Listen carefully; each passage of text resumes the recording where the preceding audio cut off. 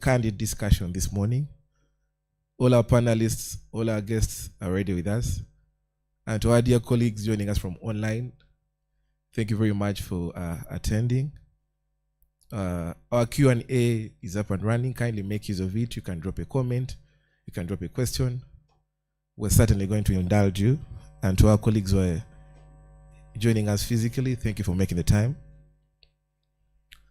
It's always very, very imperative to start such an amazing symposium by dedicating the symposium to the good Lord who has brought us here and who is going to enable us have these candid discussions. I'm trying to look in the room to see who looks holy enough. I'm looking for someone who could have prayed this morning. Trying to look through. I think I see my colleague there, Ruth. Ruth, I know you're busy, but you look like someone who just had a prayer this morning. So Ruth, could you be kind enough just to lead us in a word of prayer so that we can kick us off? Claire, could you just let me give Ruth?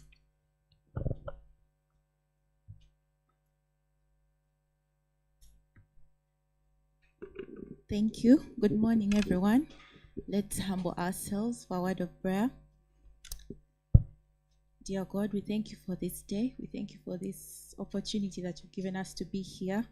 We pray that you will be with us, that you will guide us throughout this entire program. We pray all this in the name of God, the Almighty. We prayed.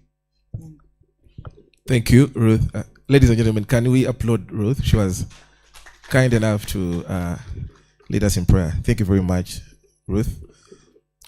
Ladies and gentlemen, still very, very honored to be graced with your presence at this inaugural Islamic and Banking Conference, the Islamic and Finance Symposium, the very first of its kind. And the people that have put this together, firstly, the Uganda Law Society. A round of applause to the Uganda Law Society. And the ULS has proudly partnered with 3 other firms. Firstly, Signum Advocates. A round of applause to Signum Advocates, ladies and gentlemen. The other is Mesa Advocates. A round of applause to Mesa Advocates. Then lastly is BDO East Africa. These 3 firms have deemed it fit to partner with the ULS to bring to we, the dear colleagues, at this amazing symposium. And my name is Edwin Echiba. A very privileged and honored to be your master of ceremonies today. But I'll be undertaking that role with my colleague here, Claire Nakawi over here. We shall be moderating and hosting the event together. So thank you very much. Just a few housekeeping rules. Our colleagues are joining us. It's a hybrid symposium, ladies and gentlemen. Those joining us physically and those joining online. To our dear friends and colleagues joining online, we have a Q&A segment. We have also the chat segment. So let's indulge, let's contribute, let's partake of the discussion. So be kind enough to drop a question, a comment. We're certainly going to have to involve you and you're part of the symposium. So let's make very good use of that. So Claire, could you just give us a brief of the program? What should our dear colleagues and friends who have kept their time this morning, what should they expect and what should they be ready to partake of the symposium? Thank you. Thank you very much, Edwin, and good morning, everyone.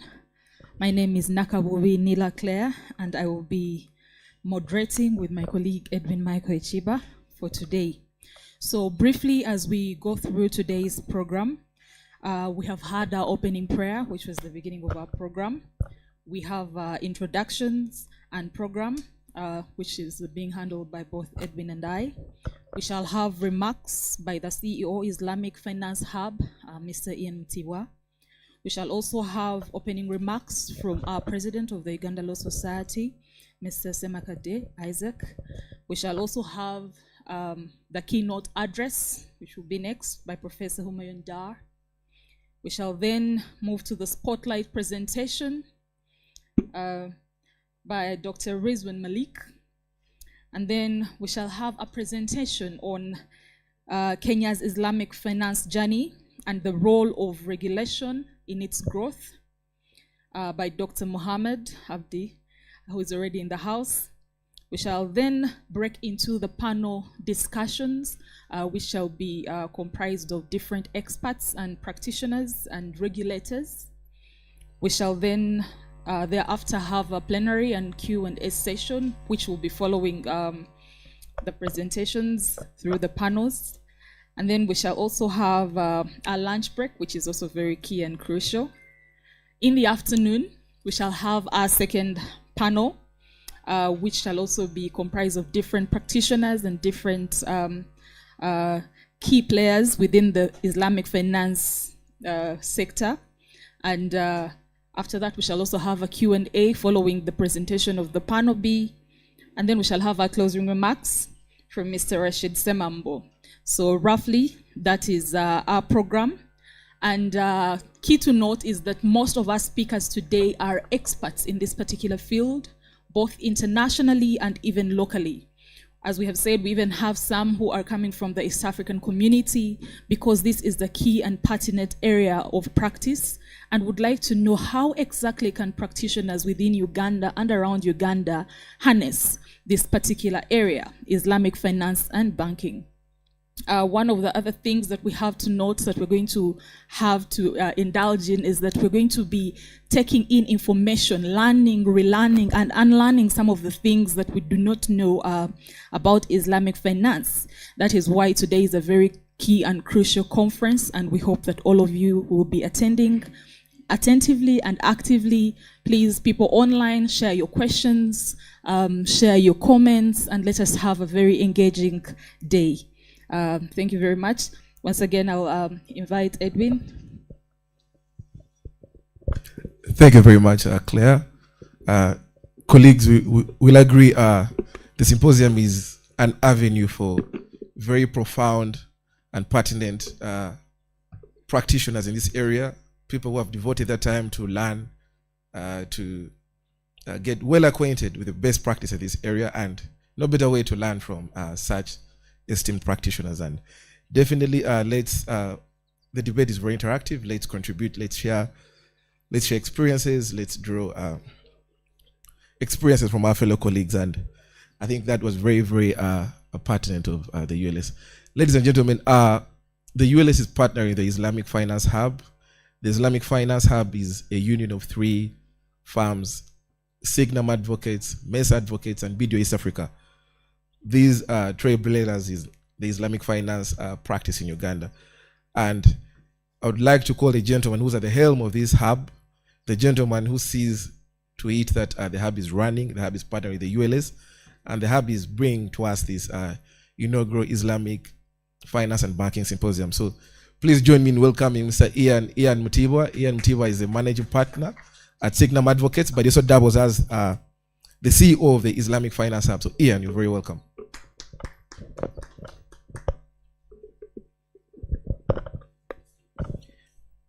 Thank you, Edwin. The President, Uganda Law Society, the President, Uganda Muslim Lawyers Association, Managing Partner, BDO East Africa, Managing Partner, Mesa Advocates, members present, those online, good morning. My name is Ian Mutibwa, and I'm a Managing Partner of Signam Advocates. I also head the banking and finance, which includes Islamic finance, tax, and entertainment law areas. I also double as a CEO of Islamic Finance Hub, which is why I'm here.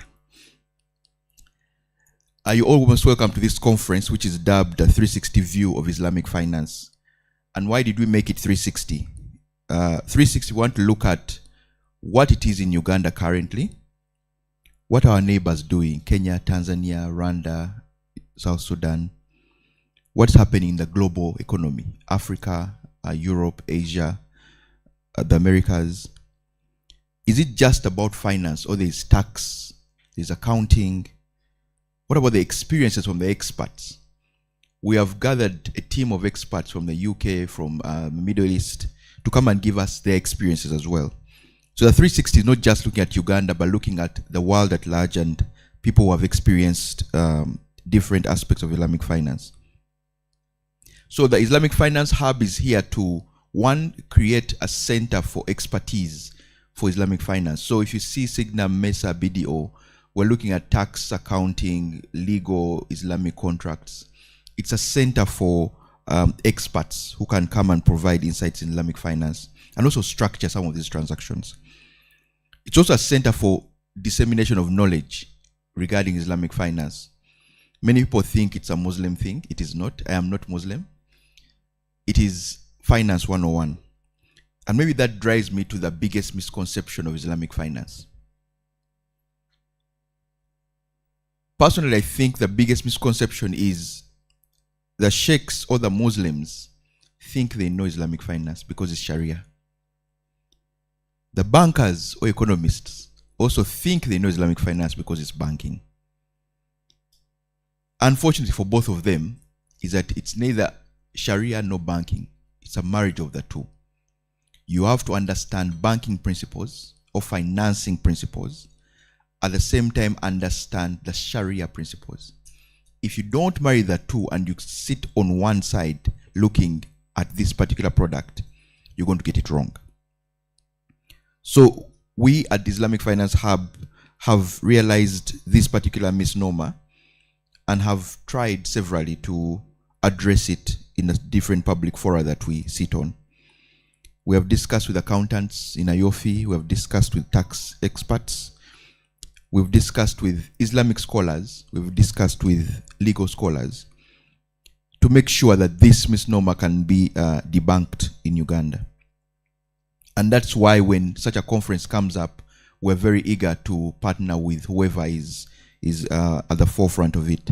We also have our conference as Islamic Finance Hub, and this will also be rolled out so that you can understand the program that's coming up.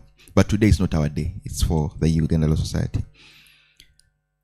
I would like to specifically thank the Uganda Law Society for having us partner with them, for organizing this. ULS, thank you so much. The Islamic Finance Hub, the committees that have set it up, running around to make sure this is a success. Sophie, I think, has been the most the person who has run down the most. Sophia Chigozi, thank you very much for this. BDO, Mesa and Signam, thank you so much for making sure this happens. They've each come together to contribute financially as well to make sure this is a success. The panelists who have allowed to come on board last minute, I think this was organized in a space of 2 weeks, and we managed to get a good panel of experts to come in. So the panelists who are going to be with us and the presenters, thank you so much for taking up your time. The moderators, Claire and Edwin, these are distinguished members of both BDO and Signam. They have taken up a little bit of their billable hours to come and give us moderation of our conference. Thank you so much, Edwin and Claire. And last but not least, the members who are present here and those online. This is a product that needs to be taken up in Uganda because of so many reasons, which you'll hear as we go and unpack. But I know of a case, the first case of Islamic finance in Uganda against Microfinance Support Center. It's the first case. It's quite interesting, and we shall debunk what the case was about and how it's important to Uganda. Without further ado, I would like to take this opportunity or take this honor to welcome the president-elect or the president of Uganda Law Society, His Excellency Isaac Semakade, to come and give his opening remarks. Mr. President.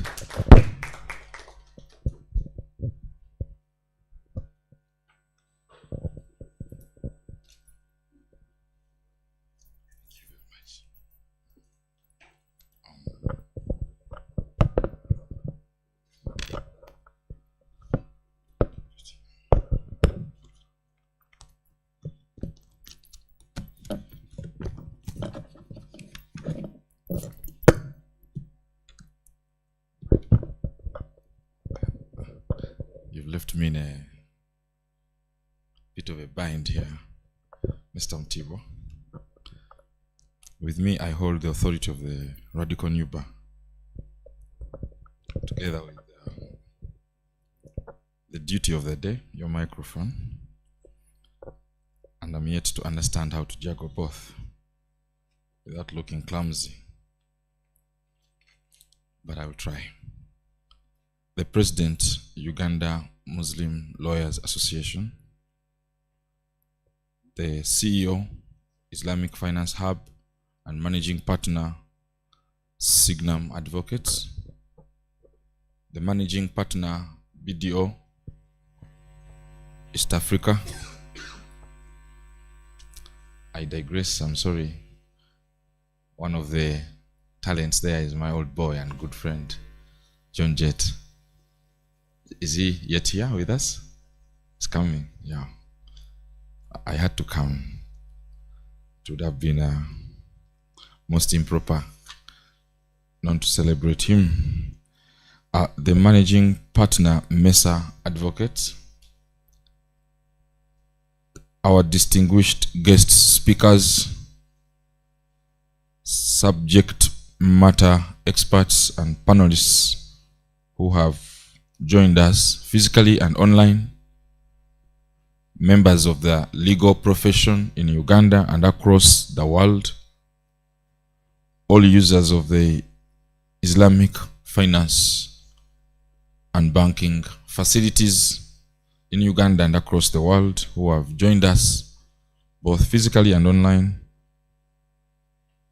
and our dear moderators, Claire and Edwin, I salute you all.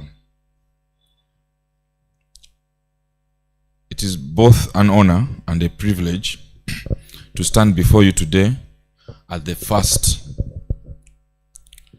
Islamic Uganda Law Society Islamic Finance Conference, organized in partnership with Mesa Advocates, BDO East Africa, and Signum Advocates, the co-founders of the Islamic Finance Hub. The theme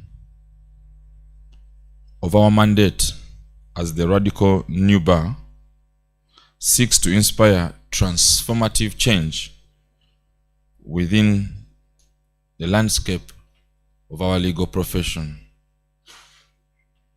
for the greater good of the public at large. The Islamic Finance Hub is right at the heart of the transformative change that we call R&B Vision 2060. Doing extraordinary things and doing them very well. In my advocacy for the 4Ds, decolonization, demilitarization, democratization, and digital transformation,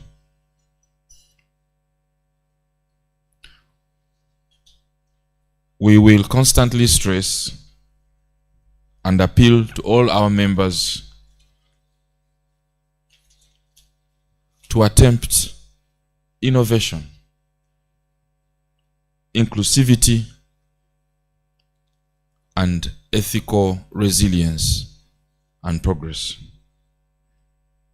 I am edified that these principles are on display today. They resonate, and that they resonate firmly within the framework of Islamic finance. 30 years ago, Islamic finance was virtually unknown. When I was in law school 20 years ago, the only Islamic law expert introduced to us gave us short notes on succession law. Islamic finance wasn't even on the curriculum. But at a terrific speed, it has expanded to become a distinctive and fast-growing segment of international banking and capital markets. In last year's Global Islamic Finance Report, it was reported that the industry had hit the $4 trillion mark globally. There are well over 300 Islamic finance banks operating in over 85 countries, not only in the Muslim world, but also the Western countries. The same core values of justice, fairness, risk sharing, and social responsibility that have enabled this groundbreaking industry to grow, fortunately also align closely with our mission at the Uganda Law Society, which is to promote rule of law and to ensure access to justice for all, leaving no one behind, as guaranteed by our post-colonial constitution, the first ever written by the people themselves. Allow me to make a break in my speech here and recognize my old boy and very good friend, John Jett. Yeah. From Video East Africa. Are you the managing partner? Yeah, yet. But we are very grateful about initiatives. We are celebrating initiatives like BDO East Africa and the Islamic Finance Hub today. I gave tribute to such innovation, ethical resilience, and inclusivity before you arrived. It's a very heartful moment for me to see you a part of this process. John Jett. Article 40 of our Constitution echoes the notion of economic justice for all in Uganda, while Article 21 promotes social justice and inclusion by prohibiting discrimination in all forms. The national objectives and directive principles of state policy, particularly paragraph 9, provide for the right to development, where the state is enjoined to encourage private initiative and self-reliance as the core drivers of a rapid and equitable development. These themes are also reinforced in paragraphs 12 and 14, particularly 14, which is key for social justice and the aspect of fostering financial inclusion. This is important because up to now, Islamic finance is considered the bastard cousin of finance and banking. The essence of the Islamic Finance Hub, as I understand, is to bring it right in the center. That's a pioneering and groundbreaking vision. You should be very proud of yourself. Please.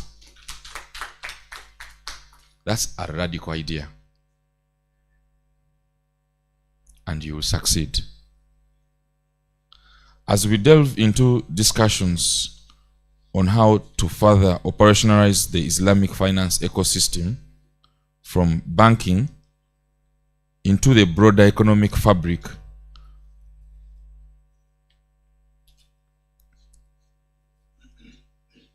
of a backwater state like Uganda,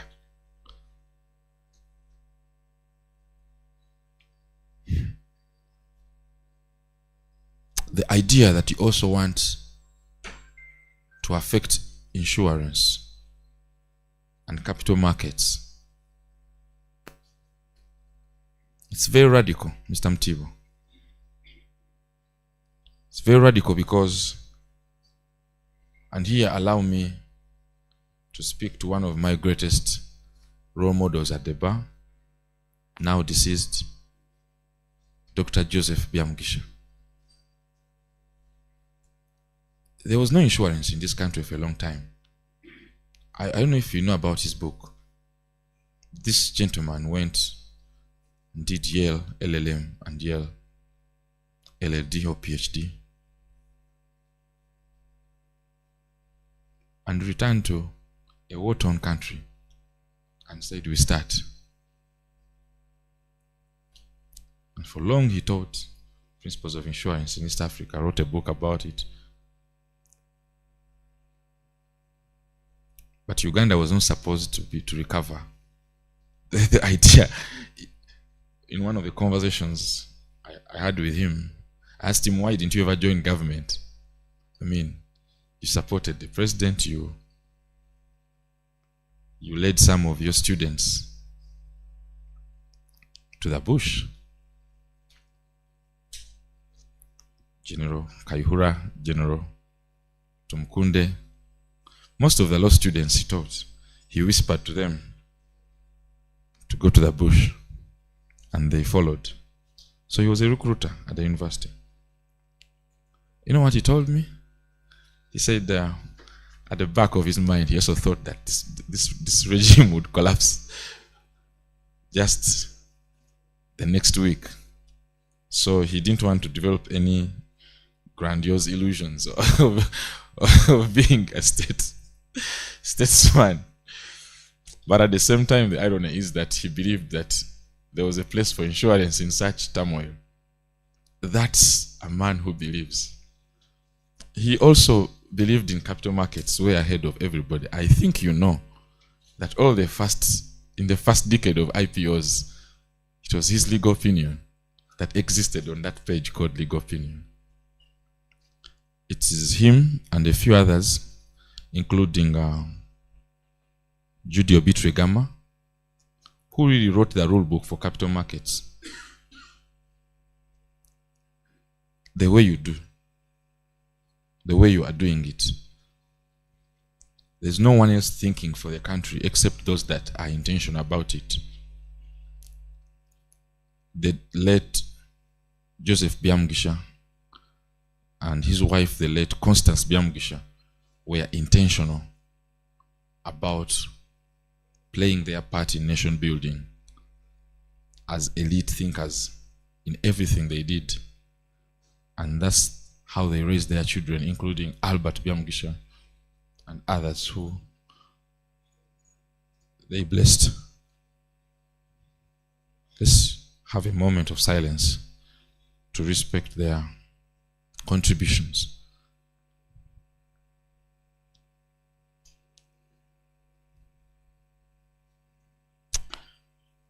All right. After that remembrance, I am reminded yet again of the critical role finance plays in fostering inclusive growth and sustainable development to safeguard the rights and interests of our diverse communities, even the minorities. Colleagues, the Islamic Finance Hub is walking the unbeaten path in promoting financial inclusion. This conference is historic for that particular purpose. And you should all be very proud of being a part of it. Sophia, all that running around. That's how nations are built.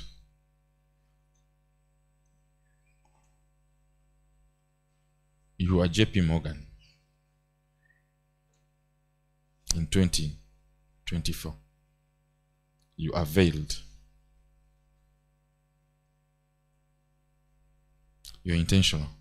May you succeed.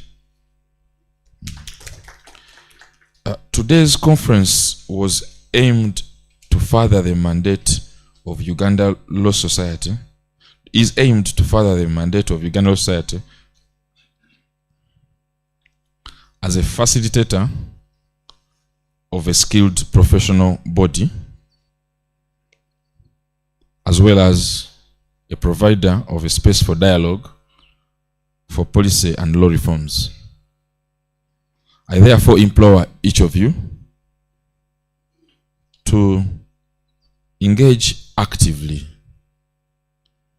share radical insights and forge connections that will help us build a robust Islamic finance ecosystem in Uganda. Don't shy away from even the most ridiculous, thought-provoking ideas. There's no other forum discussing how to lay the pipe work for Islamic finance for this country in the next 40 to 50 years. The youthfulness of people in this room is testimony to the fact that there was really nobody ahead of your years to invite. And that's not because you hate them. It's just that the skill set is, and the desire, the heart lies with you. In so doing, in recognizing this peculiar situation, we shall harness the collective strength of our legal minds and financial experts to thrive in this collaborative environment, to ensure that our regulatory systems are both reflective of our local context and that they are well aligned with global best practices in pursuit of economic growth and economic justice. In conclusion, I wish to extend my deepest gratitude once again to our Uganda Law Society organizing committee members, especially the Department of Continuing Professional Development, Doreen. I celebrate you. I love you. MESA Advocates, BDO East Africa, Signum Advocates, and many of your partners for their tireless efforts towards this event, and to all of you who have joined us for your presence here today, for being part of this vital conversation. I look forward to the fruitful discussions and radically inspiring outcomes that will emerge from today's session.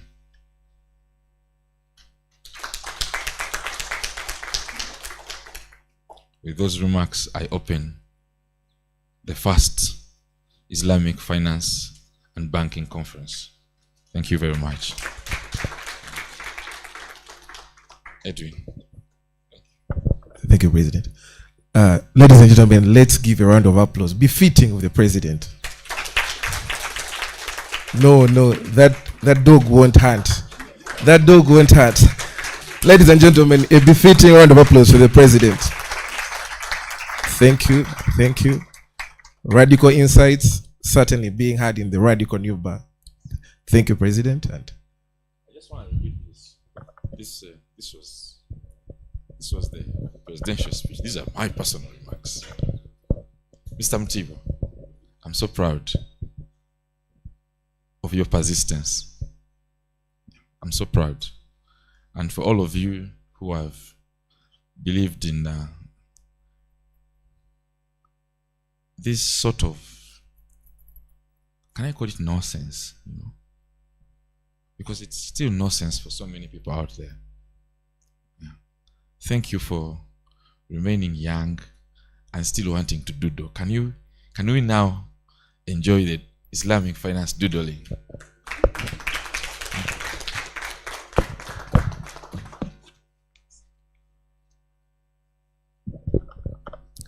thank you very much, Mr. President Isaac Semakade. Thank you very much. And I think to the team at the Islamic Finance Hub, Signum, MESA, and BDO, you've gotten a presidential upload. So keep doing amazing things. Keep doing such radical, transformative steps, keep taking such amazing steps. And I think the president applauds such an idea. So to all our dear colleagues, let's partake of such a fundamental discussion. But I think the one thing the president made mention that aligns all of us is the principles of Islamic finance align with the objectives of Uganda Law Society, particularly to promote rule of law and access to justice. So, ladies and gentlemen, our discussions are engraved in the fundamentals and the objectives of our dear society. So, very, very timely discussion. And ladies and gentlemen, it's very, very humbling because this also doubles as the very first symposium that our radical new president has attended. So, another round of applause to the radical new president. So, very, very honored, and he's still with us, so he's still going to partake of the discussion. So, ladies and gentlemen, just to remind all of us, the Islamic Finance and Banking Conference is underway. So far, we've had introductory remarks from the CEO of the Islamic Finance Hub. We just listened to our dear president, and certainly the debate has been set rolling. The discussions are getting underway, and I'll invite my colleague Claire to just take us through our next processes. And to our dear colleagues joining online, we see you, we applaud you, keep partaking of the debate, keep indulging, drop a comment, drop a query. We shall have it addressed, and we shall have it addressed in here. Thank you. Thank you very much, Edwin. And once again, to thank His Excellency, the President of the Uganda Law Society. At this very moment, we shall be going into our keynote address, which is going to be given to us by none other than Professor Humayun Da. And by way of introduction, which I'm privileged to give today, is that Professor is an internationally renowned Islamic finance expert. He has played a leading role in a number of Islamic financial initiatives in Europe and in the Middle East. He sits on the board as a director of the Arab British Chamber of Commerce, which is a very high-level body committed to the promotion of trade and business links between UK and the Arab world. He is also a member of the board of directors of Finance Accreditation Agency, which is a global accreditation body set up by the Bank Negara Malaysia and Securities Commission of Malaysia. He has also been tasked recently and given a challenge to develop the Cambridge Institute of Finance, Islamic Finance, around the University of Cambridge. His intention, as he says, is to transform it to a global center of excellence. He also previously served as a chairman of HD Edb's group of companies, where he developed a global financial advisory business for Islamic financial institutions and government bodies, regulators, and multilateral organizations. This gentleman has stood as an expert in this particular field, and we are blessed to have him today as our keynote speaker. Ladies and gentlemen, allow me welcome him. He will be presenting online. Thank you very much.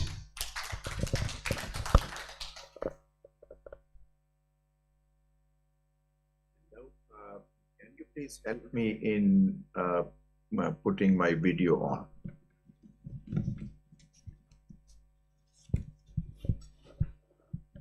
And also I would like to share my screen as well.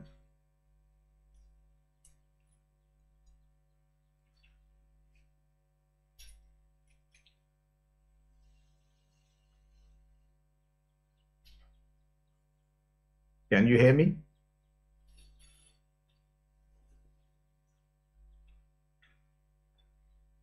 Yes. All right, okay. And I would be sharing my screen now.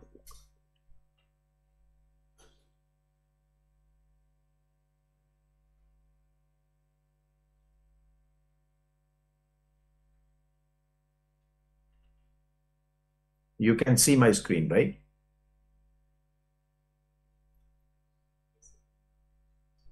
Yes, Virtually Professor, we can. All right. Bismillahir Rahmanir Rahim. And a very good morning to everyone physically present at the venue and those who are with us virtually from different parts of the world. First of all, I would like to thank the organizers for giving me this opportunity to speak to a very informed and esteemed gathering of those who have some interest in Islamic banking and finance, particularly with reference to Uganda. I am also thankful to the organizers, particularly Uganda Law Society, for organizing this event, and MISA Advocates, Signum Advocates, and BDO East Africa, and all others who have contributed to the success of this event, which is of immense importance for the development of Islamic banking and finance in Uganda. And hopefully in due time, this would contribute to the development of interest-free banking and finance, or Islamic banking and finance, whatever name we give it to, in the wider East African region, and hopefully in the whole of Africa. You are seeing on the screen something which is very unusual, and you might be thinking about what these steps have to do with this conference. I have been actually asked to present on the steps to be taken to develop Islamic banking and finance in a country, with a special reference to Uganda, in light of developments around the world.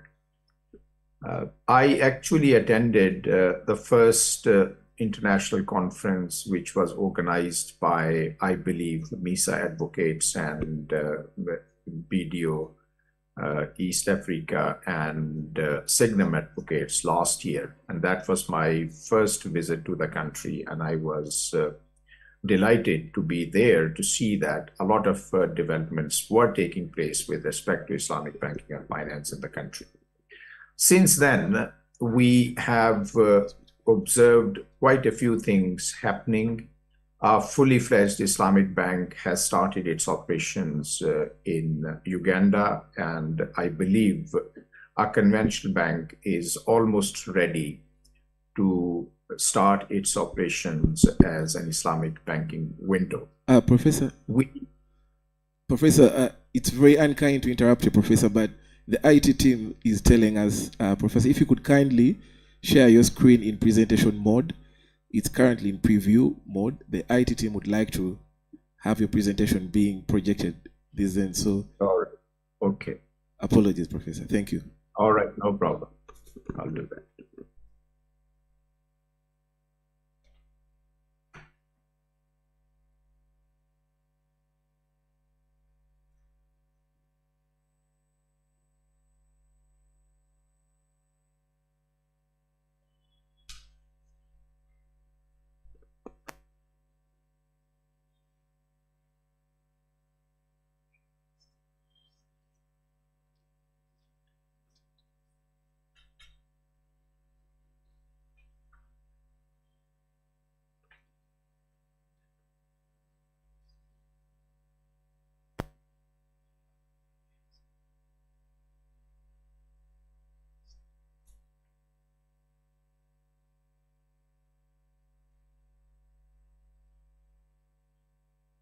It's the three dots that you have to click on. I am actually using my... If you see the three dots, you click on them. On the right? No, the three dots. Where? Just next to the video sign. All right, okay, there. Screen yes. only, right? Use slideshow. No, it doesn't give you that option. Yeah, this one. Yeah. All right, okay. I hope that you heard what I said, apart from this technological kind of hitch. So basically what I was saying that, last year when I attended the conference, international conference organized by Signum Advocates, BDO East Africa, and MISA Advocates. Since then, a lot of developments have taken place in the country. We have now one fully fledged Islamic bank operating in Uganda. Another conventional bank is about to start its operations as an Islamic banking window. And we at Cambridge Institute of Islamic Finance collaborated with Islamic Finance Hub to organize a master class on sukuk, which was attended by quite a few people, I believe about 30 people from Uganda and probably elsewhere as well. This was a Zoom-based activity, and we were extremely happy that this contributed to the capacity building for Islamic banking and finance in Uganda. Now, I have been asked to talk about developing an alternative Islamic finance system in Uganda in light of the experiments and developments happened elsewhere in the world. So this would be based on perspectives from around the globe to get some implications for Uganda. I would like to, of course, there could be a number of steps, but I have summarized my presentation focused on 10 steps. Step number one, in any country around the world where Islamic banking and finance has emerged, was awareness of need.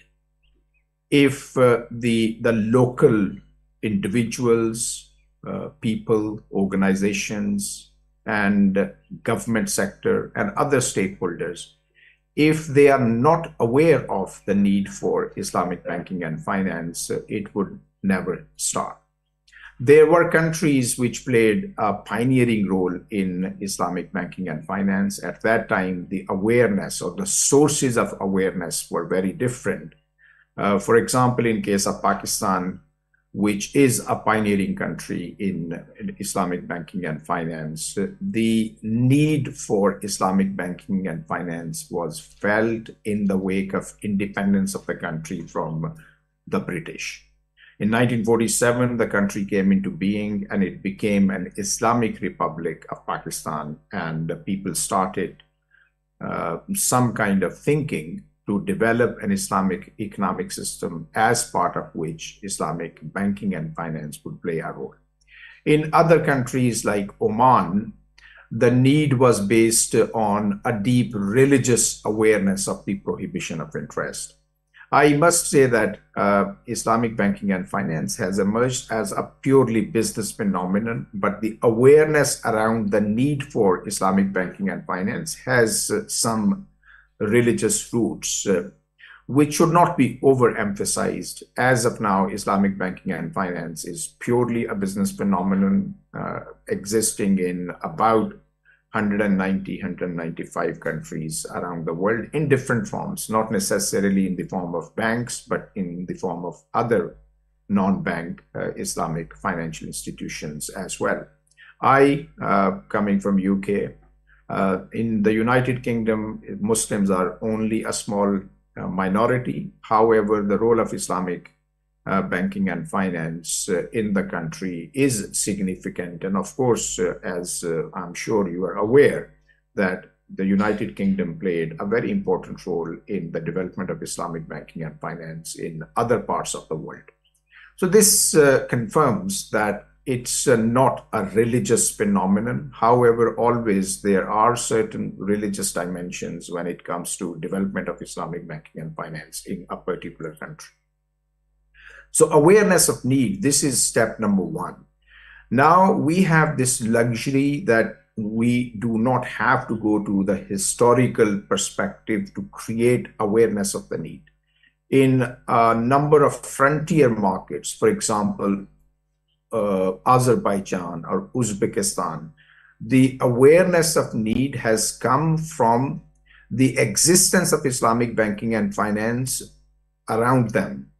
If Azerbaijan found itself in a situation where there is no Islamic bank in the country, but neighboring countries like Kazakhstan, Tajikistan, Kyrgyzstan, Afghanistan, and so on, if they have Islamic banking and finance, this creates a kind of awareness of need. If other countries have Islamic banking and finance and they are benefiting from the existence of this phenomenon in their countries, why not us? So a lot of new markets, and I believe Uganda is not an exception. This is a kind of feeling of being left out. This was particularly the case in Oman, for example, in 2010, 2011. The 5 GCC countries out of 6, they had Islamic banking and finance for very long, but in Oman, the authorities at that time, they did not feel comfortable for one reason or the other to allow Islamic banking and finance. And the Omanis, they always felt that they were left behind. They were left out of a very important phenomenon which was taking place next door. And this is one important motive for a number of countries to get interested and involved in Islamic banking and finance. So this is step number 1, awareness of the need. And I believe in case of Uganda, this need is already being felt.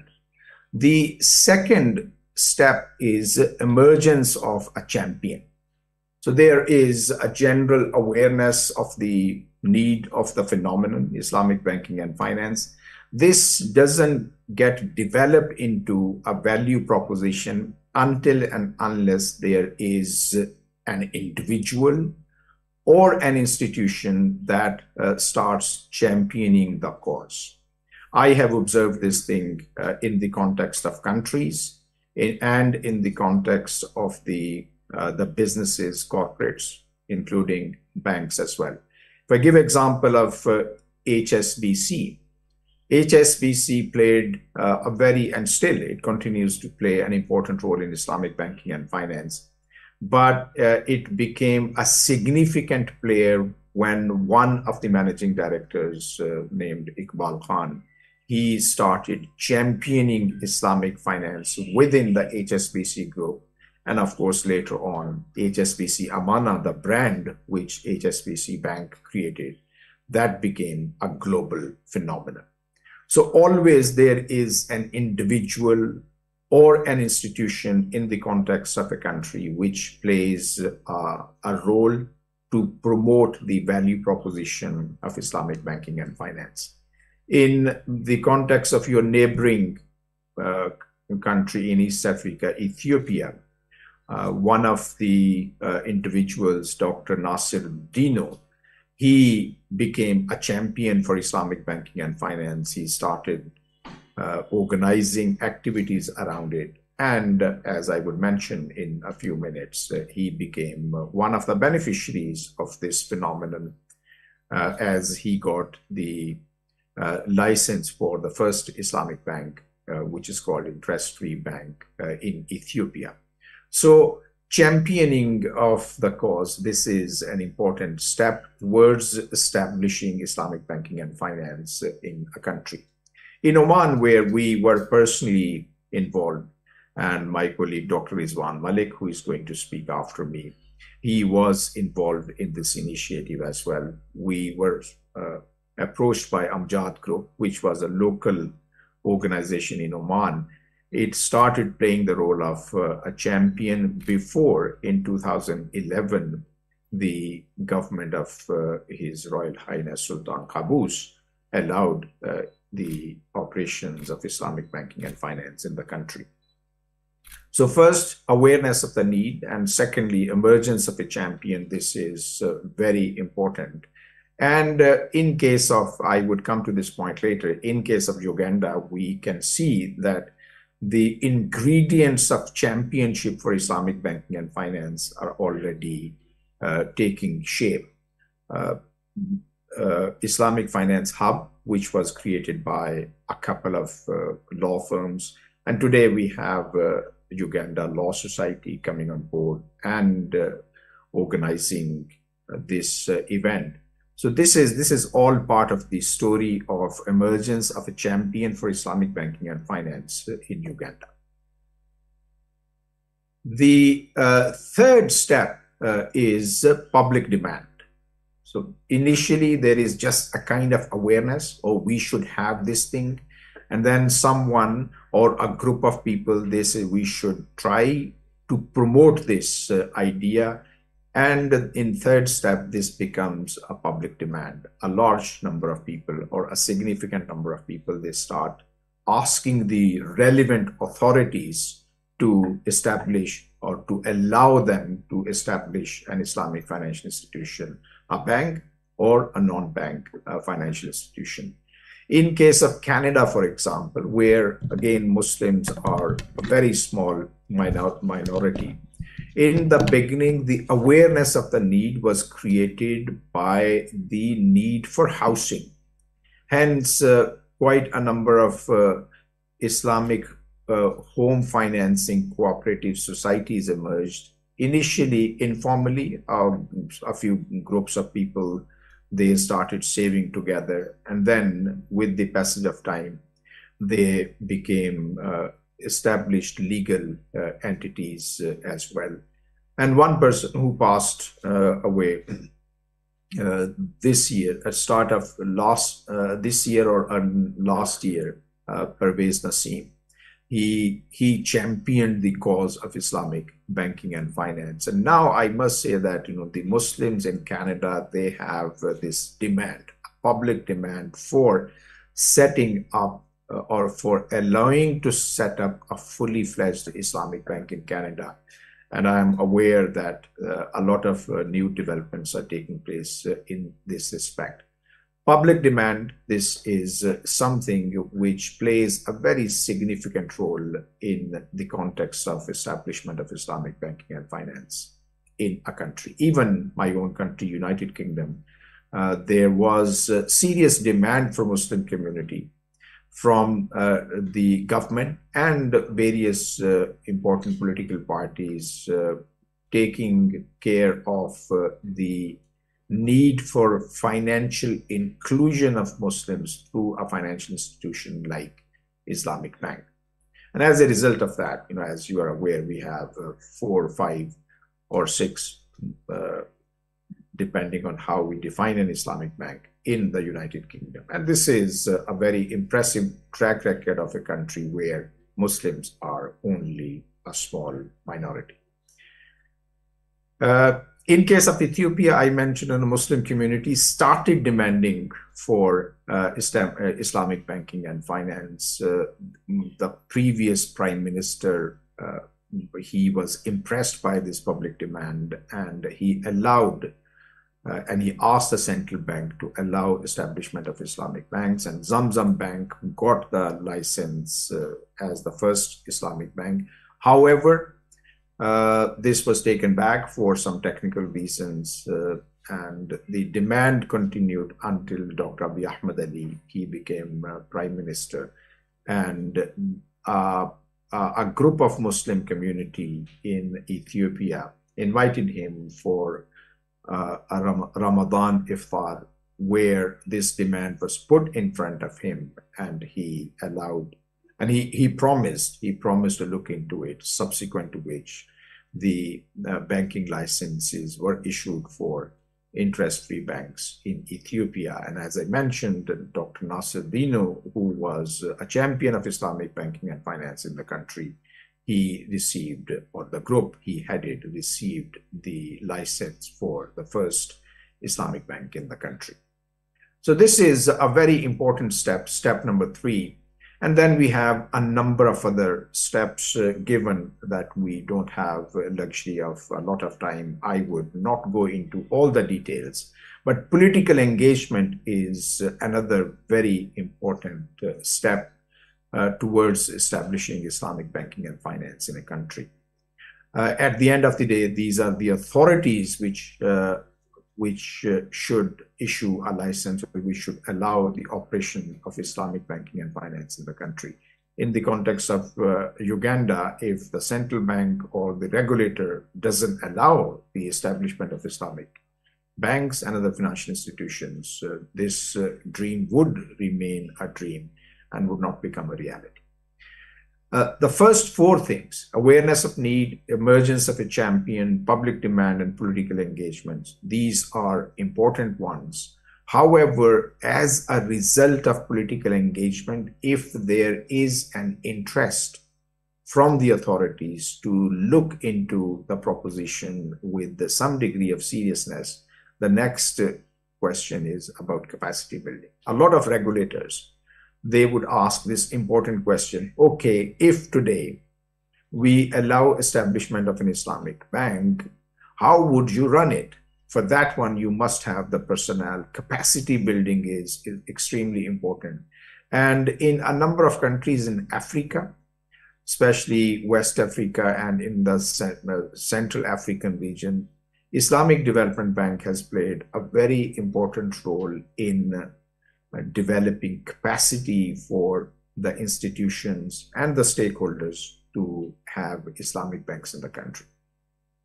Because Uganda is a member of Islamic Development Bank, I believe Islamic Development Bank and its constituent bodies would be helpful in building capacity relevant to Islamic banking and finance.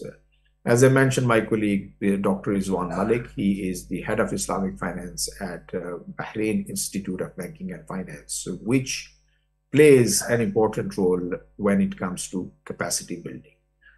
We ourselves at Cambridge Institute of Islamic Finance, we do a lot of trainings on different aspects of Islamic banking and finance, and this is our contribution to capacity building.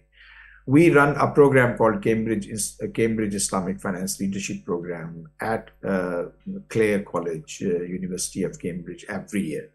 And I'm happy that this year we had participation from the first Ugandan into the program, Sophia Chigozi. She was one of the participants of our leadership program at Cambridge. And I hope that she would play the role of a champion, which she has already started in the context of Islamic banking and finance. And we hope that more people, they would come to our program to equip themselves for the toolkit which is required to play the advocacy and championship role for Islamic banking and finance, and of course, playing roles within Islamic banks and other financial institutions as well.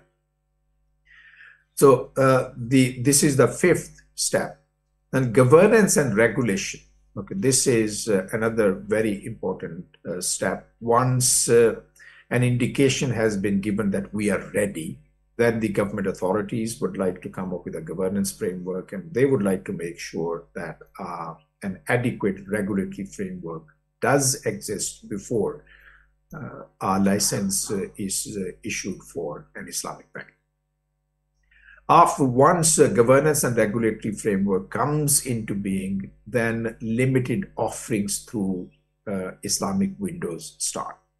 In case of Uganda, a fully fledged Islamic bank has come into being, which is a welcome step. But in a number of other countries, the existing banks, conventional banks, they start offering Islamic banking and finance through what is known as Islamic windows. So this allows proliferation of Islamic banking and finance through the existing infrastructure and branch network of conventional banks. I must say that conventional banks have played a very important role in the development of Islamic banking and finance, globally and in the national context as well. I gave example of HSBC Amana. Similarly, Standard Chartered Bank, it has its own Islamic brand called Standard Chartered Sadiq. I was involved in Deutsche Bank as a managing director, and we at that time played a very important role in bringing a new range of very innovative Islamic financial products, which were used by Deutsche to start with, but now they have become standard products which are being used by Islamic banks and financial institutions around the world. So these banks like BNP Paribas, Credit Agricole, UBS, and American banks like Citibank, Bank of America, Merrill Lynch, these institutions, and JP Morgan as well, they have been involved and they continue to involve in Islamic banking and finance. And this is helping the cause of Islamic banking and finance going to the next level because of this contribution of the conventional financial institutions. Then step number 8 is setting up of a fully fledged Islamic bank, and hopefully more than one bank. So when fully fledged Islamic banks come into being, they create an ecosystem. And in many cases, the regulators, they would like to then provide a level playing field to these Islamic banks with respect to tax treatment or with respect to liquidity management, risk management, etc. The regulators, once there are players, Islamic banking players in the market, the regulators, they start taking them seriously, and they want to make sure that they remain part of a stable and sustainable national financial system. And that leads to the deepening of Islamic financial market in due time. For example, if there are 4 or 5 Islamic banks and they're looking for new tools for liquidity management, the regulators or the central banks or governments, they may decide to issue sukuk. So when a government decides to issue sukuk to support the practice of Islamic banking and finance in the country, that is the start of development of Islamic capital market. So we have Islamic banks, we have takaful companies, we have microfinance institutions, we have Islamic capital market institutions like fund managers. The government and the corporate sector keep on issuing sukuk. And we have stock markets where Islamic instruments are being bought and sold and traded and so on. So this ecosystem around Islamic banking and finance that helps further promotion and development of Islamic finance in a country. We look at the Uganda, for example, with respect to these 10 steps. When I look at this one, I find that out of these 10, there has been some kind of progress in Uganda with respect to these. For example, the first one, awareness of the need. Now, a lot of people, they are talking about establishment and further development of Islamic banking and finance in the country. Today's conference is an example of that awareness. The Uganda Law Society is hosting this conference for a variety of reasons. One predominant reason could be the business. If Islamic banking and finance as a new phenomenon exists in the country, that would create business opportunities for the what we call support institutions like law firms, like consultancy firms, and so on. Similarly, number 2, which was the emergence of a champion. So we have found that Islamic Finance Hub, this is playing the role of a champion in Uganda for the promotion of Islamic banking and finance, and so on. So 1, 2, 3, 4, and number 8. Okay, these are the if I remind you what are these 1, 2, 3, 4, 5, we go back. So basically, 1 is awareness of need, 2 is emergence of a champion, 3 is public demand, and 5 is capacity building. As I mentioned, this year we actually did this masterclass for those who were interested in structuring Islamic sukuk, Islamic bonds, and setting up of a fully fledged Islamic bank is already there. And as I mentioned, there is a conventional bank which is almost ready to start Islamic banking window operations.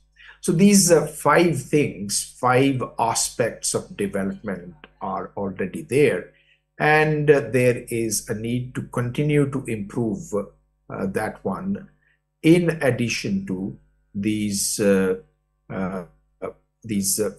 areas, capacity building, I believe this is absolutely important for the further development of Islamic banking and that a frequent training program is established. As a rule of thumb, any country which has a serious interest in Islamic banking and finance and establishing institutions around this, they must have at least 4 serious trainings held in the country, quarterly, involvement in capacity building. This can be done in the context of Uganda by Islamic Finance Hub on its own or in collaboration with a number of institutions around the world, which would be only happy to help the Islamic Finance Hub and the country in pursuit of developing Islamic banking and finance. Governance and regulation, this is very imperative for sustainability of Islamic banking and finance. And then, of course, fully fledged Islamic bank is there, but proliferation of Islamic banking through conventional banks, the Islamic windows should be developed. And this is a relatively easier kind of step towards establishing Islamic banking and finance in a country. Tax treatment and risk management, I'm sure I saw the program, and some of our colleagues, they are going to look into this thing in their presentations later on. And of course, if at the start of this development, i.e. starting Islamic banking and finance in Uganda, if the government of Uganda is convinced to issue us sukuk as well, that gives a very positive signal to the international players. I remember about 20 years back or 22 years back, I was at one of the underground stations in London, and I saw this one advertisement from Air Berlin promoting their one flight from London City Airport to an airport in Saxony-Anhalt. And I decided, after seeing that advertisement, to take that flight, primarily because there was a sukuk issued by the German state of Saxony-Anhalt, which was about 100 million euro sukuk. And those involved in Islamic banking and finance, they came to know of this very small state in Germany. Normally, when we refer to Germany, we talk about Frankfurt, we talk about Berlin and some other big cities, but smaller states, no one would know. And later on, there were some studies giving some anecdotal evidence that the issuance of sukuk by Germany, that actually promoted tourism to the state of Saxony-Anhalt.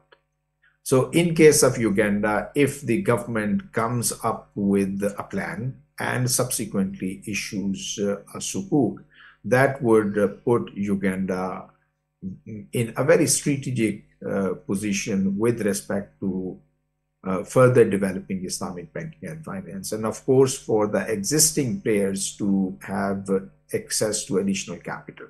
I'm aware that the first Islamic bank in the country has started operations, but they're already looking for increase in capital. Now, if an ecosystem is created around Islamic banking and finance, this would help the incumbent financial institutions like Salam Bank, if I'm allowed to use their name, and some other conventional banks which are looking into the possibility of entering into Islamic banking and finance. So I must say that this is a good start from Uganda, and a lot of developments have taken place. And if the momentum continues, I believe Uganda would have its fair share in the Islamic banking and finance in Africa. I keep on going back to Oman, for example. Oman was the late entrant into Islamic banking and finance in the GCC. And now, within about 13, 14 years, the share of Islamic banking and finance in the national financial sector of Oman, this is significant. This is now reaching about 20%. which is not far behind some other markets like the UAE, where the share of Islamic banking and finance is about 26-27% in the national sector. So if a country started late and it has caught up, this should be a good kind of story for Uganda as well. The country might be starting late, but looking at the developments next door, like in Tanzania, like in Kenya, and of course on the other side, Nigeria, etc. Uganda is not at a complete disadvantage. Nigeria, for example, where Islamic banking and finance has prospered in the name of interest-free banking.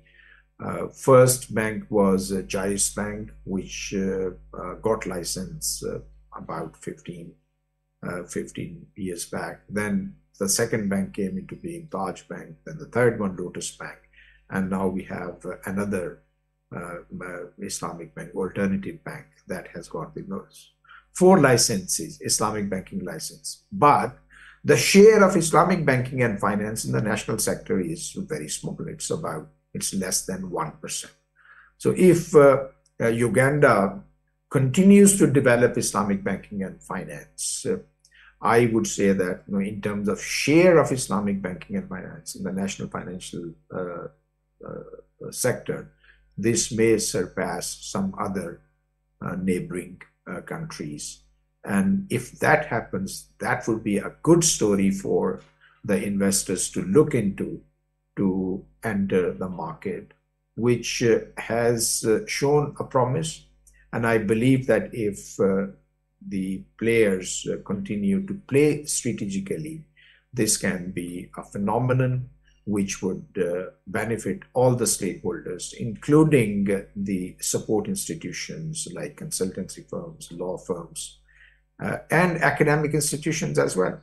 It is very important that the training and education around Islamic banking and finance is developed. In United Kingdom, again, I said, we are very small, about 5% of the total population in the United Kingdom. However, there are about 16 academic institutions which are seriously involved in providing Islamic banking and finance training. And this is bringing a lot of attention to the United Kingdom when it comes to the Islamic banking and finance sector. So I think this is what I wanted to share with you quickly in this presentation, and I hope that I have given some food for thought to you. And I wish you all the best for the conference. And once again, thank you for giving me this opportunity to speak to this gathering of those who have interest in Islamic banking and finance, present physically there in the conference hall. And I could see that there were a lot of people who have logged into the conference program. I wish you all the best. And at the end, I must say that I was really impressed by the message and the speech by the president of Uganda Law Society. I'm looking forward to meeting you in person, sir, when I visit the country, and hopefully that would be in the near future. And goodbye. Thank you. Thank you very much, Professor. Ladies and gentlemen, the professor deserves a befitting round of applause. Thank you very much, Professor. The professor is a very dear friend of the Islamic Finance Hub. He has been kind enough to share the very first masterclass he was presenting to us. So thank you very much, Professor. And Professor, the president, is a minister, so he was very happy to host in Uganda. Professor's been in Uganda here, but he undertook to come back. So Professor, we shall be very happy to host you. Ladies and gentlemen, the professor just confirms the journey that Uganda is undertaking. And to those of us who could have joined us late, or those of us who could have missed anything, the professor gave us 10 steps of Islamic finance in any country. Yeah, and if I could just run through them very quickly, the very first step was awareness of the need. Second was emergence of a champion. We're seeing Salam Bank taking that lead. The third was the public demand. It is there, we agree. The fourth was political engagement. That is getting underway. Thank you very much, President. I've just been corrected. The Islamic Finance Hub is the champion. We all agree Islamic Finance took pioneer lead in that. So thank you very much, President, for that correction. So number 4, political engagement. That is getting underway. Capacity building as number 5. The 6th was governance and regulation. The BOU has ear to the ground. We've seen these regulations make way. We've seen amendments in our laws, be it the tax laws, that is already underway. Limited offerings through Windows, setting up of a fully fledged Islamic bank. Salam, thank you. 8, tax treatment and risk management. To those of us who saw the amendments in 2023, we had amendments across all our tax laws, and it was particularly to address Islamic finance.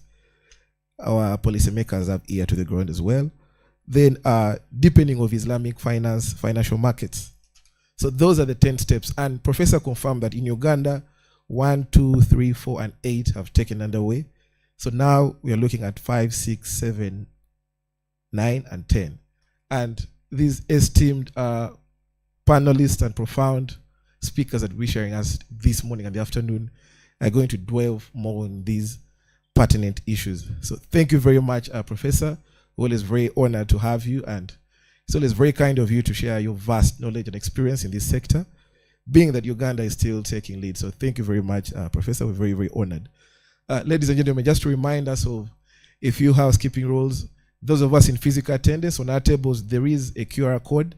So any member of the ULS, please scan that code. That will serve as your registration for the symposium. We need those points, those CLE points. We definitely need them. Then it's always very good to recognize a few of our esteemed practitioners as well as amidst us. And the very first one is a gentleman very close and a very close confidant of the president. He's seated right next to him. Council Milton Ochen. We recognize a round of applause to Council. We're very honored with your presence. And still physically with us is another gentleman. He heads and is the president of the Uganda Muslim Lawyers Association in Uganda, Mr. Rashid Semambo. We see you. Thank you for making the time. Online, we've checked as well, and we have other profound practitioners. We saw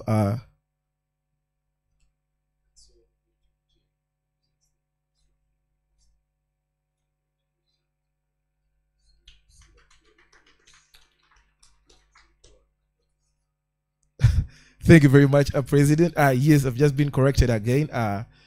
Council Milton Ochen heads the construction law cluster of the Uganda Law Society. So certainly, yeah, he's a very dear friend of the society. Thank you, Council, for making the time to attend. Of the hub as well. So thank you very much, Council. Then online, we see our colleagues as well. I saw our colleague Andrew Chibaya. Thank you for making the time. Another radical lawyer as well, Claire Amanya Rukundo. We see you. Thank you for making the time to attend. Dan Musimi, and a very huge number of the young lawyers that have taken the time to get interested in these pertinent topics. So thank you for making the time. We certainly do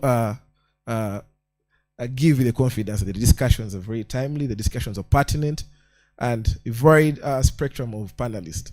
Different perspectives and different experiences will be shared. So brace yourselves, the program is getting underway. So Claire, how are we doing on the program? Could you just take us through on our next processes? Thank you.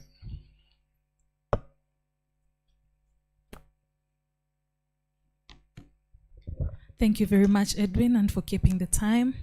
I think we are still doing well, and we shall be moving on to our next presentation.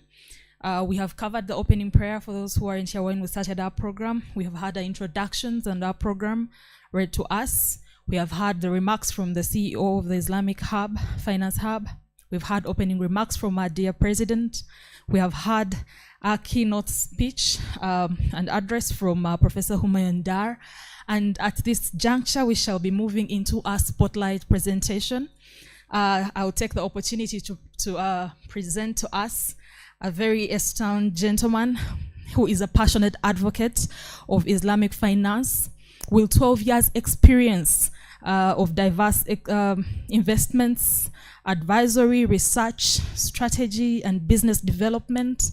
Since June 2023, he has been the head of the Islamic Finance Center at the Bahrain Institute of Banking and Finance, the training arm, which is a training arm of the Central Bank of Bahrain. And at present, Dr. Malik is also a member of the Work Fund Board of the Central Bank still of Bahrain. And prior to his current role, interestingly, he was the executive director of standards implementation and strategic developments at the Accounting and Auditing Organization for Islamic Financial Institutions. And also prior to that, he also headed the strategic planning and development team at Muscat National Development and Investment Company, based in Muscat, Oman. And earlier in his career, he also headed the business development and strategy at Edbees Consulting in London for 6 long years.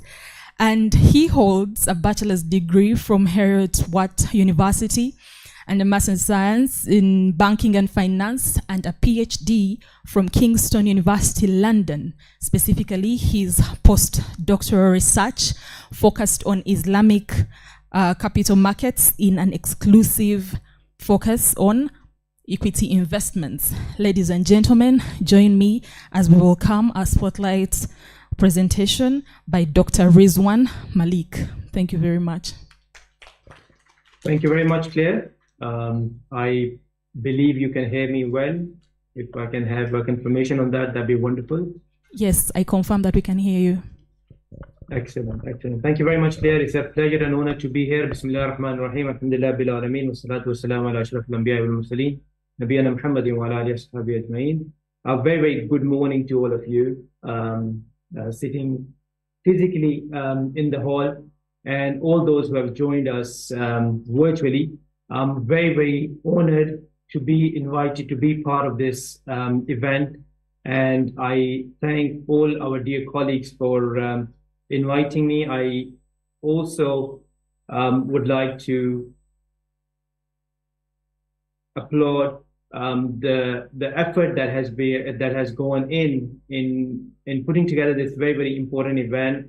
And I congratulate all of you for putting this a very, very important event, well led by the Uganda Law Society in collaboration with Islamic Finance Hub.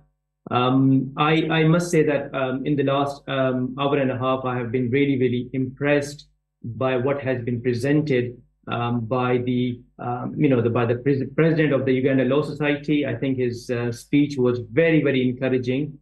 I for sure have been motivated quite a bit for that because of that, and I look forward to what the Law Society, the role of Law Society as it plays within the development of Islamic banking and finance industry in the country, because his role was, or his thoughts were about challenging the status quo, and this is something that is very, very relevant, and openness to an alternative system, which is not just serving the Muslims, but he rightly mentioned that it caters for the for everyone, because it is underpinned by its ethical rules, principles.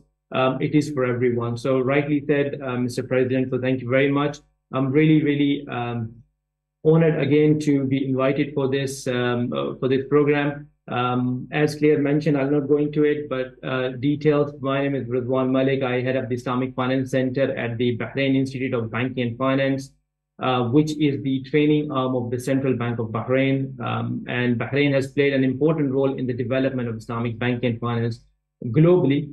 And I'm very, very honored, of course, to share the virtual stage with my mentor, Professor Dr. Humayun Dar, who I have been following for last 15, 16 years. And every time I hear him speak on something, it leaves me further impressed by what he has to contribute to the unique circumstances of the country, institution, and of course, having worked with him very, very closely, we continue to learn and benefit from his knowledge and expertise.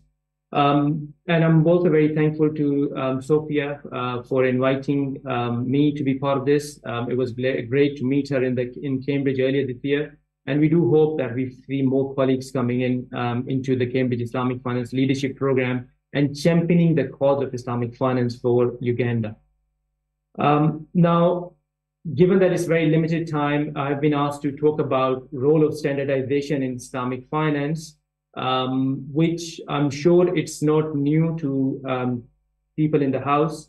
But I do want to take a step back and just share a bit of information really in terms of setting the scene for the development of Islamic banking finance. I want to talk about a little bit about the global Islamic economy and Islamic finance. Then I go into standardization, and then we'll go into the institutions that are playing an important role in the development of standardization for the Islamic banking finance industry. So with that, when we look at the Islamic finance industry, we always look at that it's just the Islamic finance industry. Islamic finance industry is one part of a bigger industry, which we call Islamic economy. And what is Islamic economy? Now, there is a halal sector, and which I call it permissible sectors, and I'll go into detail of this, combined with Islamic finance, making it an Islamic economy. So that makes the overall Islamic economy. Now, what are the various components of Islamic economy? Because Islamic finance happens to be the most known sector within the Islamic economy. There are various other sectors. When we talk about halal food, halal travel, pharmaceuticals, cosmetics, media and creation, modest fashion, all of these are different components of an Islamic economy. And when you combine Islamic finance to it, it makes the overall global Islamic economy and its different components. Of course, when we look at Islamic finance industry, as the president mentioned himself, it's a $4 trillion US dollars industry based on the Global Islamic Finance Report 2023. However, the rest of the sectors add a significant part as well. So Islamic finance industry is 4 trillion and expected to grow to, let's say, 7 trillion by 2027. There is another 2.3 trillion US dollar industry, which is sitting within the global Islamic economy, away from Islamic finance itself. So it's just not Islamic finance, but there are other components that add to the overall Islamic economy, which are expected to grow significantly in the years to follow and have been growing significantly in the last many years. Of course, there are various countries. When we look at the overall development of global Islamic economy, there are various countries that are playing a leadership role when it comes to the development of the economy. Malaysia, Saudi Arabia, Indonesia, United Arab Emirates, Bahrain, based on the different components of Islamic economy, Islamic finance, halal food, Muslim-friendly travel, modest fashion. Different countries have been ranked by this report on global Islamic economy, which ranks countries according to the development of various sectors. Now, I must also remind, our focus is more on the Islamic finance, so I want to just remind ourselves, when did it start? Islamic finance industry in the current form started back in 1960s, and it grew significantly over the last 5 or 4 decades, with the first Islamic commercial bank being set up in 1975, as we know it, Dubai Islamic Bank. And interestingly, at the same time, another commercial bank was set up in Philippines called Amana Bank. So it was very, very interesting, a Muslim minority country establishing an Islamic bank in the country. So first bank was set up in 1975, and all the way various developments have happened over the last 5 decades to reach to where we are as we speak in 2024 with global development. Of course, a lot of countries have opened up to Islamic finance. In fact, about 75 countries where Islamic finance operates in some shape and form. And it's great to see that Uganda has taken great steps in terms of introducing this very, very important sector. And of course, Muslim minority countries are not new to Islamic finance, as Professor Humayun alluded to and mentioned very quickly. In terms of the number of institutions that are playing an important role, there are about 2,000 institutions that are playing an important role in the development of Islamic banking and finance globally. And of course, the industry is set to grow significantly in the next in the years to follow, as Muslim minority countries, including Uganda, for example, is opening up to this alternative system of finance, which is underpinned by the ethical principles, rules, and regulations. When it comes to the overall Islamic finance industry, it's about $4 trillion industry, but a majority part is still sitting within the banking sector. The banking sector accounts for about 70% of the overall Islamic finance industry. And within that, of course, there are certain continents that play an important role, like the Gulf Cooperation Council or Far East, which accounts for significant portion of the overall development of Islamic banking and finance. About 52% of Islamic finance is sitting within the Gulf Cooperation Council, the 6 countries, including Saudi Arabia, UAE, Oman, Kuwait, Bahrain, and Qatar.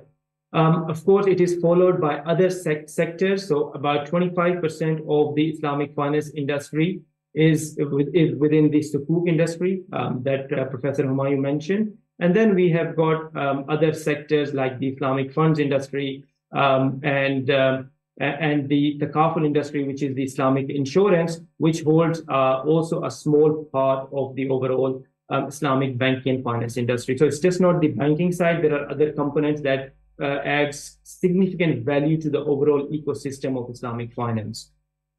Now, of course, sukuk, which is had a lot of potential for the Islamic finance or for any country, be it for the infrastructure development or for other reasons. Of course, a lot of development have happened in sukuk industry, where Muslim minority countries in particular have tapped into this capital or this instrument to tap into the Islamic finance industry. Of course, we've got examples where sovereign sukuk have been issued in the form of United Kingdom have issued, Hong Kong has issued, South Africa has issued, Ireland has issued, and of course many other countries around the world have issued sovereign sukuk for the development of industry. And this is very, very relevant for a country like Uganda to tap into this potential, which Professor Humayun also mentioned. It's very, very important to tap into this sukuk industry and see how it can be benefited from for the infrastructure development of the country. And I think that's where a lot of potential is.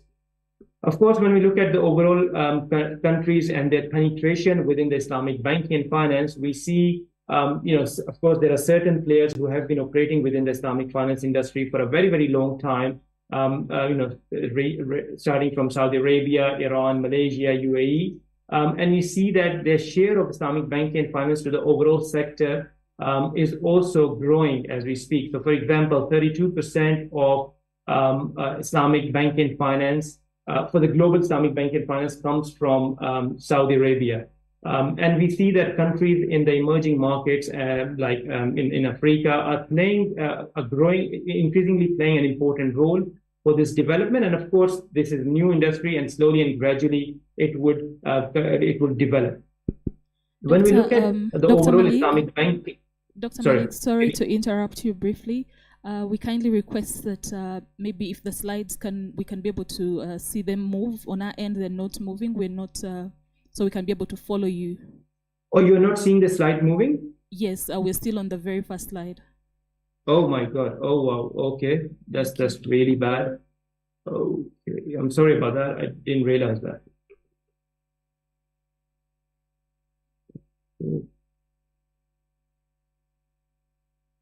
Technology and us, we're not liking each other today, it seems.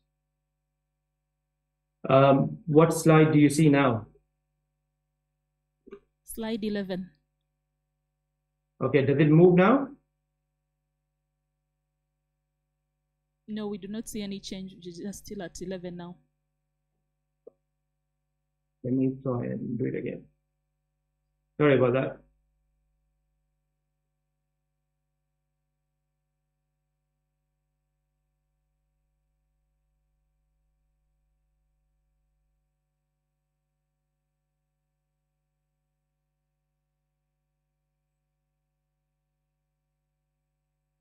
Okay, does it move now? Yes, it does. Thank you. No. Okay, so I'll share the slides for the interest of in the interest of time. There is, I actually shared a lot of things here, but anyway, I'll share the slides and I'll continue in the interest of time. So when we look at of course, the share of Islamic banking and finance in the overall different jurisdictions, of course, there are countries that are playing an increasingly greater role. Countries like, Iran, Saudi Arabia, they're growing to play an important role in the development of Islamic banking and finance. And of course, there are neighbors or at least countries that are in the East Africa region that are also increasingly playing an important role in the development of Islamic banking and finance. And hopefully, Uganda will also increasingly grow its share within the Islamic finance banking industry will grow its share within the banking industry within the country. So, of course, there are clear winners within the Islamic finance industry. Countries like Saudi Arabia, Malaysia, Pakistan, Indonesia, they're increasingly, playing an important role and are ranked based on the development of Islamic banking and finance, based on a multivariate analysis. According to the Global Islamic Finance Report 2023, they've been ranked based on the development of Islamic banking and finance. Now, why are we talking about all this is something that leads us to standardization. We're talking about all of this is because Islamic banking and finance is growing significantly around the world. And of course, we understand that Islamic banking and finance is different from the conventional banking and finance. Some people may see it, there are different, of course, versions of it, but some people say that, oh, it's just another name of interest and we call it profit and we serve the industry. Unfortunately, that is far from reality. And then there is a need for the industry to develop its own system, which are based on its underlying principles, rules, and regulations. So there is a need to develop a financial system which is free from Sharia prohibitions, and it aims to achieve the objectives of the law, objectives of Islamic law, and that is very, very important. And that is what differentiates it from the conventional industry. It's an alternative industry, but it's very, very different to the conventional alternative that is available. And of course, Islamic finance is rapidly growing in different parts of the world. When we have this kind of growth, where more than 75 countries have some kind of offerings of Islamic banking and finance, it is very, very important to secure, that's a very, very important question, to secure the integrity of Islamic banking and finance. Now, you may mention, or you may ask, what do you mean by integrity of Islamic banking and finance? Now, integrity of Islamic banking and finance means that, the integrity involves ensuring that the industry does not compromise on the minimum level of Sharia compliance. So in all its operations, so it's not just about the contracts, but it's also in the operations of the underlying transactions that the transactions remain Sharia compliant. Similarly, that it's not about just making profit, but of course, making profit with a purpose. And that purpose may be impact investment, maybe objectives of Sharia, or making sure that you make a difference to the society that you operate in. Similarly, the industry make use of the best practices that are out there, meaning that it's not that 75 countries and 75 rules and regulations, operate within the different countries, and everyone is going about their own business, which means there is no harmony, there is no best practices that are, that are practiced within the industry. And similarly, when you have best practices, there is which are standardized. There are different types of benefits that come together. For example, from a stakeholder point of view, there is confidence in the industry, and it keeps the industry, on its feet in terms of growth and providing a competitive edge. So that's what we mean by the integrity of Islamic finance. Now, the important question is, how do you secure the integrity of Islamic finance? And we believe in general within the Islamic banking and finance that standardization and harmonization of best practices in Islamic finance is what is able to secure the integrity of Islamic finance. And I'll go into detail of that. But standardization is not new. I'm sure all of us will agree. I'm speaking to you on a Zoom platform. There is Teams platform and other platforms. All of these are standardized platforms that are there. We can relate to standardization in our daily lives, and I'll show you how. I'm sure all of us can relate to this very this picture that you can see, and this is a very simple picture, but it's a picture of standardization. Imagine that we have 100 different plugs, switches that operate within the industry, and we cannot standardize that across the globe. Same is the case for cars, for example. If there is no standardization, unfortunately, we will not go about continuing the business as we do. We will continue to have the discussion around why standardization and all of that. And of course, there is universal compatibility that comes in when you have standardization in place. So all this is basically there is something we can relate to in our daily lives. So why not when it comes to Islamic finance? Of course, in the usual finance, in conventional finance, we follow some form of standardization. We follow the Basel Committee. We follow the IOSCO rules and regulations. We follow IFRS. When it comes to Islamic finance, it's very important that we follow some form of standardization as well. Now, very simply, and I'll not go into detail of this, just to remind ourselves what we mean by standardization. Standardization is a process of creating standards to guide the creation of products and services in harmony. It's very important that we understand the word in harmony, acceptable to and meeting the needs of maximum shareholders of an industry. So that's very important that there needs to be some form of harmony, and it should be widely acceptable for it to become a standard in the industry.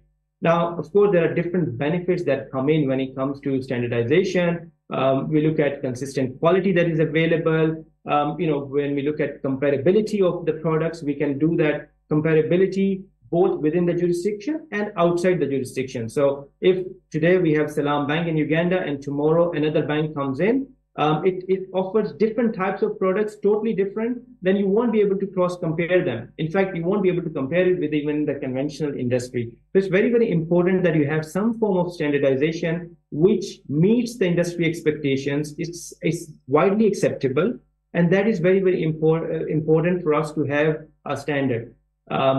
And then, of course, there are various stakeholders that are involved when it comes to standardization. You talk about the government, you talk about the central banks, you talk about the other regulators, you talk about the banks and financial institutions, you talk about an organization that can set up standards. Of course, it's very clear that in different countries, regulators play an important role in terms of standardization of practices within the jurisdiction. However, what about outside the jurisdiction? So, for example, if the Bank of Uganda allows certain products, can you compare them with the similar products in other countries? How do you do the accounting of this? How do you do the governance of them? So there needs to be some form of standardization that needs to come together for the industry to move forward. And usually, separate organizations, be it in the form of IFRS or IOSCO or Basel, are well placed to look at all the different markets, all the different experiences, and bring together some form of standardization within the industry. There are a lot of discussions around why standardization, but I've already touched on that. But standardization leads to higher trust or higher levels of trust because there is comparability. One product can be compared to another product. One product in Bahrain can be compared to another product in let's say even Uganda. Similarly, it leads to better transparency, and transparency leads to reliability. If you're not transparent enough, and the customers do not understand how the underlying product is developed, it leads to some kind of reputational risk, which is problematic, in particular for the Islamic banking and finance industry. If there is some form of standardization that is applied within within Islamic banking and finance, it can lead to better understanding of the products by the stakeholders. And then it leads to some, if you're following an internationally related standard, it leads to some form of accountability that is there. So, if you follow a standard that is issued by IFRS, then it can be compared at the national level by the regulator, by the industry stakeholders, and there is guidance that is there for the industry in terms of following the steps, because standards continue to evolve as they learn from each other and they develop as the industry develops as well. So there are a lot of benefits that standardization provides to various stakeholders of an industry, be it the economy, be it the investors, be it the Islamic financial institutions. So overall, standardization enhances confidence within the industry. It leads to better reliability in the industry. It leads to more confidence in the industry, and it puts together or provides confidence for the investors, shareholders, and customers alike for the practices that are being followed. So in terms of standardization, in the interest of time, in terms of standardization within the global Islamic banking and finance, there are various institutions that have been set up. We call them global infrastructure organizations. And this is led by Islamic Development Bank, which is the development bank for Muslim majority countries and Muslim majority countries, and these are 57 countries that operate within the Organization of Islamic Cooperation, which plays an instrumental role in the development of Islamic banking and finance in various countries around the world, and of course it plays an instrumental role in Africa. Then we have other institutions like AOFI, which is accounting and auditing organization for Islamic financial institutions. We have Islamic Financial Services Board based out of Malaysia. We have International Islamic Financial Market, which is headquartered in Bahrain. We have Islamic International Rating Agency, again set up in Bahrain. We have General Council for Islamic Banking and Financial Institutions, SIBAFI, again headquartered in Bahrain. And we've got the Arbitration Center in UAE, and we've got Islamic Liquidity Management Corporation. Now these 7 institutions roughly make up the global infrastructure organizations for the global industry, and each of them are playing an instrumental role in the development of Islamic banking and finance. Of the 7, 3 institutions, for example, AOFI, IFSB, and International Islamic Financial Market, are the standard-setting bodies that operate within the global industry, and they are tasked to develop standards for the Islamic banking and finance industry. So, and the rest, of course, are other institutions that play an important role for the development of the overall industry. You can also see that out of the 7 institutions, 4 of them are actually hosted in Bahrain. So Bahrain continues to play an important role in the development of Islamic banking and finance globally. So the 3 standard-setting bodies that we have got AOP, we've got IFSB, and we've got Islamic International Financial Market. All of them are, of course, not-for-profit organizations. AOP was set up in 1991. IFSB was set up in 2003, and AIFM was set up in 2002. And why AOP was set up? AOP was set up because of the same need of standardization that existed at the time when Islamic banking and finance was developing in different countries, and there was a need for the products and services as well as the financial statements to be compared with each other, not just in the jurisdiction but also cross-border. So as a result, the first Islamic Development Bank, together with other important players, got together and set up the accounting and auditing organization for Islamic financial institutions. And as the name suggests, that it's an accounting and auditing organization. That was its initial mandate. However, the mandate very quickly expanded to include other aspects, which included the most important one, which it is now called Sharia standards, and then other standards. So Sharia, AOFI develops standards in Sharia, accounting, auditing, governance, and ethics. So, and in these 5 areas of standards development, 120 odd standards have been developed. And of that, Sharia standards remain to be the most which have been issued, and they are widely adopted around the world. Of course, in terms of when we look at the conventional counterparts, we can loosely think of IFRS as within the conventional industry as an institution that plays a similar role to AOFI, but more importantly for accounting standards. But there are no other comparable institutions that are there for the conventional institutions. The standards of AOFI are adopted in some shape and form in about 40 countries around the world, and we'll go into the discussion of that. And these standards are developed by AOFI, not just by itself, but rather with the help of global experts, practitioners, Sharia scholars. All of them come together and help them develop these standards. So there are 3 technical boards that are out there: Sharia, accounting, governance, and ethics, that issue these standards in 5 areas of standards development. When we look at IFSB was, you can think of it as an equivalent to a Basel Committee or IOSCO, because it issues standards related to prudential regulation, capital adequacy, risk management. So it doesn't develop standards in the area that AOFI develops. So it's very, very important to distinguish. Of course, there are some overlaps.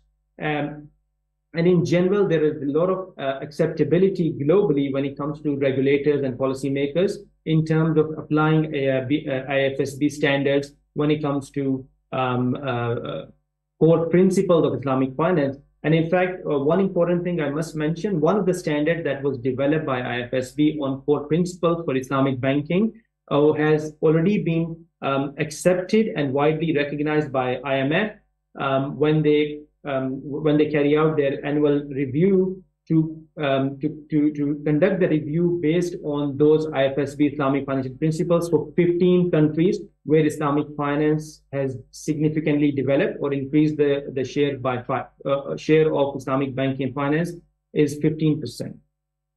When we look at the third institution, I'm not sure if people are generally aware of it, but International Islamic Financial Market is the third standard-setting body within the Islamic banking and finance, and its focus is mostly on the development or standardization of documents within the industry.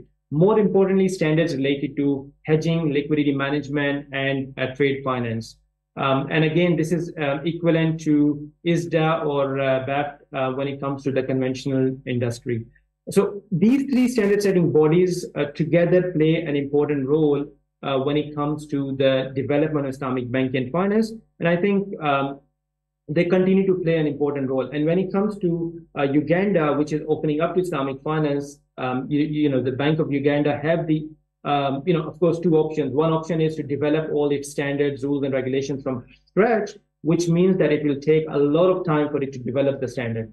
The second option, and perhaps which is, in my humble opinion, is a better option, is to adopt the existing best practices that are widely acceptable in the form of AOFI standards, IFSB standards, and IFM standards, which will already bring them up to mark when it comes to the development of Islamic banking and finance. And this is what other emerging markets are doing when it comes to the acceptability of such standards. For example, countries like Libya, Iraq, and other countries that are opening up to Islamic finance, they have decided not to develop standards from scratch, rather adopt existing standards that are widely acceptable in the form of AOFI standards, IFSB standards. And sometimes they can be tweaked because there are different ways that standards can be developed. Sometimes they can be tweaked to suit the local flavor and local culture from that perspective.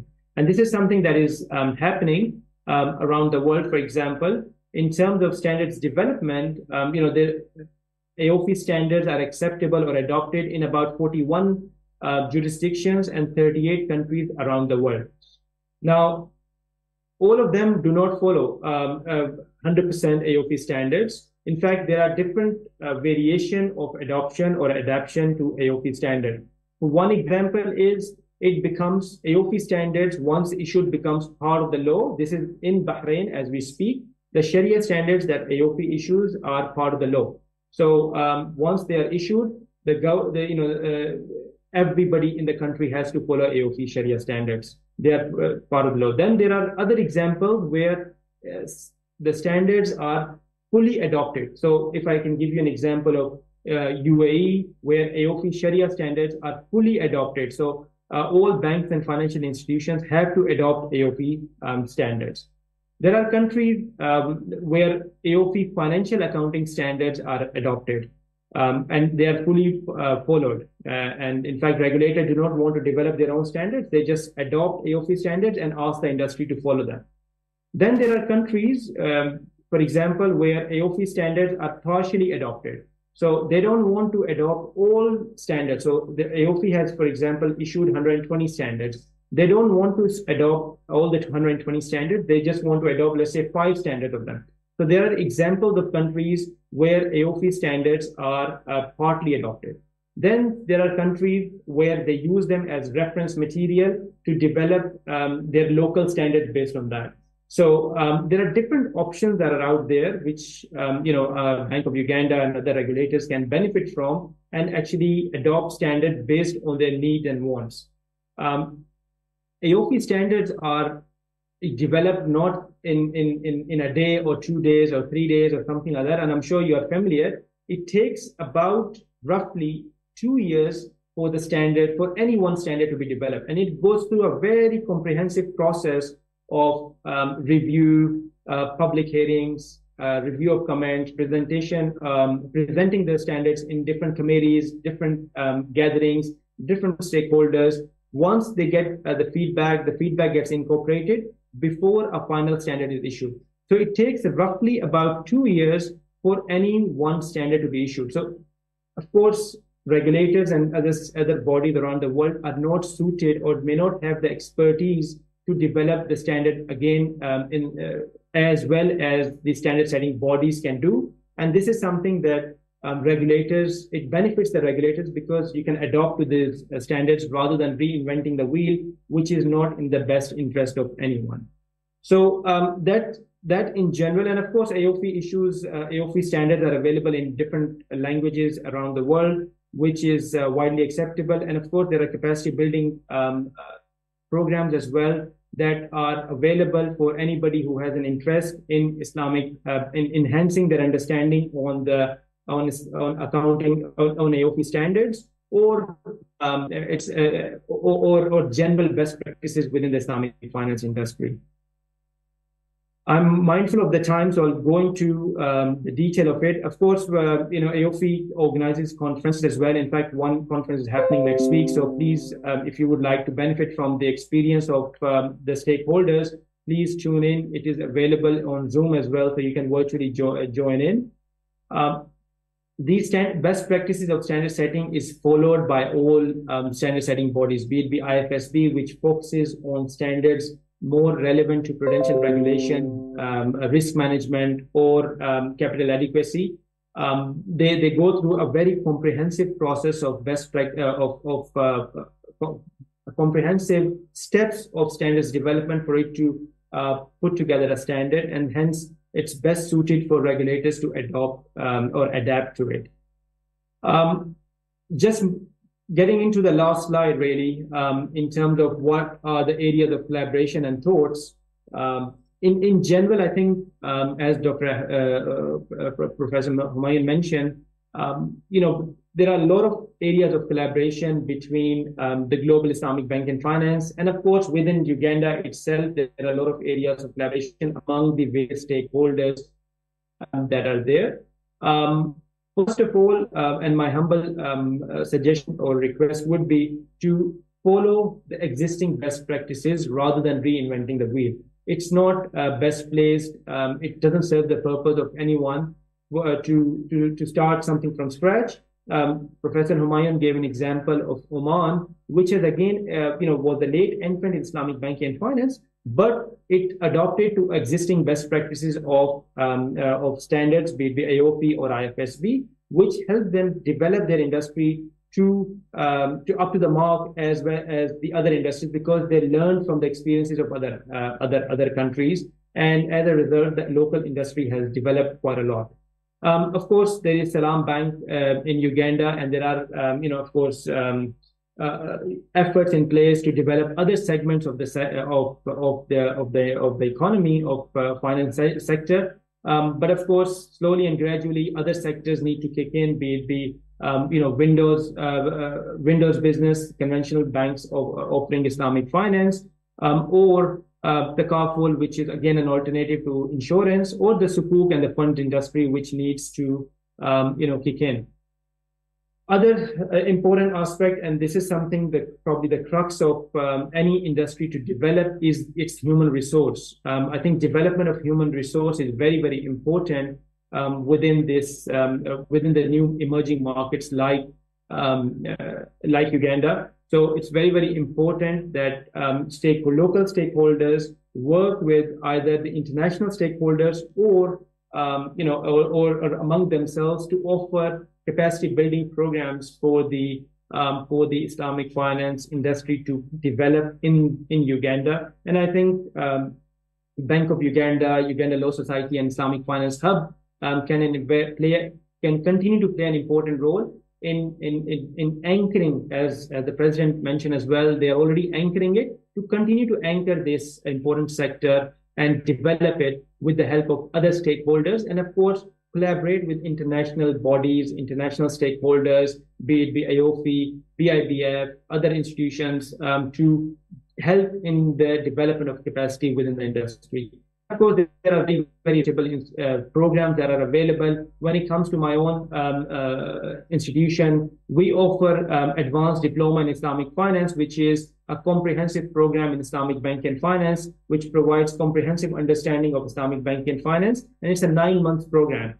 When somebody wants to enhance their understanding on fiqh and fiqh al-muamalat, or Islamic jurisprudential law or jurisprudence, then there is another program that is being offered. And of course, there are short programs that can be benefited by the local stakeholders. And both of these programs are actually part of fit and proper criteria by Central Bank of Bahrain, and of course, in other countries around the world. AOFI to develop in Uganda, and product development could be one such sector that can help it level up the other offerings that we have. And this program can truly help in terms of bringing out new thoughts, new ideas in terms of development of products within this industry. So, and of course, other sectors around the world can play an important role, be it the Islamic Development Bank and the local stakeholders. So I think last but not least, I'll just mention that I think the role of collaboration is very, very important. And I see that that's already happening by having different stakeholders on board on this event that we have. So I wish you all the best. I think there's a great lineup of speakers that we have in terms of the event today.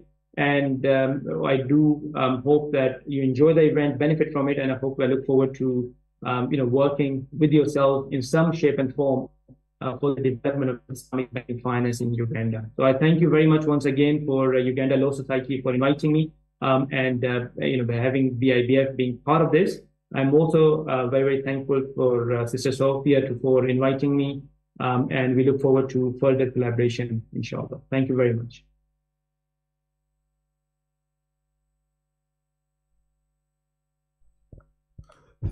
Thank you, Dr. Rizan. Ladies and gentlemen, could we applaud Dr. Rizan in a much better way? I hope I didn't put to sleep everyone. Oh yeah, such selfless people ought to be applauded. They're sharing knowledge and they're being kind enough to paint for us a very good picture of where we are heading. So thank you very much, Dr. Rizan.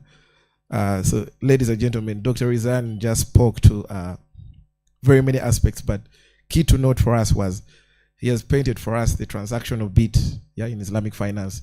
Very many, I think, attendees in here are practitioners in the corporate and commercial space. So he's giving us insights of where the market is ending, where you'll be involved in. But also he paints a very a beautiful picture of where Uganda could be heading. He's drawing examples from his vast experience. So those of us who are strategizing to get into this space, at least we have examples to draw from. And most importantly, he has presented opportunities that are in this space. And collaboration is something that the society is very big on, and the hub is very big on. So thank you very much, Doctor. Ladies and gentlemen, we're still coming to you live from Onomo Hotel, and we're still at the Islamic Finance and Banking Symposium. And we are riding on the theme of unveiling opportunities, legal perspectives, and strategic insight for practitioners. Still very candid and exciting panels. And important to note is also it's the inaugural Islamic Finance and Banking Symposium of the Uganda Law Society. Many more are yet to come. And to our online audience, we're taking note of your very good participation. We're seeing the questions trickling in. We're taking note of them. And all our previous panelists are still available with us. We're going to have a Q&A segment that, we shall give an opportunity to raise and also have your queries addressed. So thank you. Keep indulging. And to our dear attendees in here, you can take note of your question. The Q&A is going to be open at some point, and all these queries, all these submissions will be partaken of. So thank you very much, Doctor. Ladies and gentlemen, we've been far east. We've had the doctor, we've had the professor. We need to take the debate home. We need to draw the debate closer to home. And no better way than start with the region. There's a very good neighbor of ours who is a trendsetter. Everything Kenya is doing, they're always a step ahead of Uganda. And Uganda draws examples from Kenya, be it regulation, be it practice. And Islamic finance is nothing that have fallen short of that. So the Islamic finance practice and space is very, very profound. And we're very honored to have a practitioner amidst us who is going to give us a very good example of the Kenyan perspective. And this gentleman has been kind enough to make it to us physically. He's partaken of his time at his own expense to come and attend and share with us.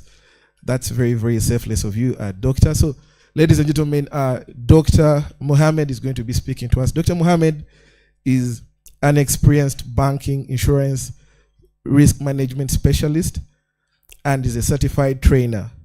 He has trained reputable organizations in the banking space and the takaful space in Kenya. And some of the trainees included even the Central Bank of Kenya. He has lectured risk, Islamic finance, banking, and undertaken various management courses. He's also a lecturer at the university, the Islamic University of Kenya, and the Kenya School of Monetary Studies. Ladies and gentlemen, Dr. Mohammed is also a very certified author. He's written various books and articles on Islamic finance, and he's a very, very competent and certified practitioner in the Kenyan space. So, ladies and gentlemen, please join me in welcoming Dr. Mohammed, who's coming all the way from Kenya. He's here with us physically, and we need to draw insights from Kenya, and he'll be sharing with us. Doctor, you're very welcome. Could we give a better round of applause to Doctor? Thank you very much.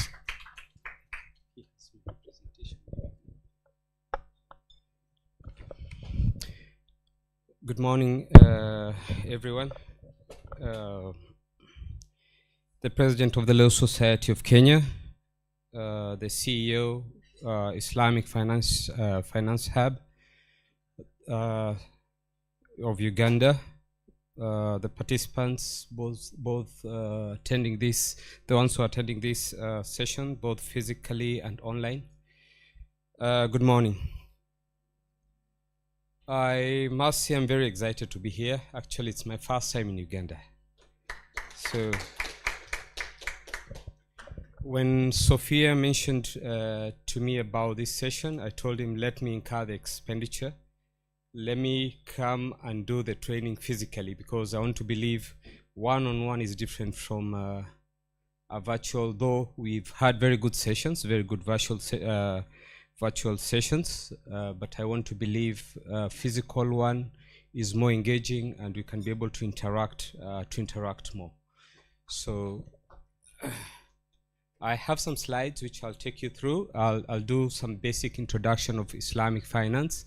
Then we can go into the Kenyan experience and we can look at some of the practical challenges in the Islamic finance space, and we can deliberate. I think it can form a very good basis for deliberations.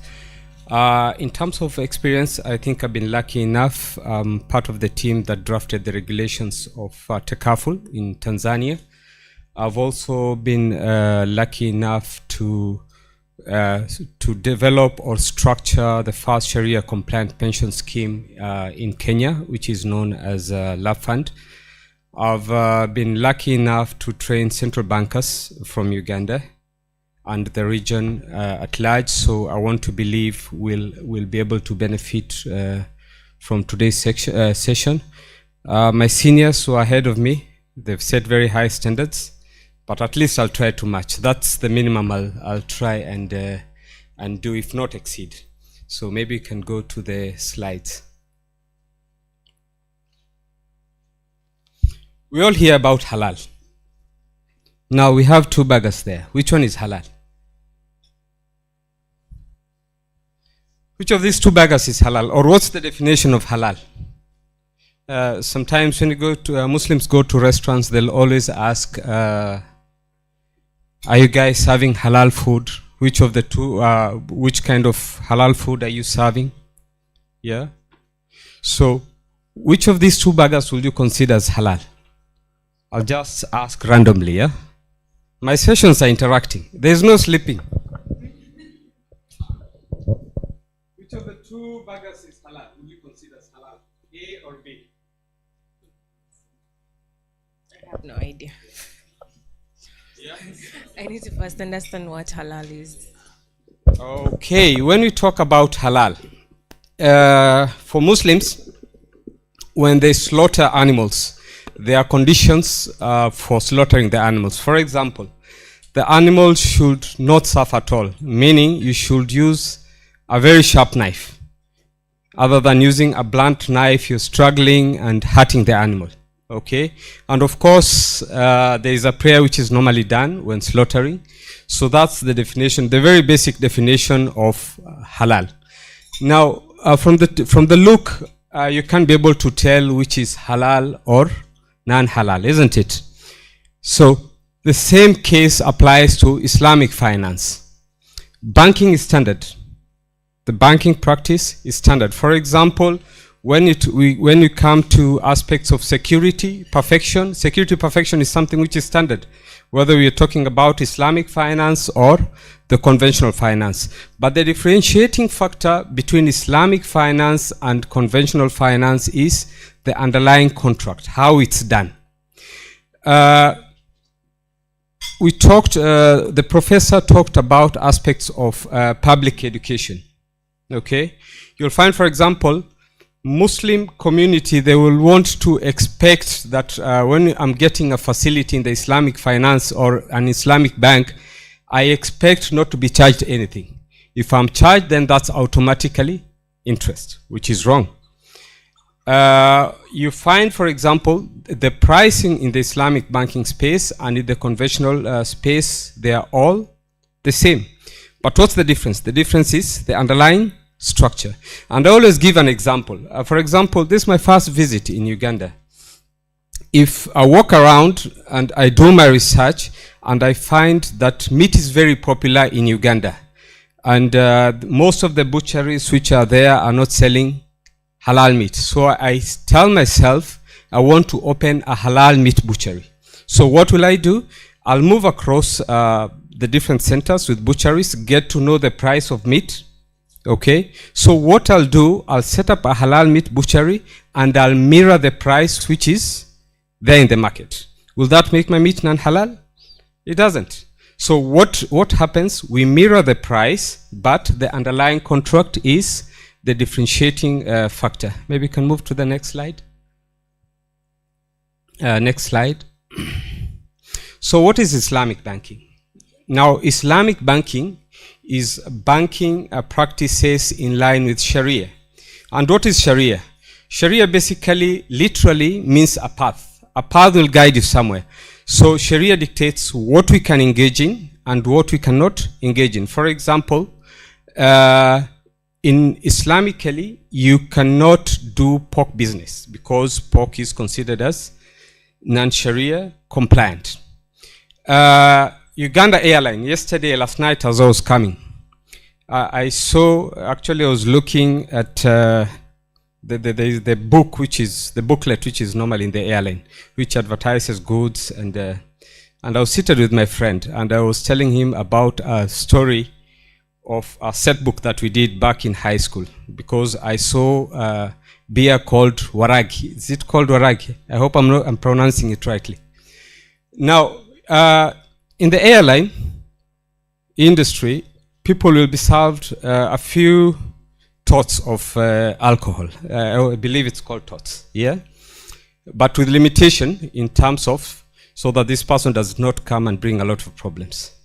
So, if now that this airline is serving alcohol, if they come to an Islamic bank, can we open an account for them?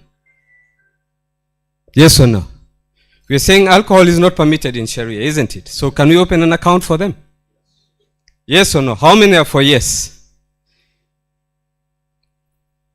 How many are for no? You can't be in the middle.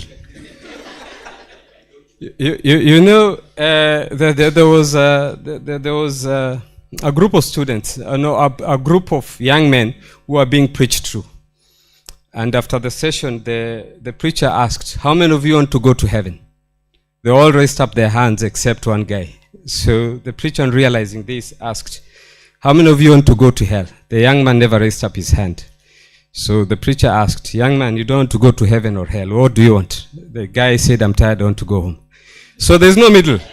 We must have a stand, eh? Yeah? So, how many think we can open an account for them? How many think we cannot open an account for them? Okay, great. Now, what's the core business of Uganda Airline? It's transport, isn't it? What percentage of income does that alcohol constitute in the ticket? Very minimal, isn't it? So we are considering what is the core business. So meaning we can open an account for them. So basically Sharia guides us in terms of what we can do and what we cannot do in the Islamic banking space. Next slide. We can move on to the next slide. So what guides us in terms of when we are developing some of the products? One, we have the Quran. The Quran is the holy book of Muslims. Basically, for example, alcohol is prohibited in the Quran. So automatically we cannot engage in that kind of a business. So the Quran guides us in terms of what we can engage in and what we cannot engage in from an Islamic banking space. Then Sunnah, basically, I know I've done a bit of CRE. We have, for example, the parables that Jesus used to talk about, the parable of the mustard seeds and the like, isn't it? Those are his sayings. So we believe on the sayings of the last prophet, who is Prophet Muhammad. He guided in terms of transaction, what kind of transaction we can engage in and what transaction we cannot engage in. Then Ijma is a consensus of scholars. Any Islamic financial institution has, from a corporate governance point of view, there is an extra layer where we're talking about Sharia board. The Sharia board normally meet, discuss and agree what we can engage in and what we cannot engage in. Let me give you a very interesting, for you to be able to appreciate how some of the rulings are done. From an Islamic point of view, gambling is prohibited. And the components of gambling is very clear. That for you to gain, you must put your wealth at stake. So there's a probability of you also losing. Now there's an Islamic bank in Kenya. Muslims go for pilgrimage. This is just a basic introduction. Muslims go for pilgrimage in Mecca. So this bank decided, let's have a competition where we have shortages of deposit and we want to push deposits. So let's have a raffle where if you bring deposit of, let's say, 100 or let's say $1,000, yeah, you stand a chance to win a trip which has been paid for. So they brought the issue to the Sharia board for approval. So would we consider this a gambling or not gambling? Do you think it's gambling? We are saying bring your deposits to us and you stand a chance to win a trip which has been fully paid for. Yeah? So the Sharia board gave a ruling saying that that has been approved. And the reason for the approval, I just wanted to appreciate how the products are structured and how Sharia board approves some of the products. The reason for the approval was based on the story of Jonah. You all know Jonah. How many of you read the Bible in the morning or Quran in the morning? Let's see. At least there's the lady who prayed for us. I want to believe she, yeah? The story of Jonah. So what happened? Jonah went to a city. Was it called Nineveh? Yes, he preached. The people became rebellious. They never listened to him, isn't it? So what did he decide to do? Without the permission of God who had given him some instruction, he decided to leave the city because he considered those people as not following his teachings. So he took a ship to some other town. To which town? Where was he going? Huh? You guys don't read the Bible, eh? So then there was, I think there was, what do you call, the waves and the boat or the ship was almost capsizing. So what happened? Huh? They drew lots, isn't it? So you can draw lots for a person to win a trip to Mecca. So that was the basic of the ruling of saying that that product is Sharia compliant based on a story which is there in the Quran. So that's how the products are normally approved.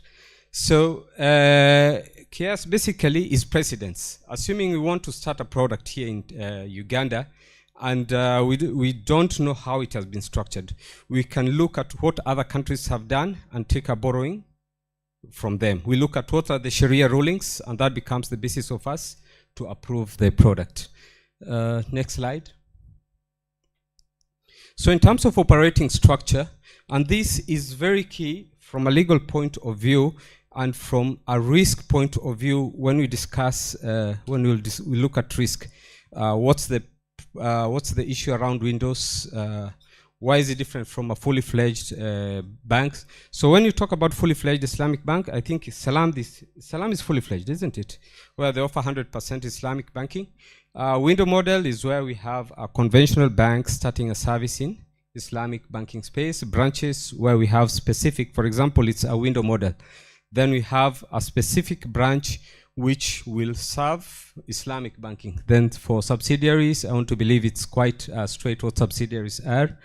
Maybe you can move to the next slide in the interest of time.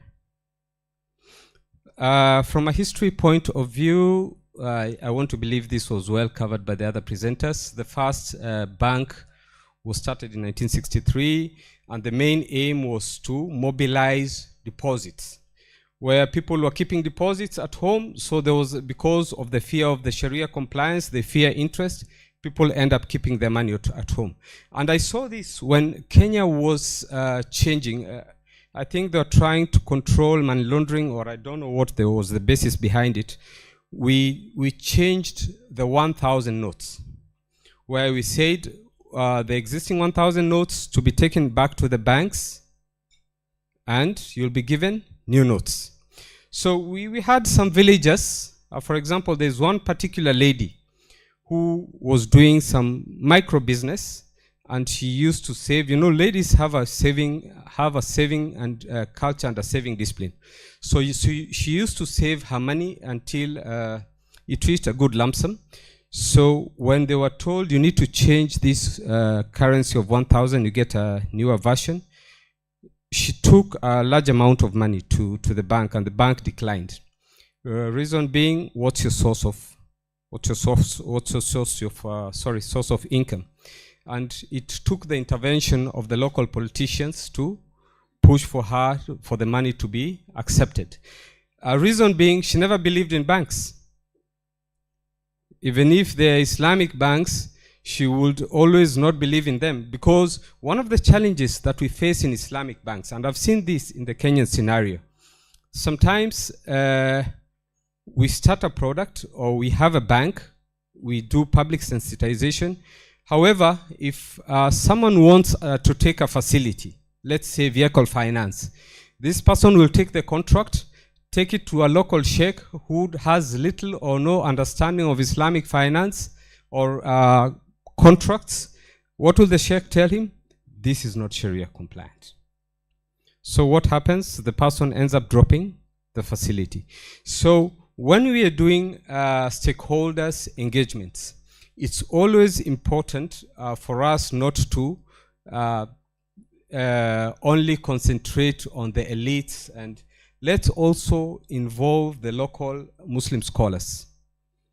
The local Muslim scholars from village point of view, because these people will always take that contract to those scholars for interpretation. And the scholar might say it's not Sharia compliant courtesy of, let me not say ignorance, but lack of understanding. So this is a journey of Islamic finance. I won't spend so much time into it. Move to the next slides. And this is the performance of Islamic finance as at 2022. We'll share this slide so that you can look at it at your own time. We can move to the next slide. The Islamic finance bodies, the previous presenter was talking about the standardization, and these are the bodies. I'm glad to say that Uganda is a member of the Islamic Financial Service Board. So that's good, which is an achievement, and this they became a member quite a while back. Let's move to the next slide. History of Islamic finance started 1960s, 1980s, growth. 2000, we're talking about innovation and internalization in terms of embracing, for example, bodies such as AOFI. Let's move to the next slide. National development, role of Islamic finance in achieving national development goals. I can just explain this. Islamic finance will help bring foreign direct investments. For example, if we have sukuks, then we can attract foreign investors into the country. If you have Islamic finance, then what the president of the Law Society of Uganda talked about, where we have inclusivity. That lady in the village who feels her money is not safe in the conventional bank, she wants a Sharia compliant version, she'll be comfortable taking her money there.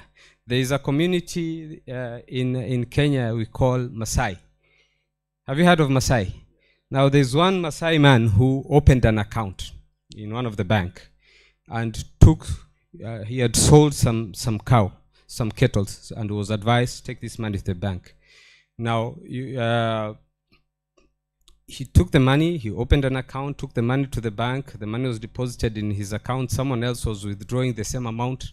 So the other party was given the same money he had deposited.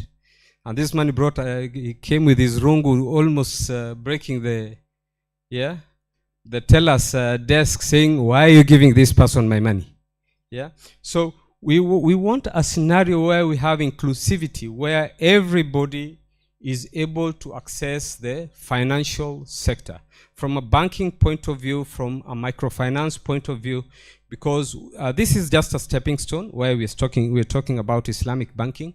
We should expand to SACCOs, we should expand to pension schemes, we should expand to microfinance, where everybody will be able to access the financial sector. Next slide.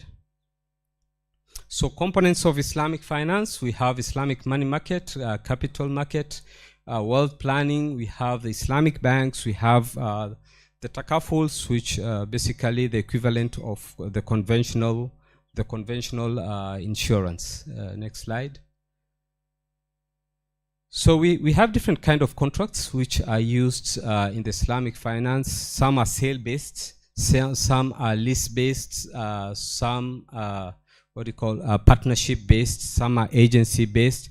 It depends with the kind of facility that you're looking at. We'll look at practically when we look at some of the risks. We'll look at some of the few transactions when we are looking at the practical case. Non-halal activities, of course, interest-based, gambling, tobacco products, weapons is not considered halal because Islamically it said you kill one person, it's like you've killed a whole humanity. So weapons manufacturing is not allowed. Let's move to the next slide. Now, what's the role of money? And this forms the basis of why we say that our contracts must be trade-based. Money is considered as a medium of exchange, but not a commodity. Money on its own cannot satisfy a utility in the sense that if you have millions and millions of dollars and you cannot use that money to engage in trade, then you'll never satisfy your needs. So unless you have that money and you're able to use it to purchase a commodity. So you cannot sell money. And that's the definition of interest. And interest has two components. One, exchange of unequals. For example, it could be as simple, I don't know what you call matatus here, the public transport. What are they called? The public transport. They're called taxis. Yeah? Oh, okay, at least you understand. If I bought a matatu and I give them, you know, the Kenyan shilling and the Uganda, it's assuming you have 5,000 Uganda shillings, and you want the matatu, let's say 1,000 Uganda shillings. You want the matatu person to give you change, and this person tells you, "I'll give you change, but I'll give you change worth 900 Uganda shillings. I'll charge you a commission of 100. That's automatically interest. Exchange of unequals. Then another element of interest is the element of time. Time in terms of, for example, you go to a Shylock and you tell the Shylock, I want a loan, I'm giving you my laptop as a security, I'll repay you within 1 month. Then after one month, things didn't go as planned, you need an extension of 1 week, he charges more. So the element of time that forms part of the definition of interest. So exchange of unequal and the aspect of time. Maybe you can move to the next slide. Now, if we go to the Kenyan context, early 90s, there was a lot of interest. The Kenyan, is for Islamic finance in Kenya, it has been more of market-led. It's the market or the people, just like the professor was presenting, it's the 10 key points. It's the people who are pushing for the Islamic finance. So there was a lot of interest in Islamic finance, and of course there was little knowledge. And I can tell you for sure, even as we speak now, I was training the inspectors of Central Bank of Kenya, like the day that the youth decided to go to the street. That particular date, I cannot forget because I had it very rough going back to my hotel room. And there is very little in terms of knowledge. Very little in terms of knowledge, in terms of inspection. If, for example, you look at the bank which collapsed in Kenya, Chase Bank, what was the reason for the collapse? I remember the central bank governor was quick at pointing a finger at Islamic banking, but that's really not the real case. What was happening is the contracts which were being used, these directors were doing insider lending. They were lending themselves they were taking very prime properties across the town, which were very expensive, and taking extremely long duration. But if you come and look at the contracts which they were using, of course they were using the Islamic, the Islamic window to finance themselves. Why? You find, for example, in the Islamic finance, field, you find, for example, the deposit might be much more than the lending bit. people do little borrowing vis-a-vis the deposits, unlike the conventional space. So you find there's extra money to play around with. So these directors targeted the Islamic wing courtesy of that. And they were lending themselves where the mode of financing was 100%. And the contract that they were using is a contract called Msharaka. Msharaka is a contract of partnership where both parties have to contribute to that capital. So this person is financing themselves 100% using this contract, and the nature of the contract is a contract which requires both parties to contribute. So that on its own is an issue. Where were the central bank inspectors? That's a story for another day. So the knowledge in terms of the underlying contracts which have been used for the various tickets or the various financing is very important. One, from a regulator point of view. Two, from a legal point of view in terms of the lawyers, so that you're able to appreciate and the kind of financing that has been done. So a lot of research was carried out, a lot of visits were carried out in Malaysia, Indonesia, Bahrain, Kuwait. I'm sure the people who happened to be at Central Bank or who did these trips were very lucky because they had a lot of per diem. You call it per diem? Yes, they had a lot of per diem. So they did a lot of research. And following the tour, they came up with 3 models. Either regulate the banks within the existing legal frameworks, or amend the existing legal frameworks to accommodate Islamic banks, or enact a separate act for Islamic banking. Now, after a lot of deliberations, it was decided to regulate using the existing framework. However, if you say you regulate using the existing framework, there is a bit of a challenge. One, some of the contracts are trade-based. Trade-based in terms of, for example, if I want to be financed to purchase a laptop, the underlying contract that we'll use is a Mrabaha contract.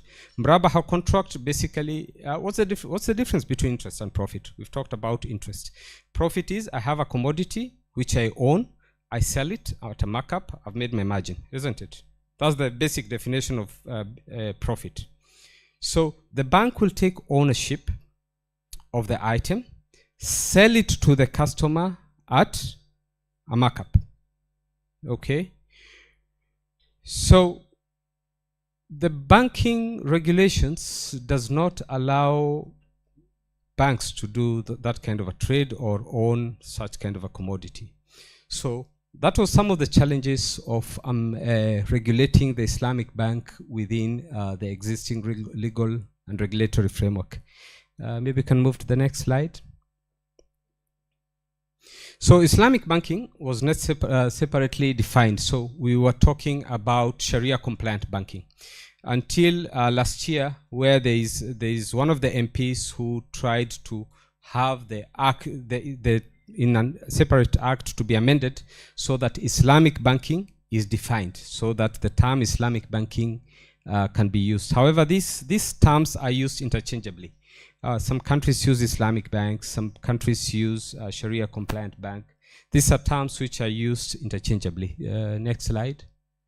Yes, this is the act which is being proposed to be amended, and basically is what I was trying to explain. Maybe we can move to the next slide. Now, in terms of lending products, so the act was amended at least so that Islamic banks could be able to trade. That was in 2006, so that they are able to finance, because Murabaha model of financing is based on trade. Next slide. Now, when we talk about savings product, according to regulations, savings products are supposed to give a definite return, isn't it? Are you aware? Where we are saying these particular saving products will give you an interest rate of 5%, will give you an interest rate of 10%, will give you an interest rate of 6%. However, in Islamic finance,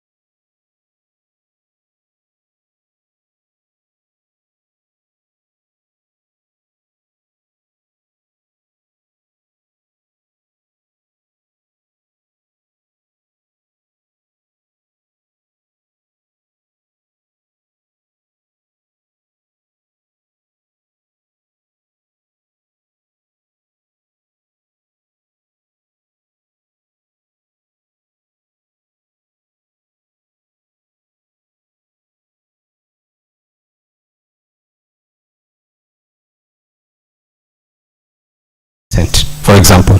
But the 7 or 8% is not definite. The Islamic mode of trade is based on profit-loss share. Unless there is negligence on the part of the bank, that's when the bank will bear the loss. Let's continue.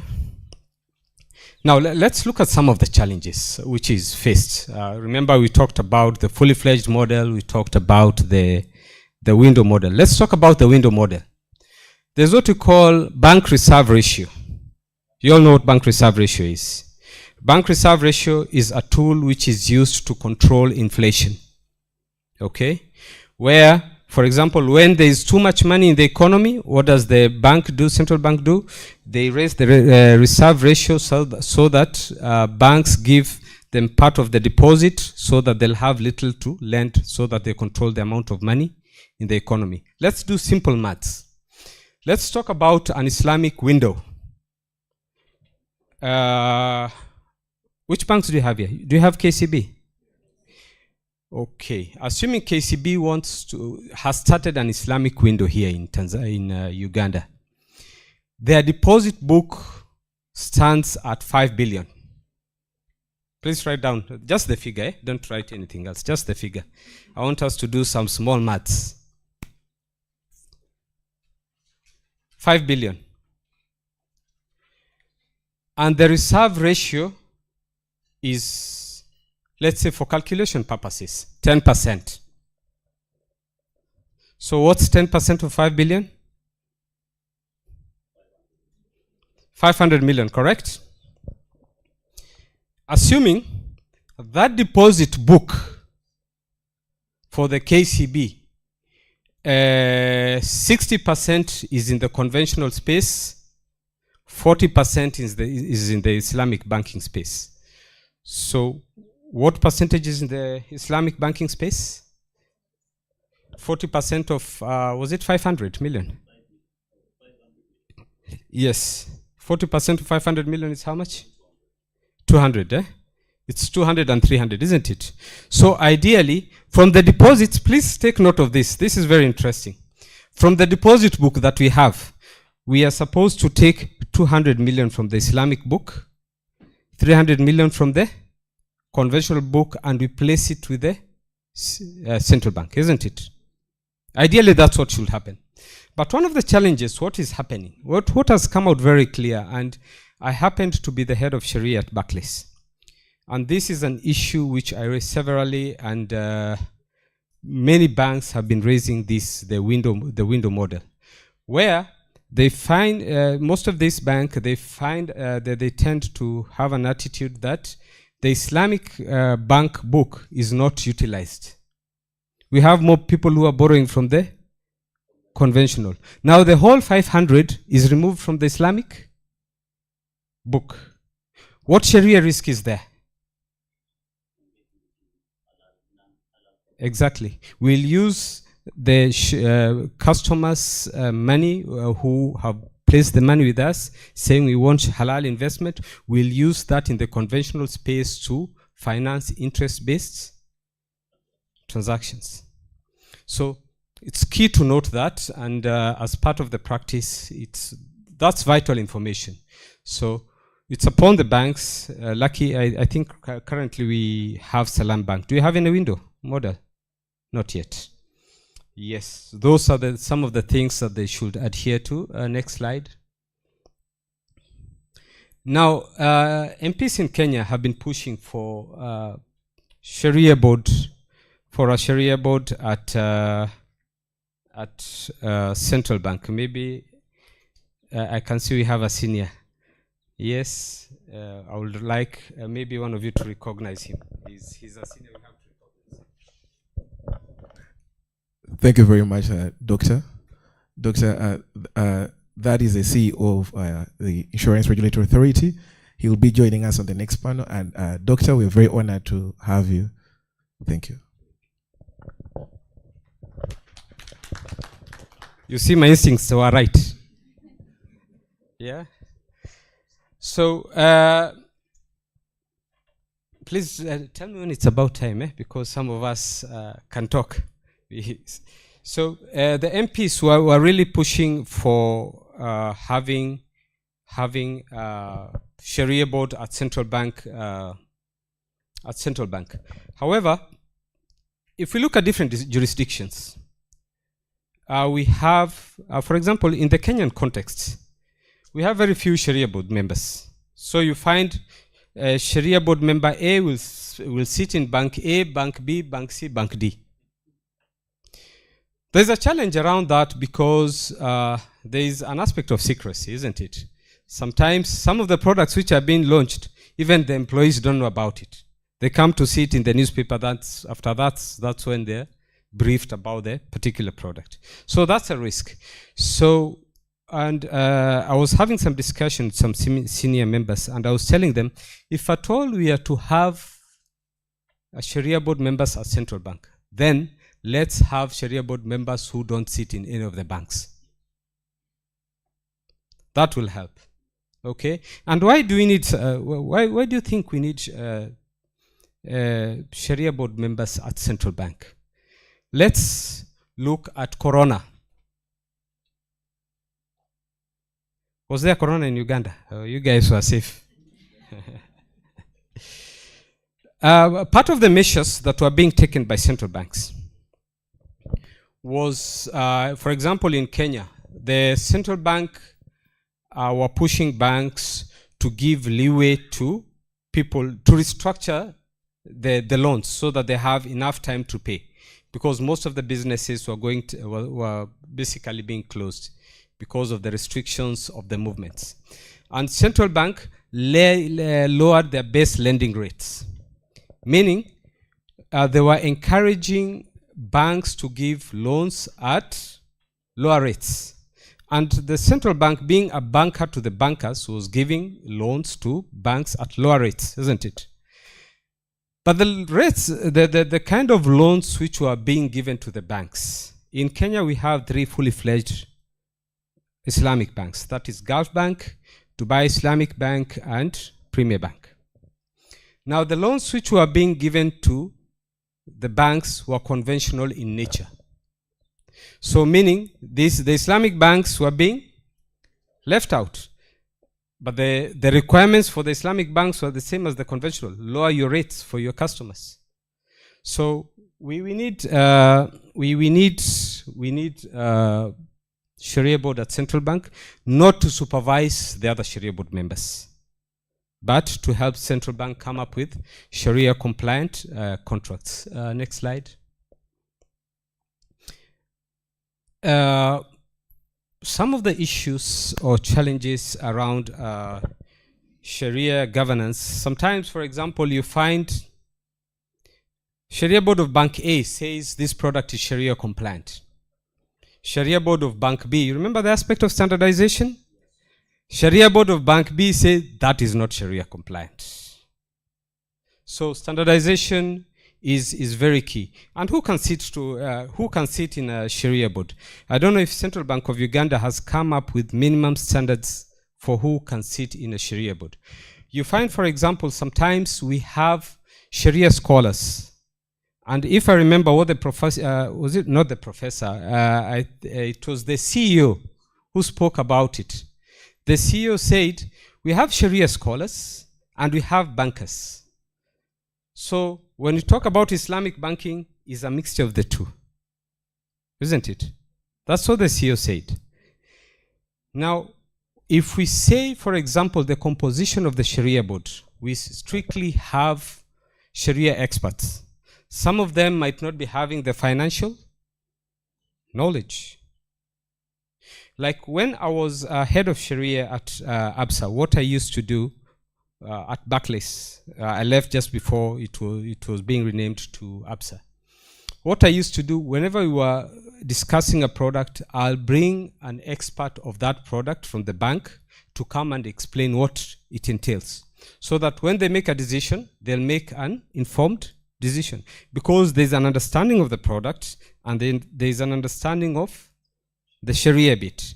So when we are having a Sharia board, it's very important for us to have a mix of Sharia experts and also people with banking knowledge or financial knowledge. And besides that, we need also to have an appraisal of the Sharia board. They must be held to account.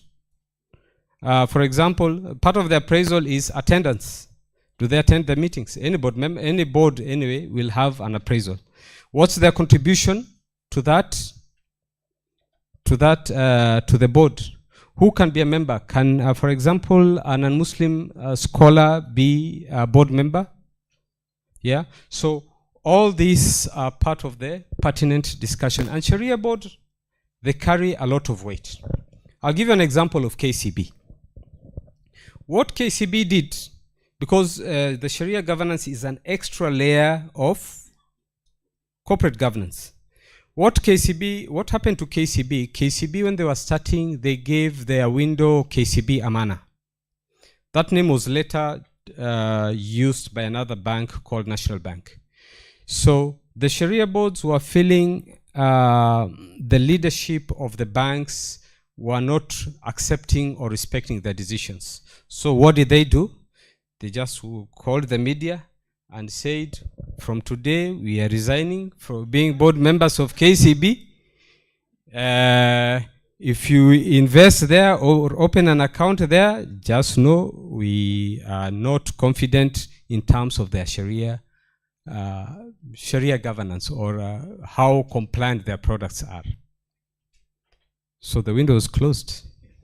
National Bank took over the name Sharia National Amana until later when they reconstituted again. So that's a risk for any bank. We don't want to go there. Okay, next slide. I've spoken about this. Next slide. Now, in around 2015, Kenya started Takaful business, which was more of market-led. Actually, the regulations came later in 2018, after Takaful had already started. So that was a typical example of market-led. And Takaful basically, do you guys understand how Takaful works?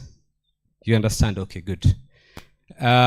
So it's the Sharia version. So it started, we still have only one, but still there is a challenge because, for example, for the life products, they don't offer, they started the life product, then they stopped it, but there is a lot of demand because all mortgages, for example, they need a life product. The life product is called family takaful in Takaful language.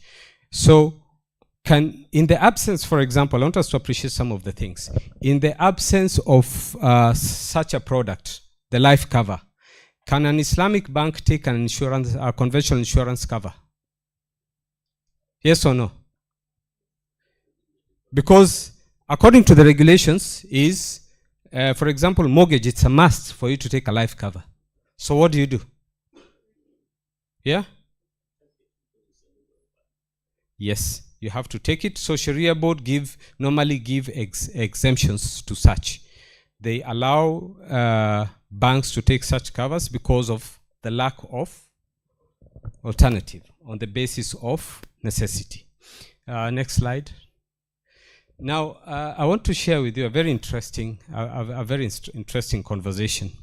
I happened to be my company is the one which basically set up this pension scheme. It was the first one in Kenya.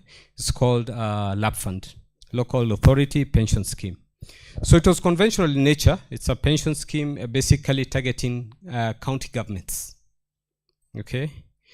So some of the employees had been there for 20 years. Yeah. If you guys were keen, you had our president of the Law Society. He's been in the industry for how many years? Our president here. Eh? If you're keen, he said it. Yes, 20 years. So some of them had been saving for 20 years with the conventional pensions fund. Now we've set up a new Sharia compliant version of the pension scheme. And we are saying people, for example, for the non-Muslims, they won't have an alternative. They have to move to the Sharia compliant one. However, for the past 20 years or so, they've been having a return on their savings, isn't it? So you come and tell someone you are losing all those returns because they are not Sharia compliant. So we were saying, let these people move. But what happens? There was a lot of deliberations by the Sharia board. What do we do with this income which is interest-based? If we close the door and say you have to dispose it, what happens? So one of the scholars, a very interesting scholar, and this saddens me, but we pray that God's, our Creator, puts him in what do you call paradise. He's passed on. He woke up and he made a comment and said, if someone is a thief and wants to come to a church, he's saying, it's an example, I'm using a church as an example, for us to drive the point home. And this person wants to come to the church and he's accumulated a lot of wealth. Will you tell him dispose all that wealth? Dispose of. Do you think he'll come to the church? He'll not, isn't it? Yeah? So he gave that as an example. So we said, what do? We put a clause there. And we put a clause in the terms and condition and say interest is impermissible in Islam. So if during transfer, if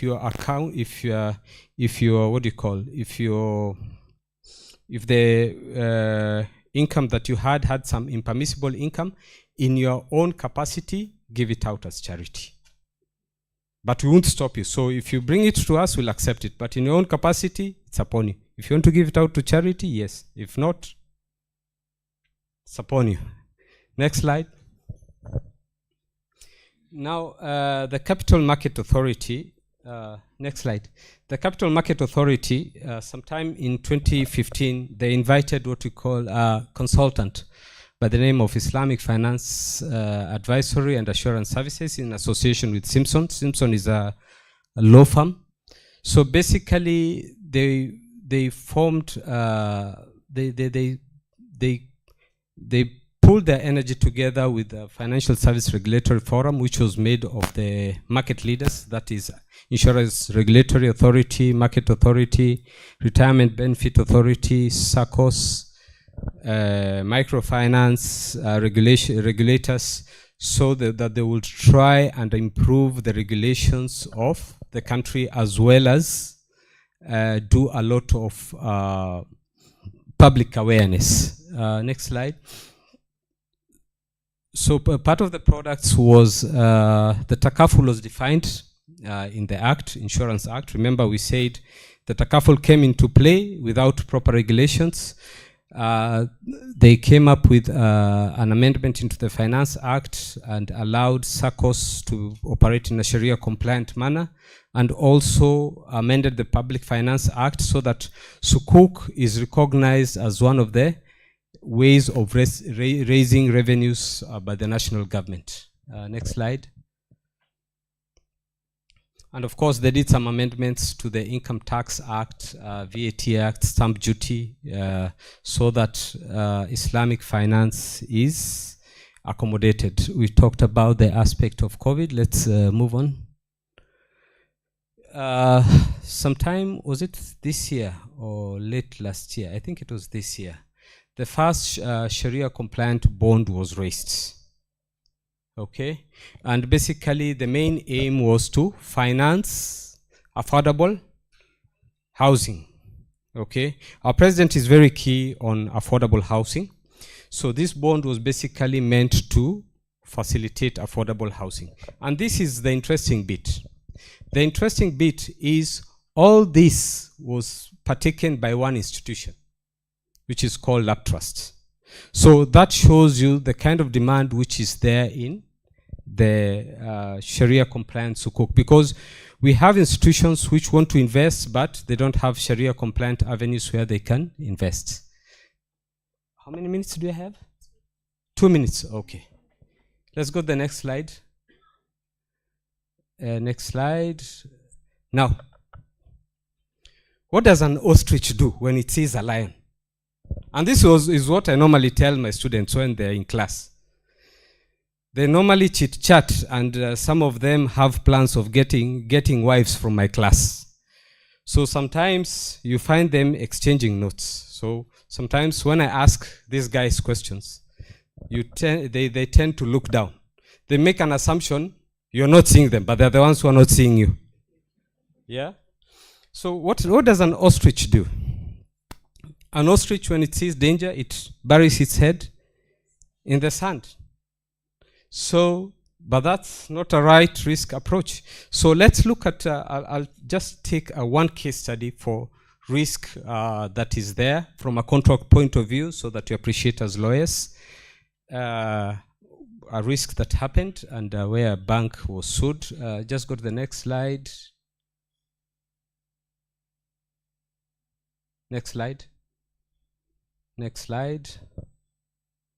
Next slide. Yes, this one. I happen to know this case.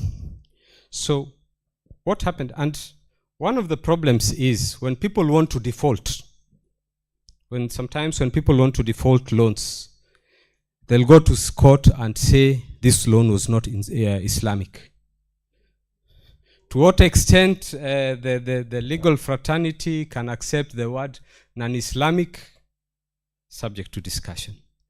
Now, in this particular case, one company was financed vehicle. It's a transport company. It's a big company. So they had two facilities. One in the conventional space, the other one in the conventional space, the other one in the Islamic space. Same for vehicles.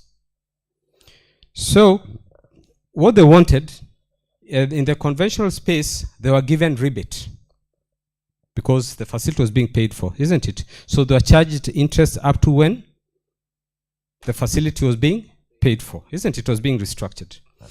For the Islamic space, the kind of contract which was used is a murabaha contract. Murabaha is a sale contract by nature.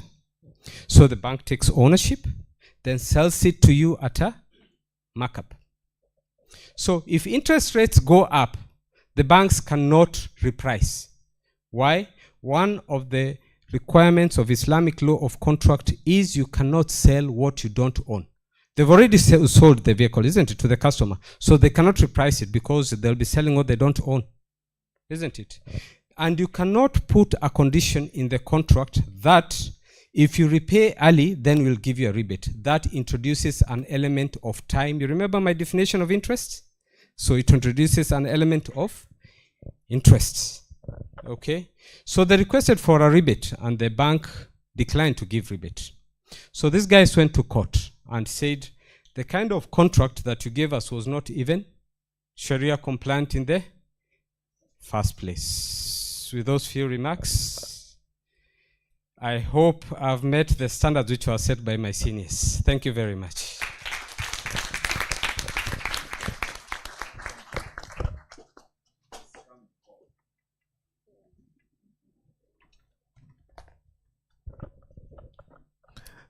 Thank you, Dr. Mohammed.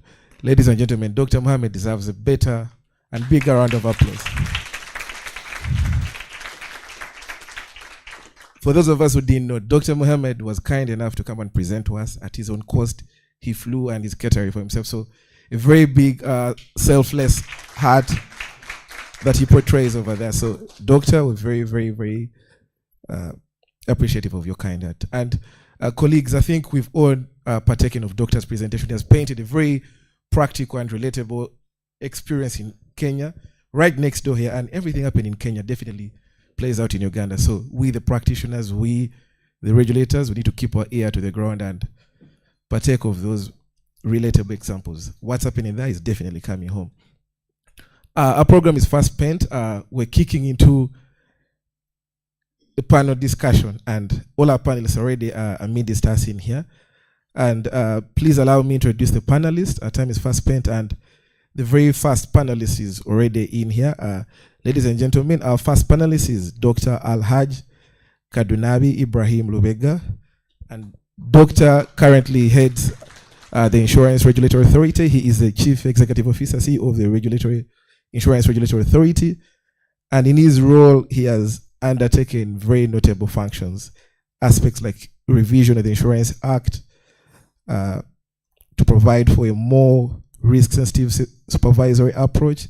We've seen banker assurance regulations come into play. We've seen draft corporate governance regulations. And Doctor is a very, very competent consultant. He has over 20 years experience in finance operations, regulation, and supervision. So, ladies and gentlemen, Al-Haj is very, very competent to speak to us on this topic. So please join me in welcoming Al-Haj.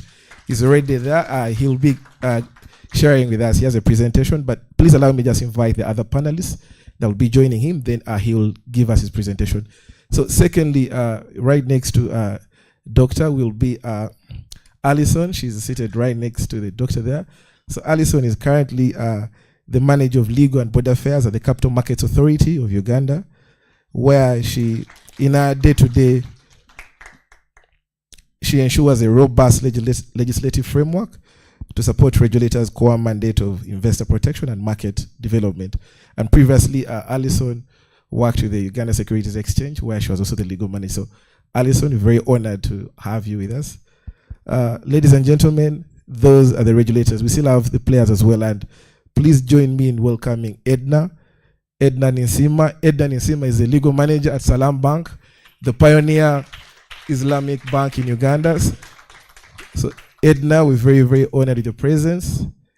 Edna will be joining us. Then to give a very different perspective, not just the legal and compliance, we need the tax and accounting as well. So two gentlemen from BDO East Africa who are the heart of this.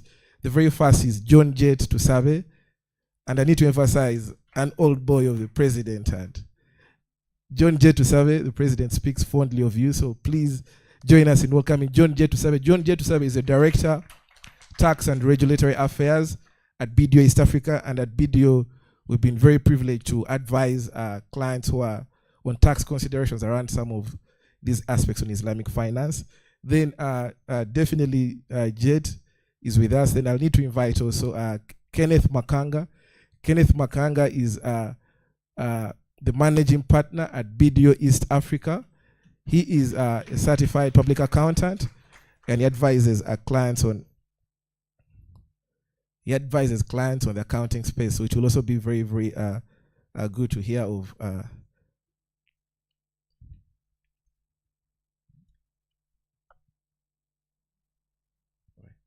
And ladies and gentlemen, still a very profound panelist. The other is Ashraf Muntagubia. Ashraf is right here. Ladies and gentlemen, Ashraf Muntagubia is a scholar.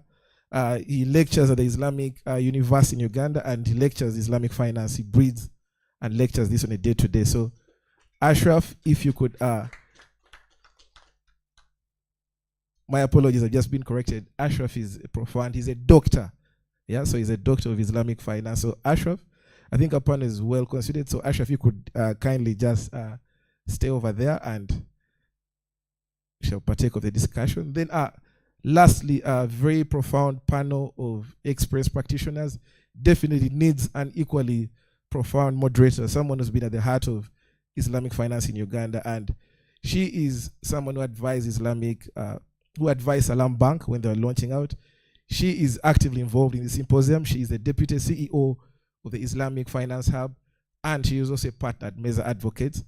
If you're going to read Islamic finance in Uganda, definitely you'll come across her name. So, Sophie Chigozi, please join me in welcoming Sophie. Sophie is very passionate about tax. So, Sophie will be moderating, but before we can kick into that, IT, I hope our presentation is ready. Al-Haj Lubega is going to be presenting firstly on that. So, ladies and gentlemen, please join me in welcoming Al-Haj. He is the CEO of the Insurance Regulatory Authority, and he oversees a very, very fundamental. Al-Haj, I don't have the honors to introduce you, so I'll call the head of the Law Society to do the honors. In two capacities, actually. The first is as president, and the second as younger brother. Alhaji, please come and lead us in today's panel presentation.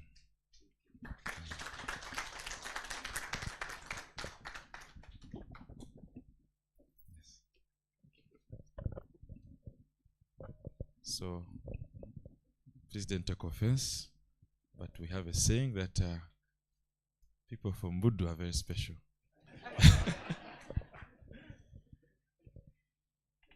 Thank you very much.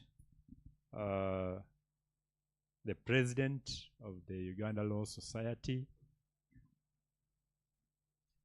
and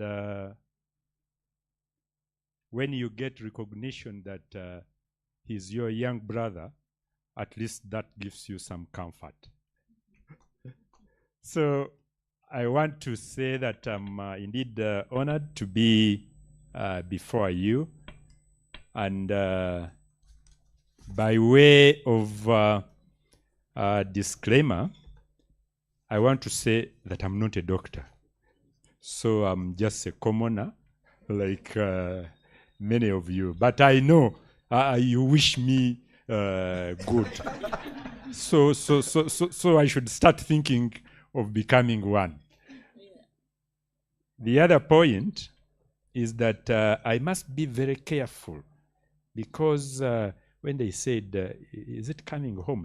It's coming home. Huh? Then I also remembered the radical surgery. So I...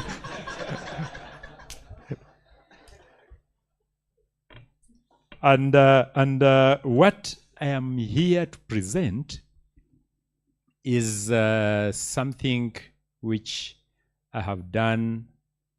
Actually, it's not 20 years.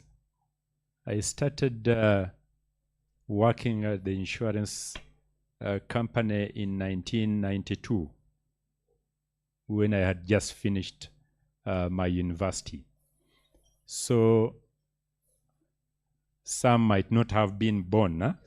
And but this is a new animal which we are going into, and it is an interesting topic or business which is really good. And when I was coming here, I came with my colleagues because I was doing two things. I wanted to guard myself that when you go to lawyers, you must have at least your legal counsels. So just in case I'm accused of anything, I have my colleagues, and I want quickly to introduce them. I have Ithom Londo, who is our manager for regulations. I have Fatuma Navalinga, who is a legal officer. I have Najib Kasole. I have Marion Nancha Wasaja, who is with us, and I have Edward Akol, who is there in our IT. My topic, which has been already given to me, is the regulation of takaful and re-takaful. And just for the starters, takaful, it was touched on by the previous presenter, but it is really Islamic insurance. Or insurance, which is hey, is it on or not on?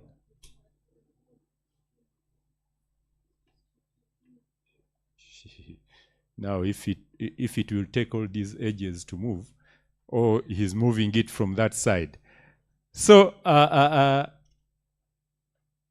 but can it go back? So, as I said, takaful is insurance which is based on Islamic principles or Sharia principles. And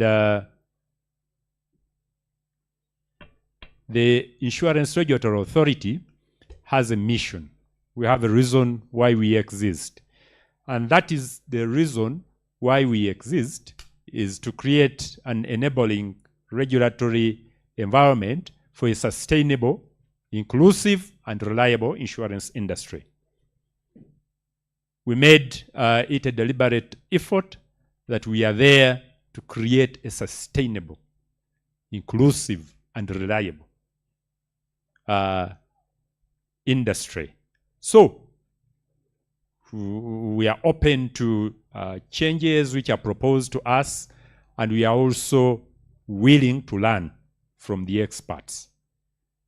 I want also to say that the previous presenter was a participant, was participating in that business.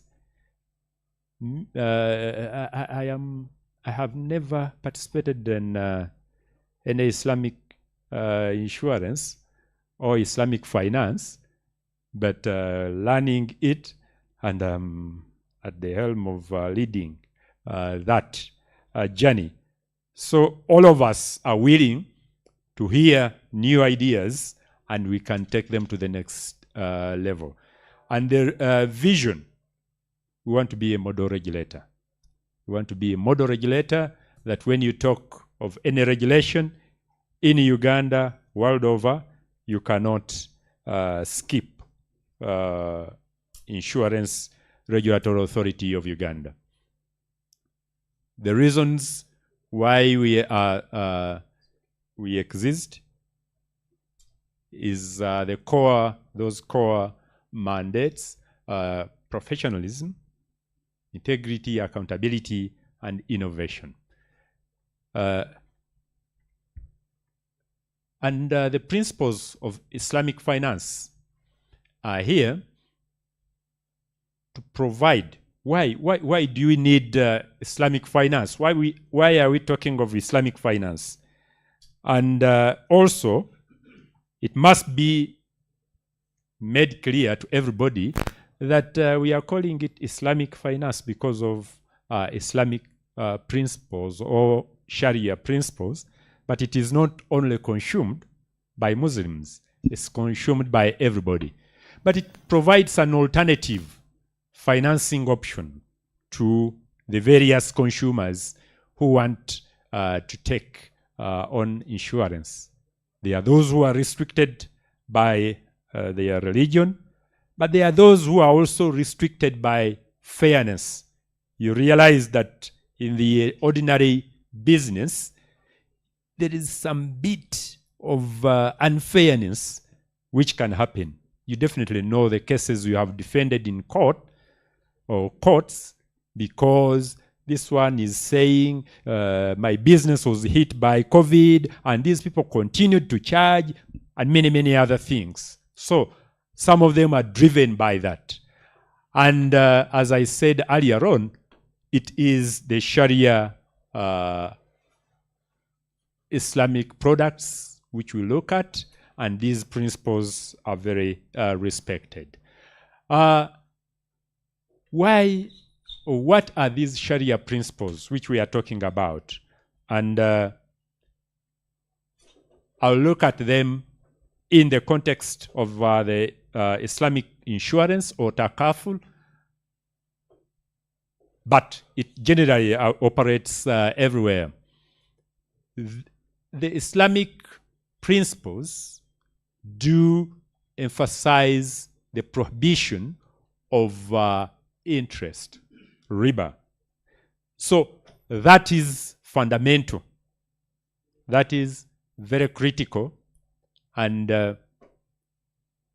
it also talks of the prohibition of unjust enrichment.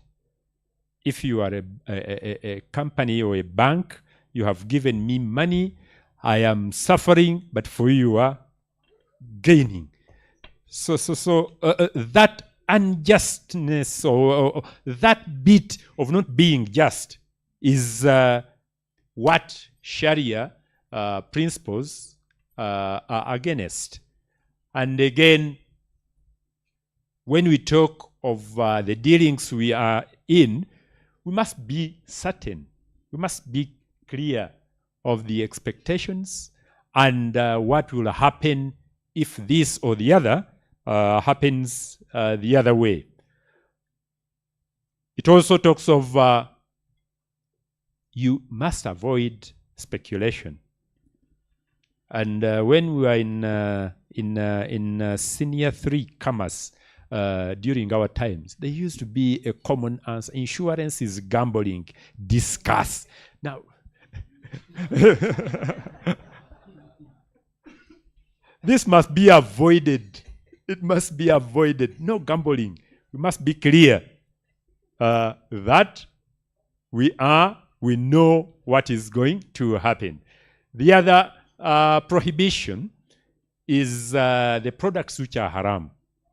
Definitely, I know there would be a big number of Ugandans, because they said Ugandans enjoy one type of drink, but you cannot enter into that business if you are going to look at the Sharia principles, or businesses which are compliant to Sharia principles. So it must not be haram. Whatever the religion says this is haram, that's a no-go area. And the other one is it looks at sharing. If we all make money, we share the profits. If we all lose, we share. But it also depends on which category of maybe insurance, on the sharing of losses.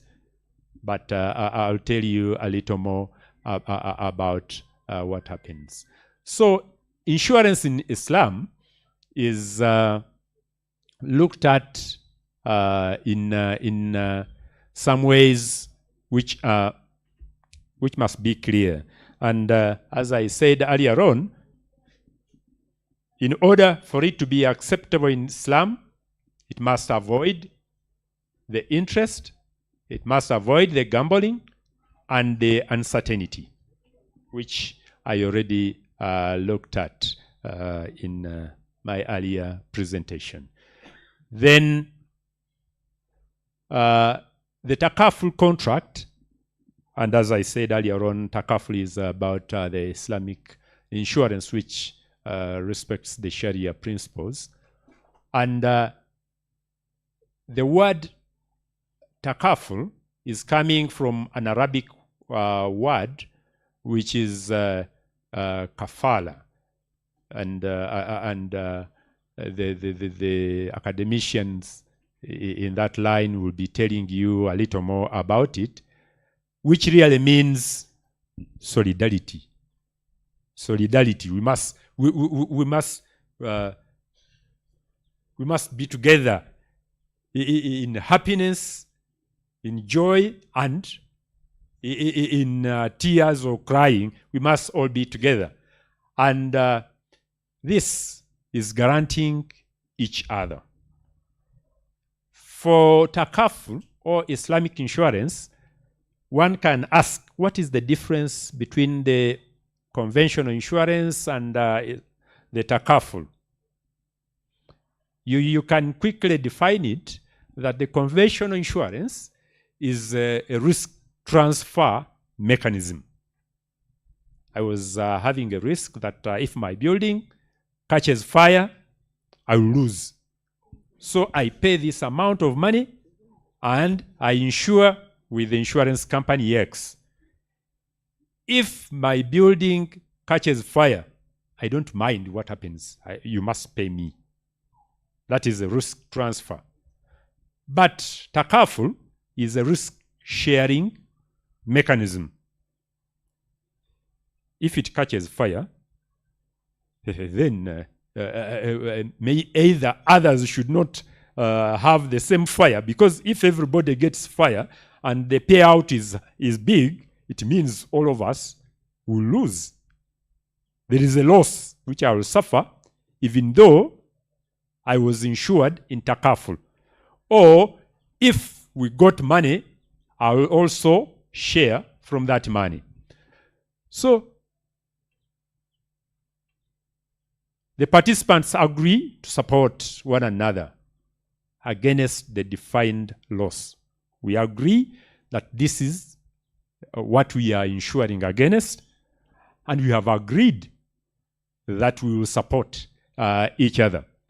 And again, that support, participants contribute a sum of money, which we call the premium. You pay something which will really be invested, that in case of the unfortunate incident that 1 or 2 or 3 people suffer loss, you'll be paid. And that money is put in a fund, which must also invest in Sharia compliant instruments. The forms of takaful, he touched on it. The family or the life policies and the general. There are 2 policies, and there are 2 types. And that is really the same in the conventional insurance. We have life companies and we have non-life or general companies. Some economies have demanded now that these must be separate companies. Some economies, like Malaysia and other developed economies, do not allow you to have what we used to call the companies doing both. Our view as the Insurance Regulatory Authority, we might start straight away with that because of the challenges we saw when we are having the consolidated companies. And it has its advantages we might not touch on here, but we have examined internally. Definitely the life or the family is looking at the life products, and the general is looking at the general products like motor, fire, all risks and others. Then the takaful is just the second tier. Almost whatever we have been talking about at the tier 1, it is now tier 2 to give support to what happens at the first level. Then the takaful business structures is really by and large like this. There is a takaful pool, and they are these people, you can say contributors or shareholders, who send money to the pool. But still, they'll also get some money out of it when there is interest or there is some money to be shared out from this arrangement. And you may realize that, yes, they are traditional shareholders, but even the policy holders, in a way, are also participating as beneficiaries. So, in the business structure, which is really commercial in nature, is looking like this. But the unfortunate bit is that the people at the panelists were not given a screen to see what happens, and since they moved out of their seats, now they might have challenges. But we should have a takaful operator who is mandated to operate the fund, the takaful fund. And again, there are some things which are clearly stated in the agreement, which will separate the shareholders and the participants' funds. We will have 2 funds in such arrangement, the shareholders' funds and participants' funds, and they are separated the way you do the operations and the investment. And the fund, it depends on which formula a company wants to use. You can set up a company or separate companies to operate or to invest these different funds.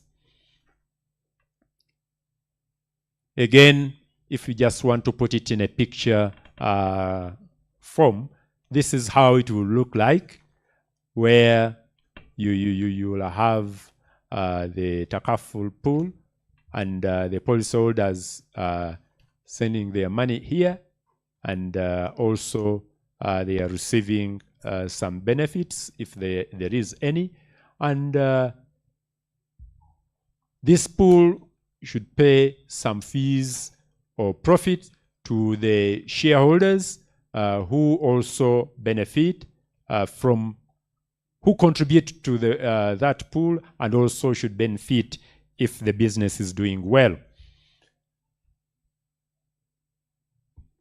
Then there is what we call, there might be 2 or 3 forms of or models of the insurance business of takaful. There is what we call the pure mudaraba model. And to put it simply, the takaful operator in the mudaraba, or this model, operates as an entrepreneur. This one is operating as an entrepreneur, and participants act as capital providers. This money which you pay in form of premiums, you are providing the capital to that pool. And again, in the same pool, you realize that the contract specifies how the investment profits will be shared. You can call it profit, you can call it surplus, and this is shared between the takaful operator and the participants. The formula should be there in this policy setup, which is really clear given. Again, the losses are borne by the participants in this pure mudaraba model. If there is a loss, it is the participants who must come in to make good, except if there is misconduct. If the operator is involved in something which led to that loss, then there are other interventions which must be done. But other than that, if we see that everything was done in good faith, then the participants must make good. And the participants are policy holders. And that one put in other way, or I don't know whether it is simple or more complicated, is just like this, that you have a takaful operator, and this takaful operator will get the money from the participants, which will go to the participants' funds, and you see he is in charge of doing investments, and also will take care of the management expenses. Then you saw this money is coming from here to this, and the operator now starts investing it. You also see that from these people, they will bear the losses if there is any, unless there is misconduct. Then the profits and surplus will be shared as per the agreed ways. And fundamentally, we go into these arrangements in order to see that if there is any claim payable, the operator will make sure that this is made good. So people should be paid their money. There was a question which was asked by my brother who was presenting from Nairobi, whether there is need for a Sharia board at the regulator or not, fundamentally, if you are a developed economy, you would need one. But you also realize that where we are, we might not have the capacity to have all these boards, Sharia there, Sharia here, and Sharia here.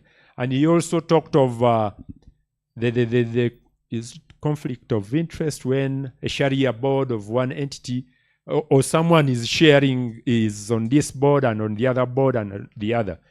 Also, that shouldn't be the case. But for starters, we must really start that way. Because if we do not, and you require every player to have different or distinct people who are Sharia experts, then you'll have a challenge. So our model, which we are thinking, which we are coming up with, we are going to allow some limited sharing of Sharia experts. And we have come up with the specifications.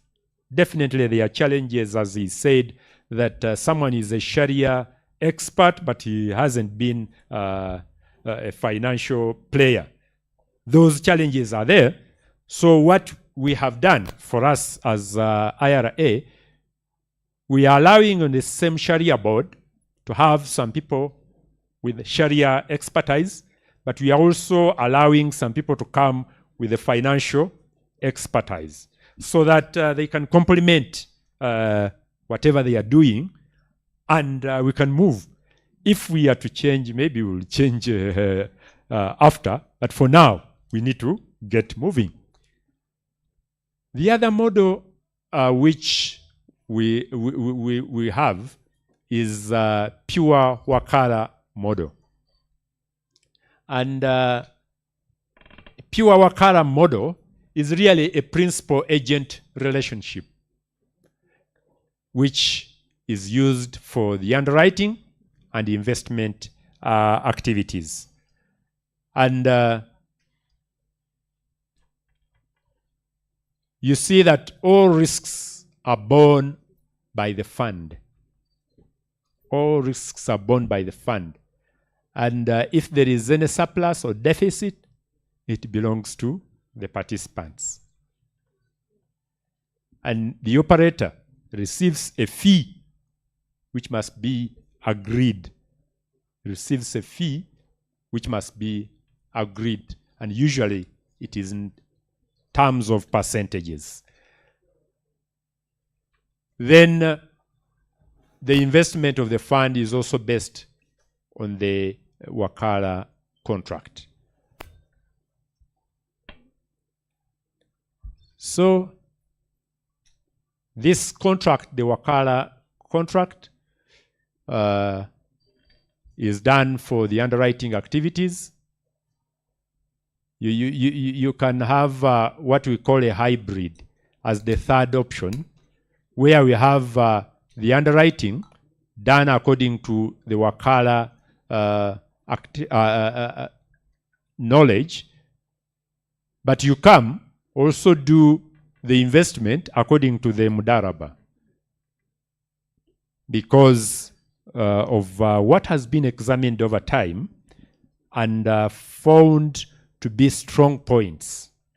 You realize that the underwriting, if it follows the Wakala principles, it is, or the model, it is more enhanced. And the investment in the Mudaraba model is more enhanced and more fair. More fair. So that's why it is this hybrid can be done this way. So the widely adopted practice is the hybrid.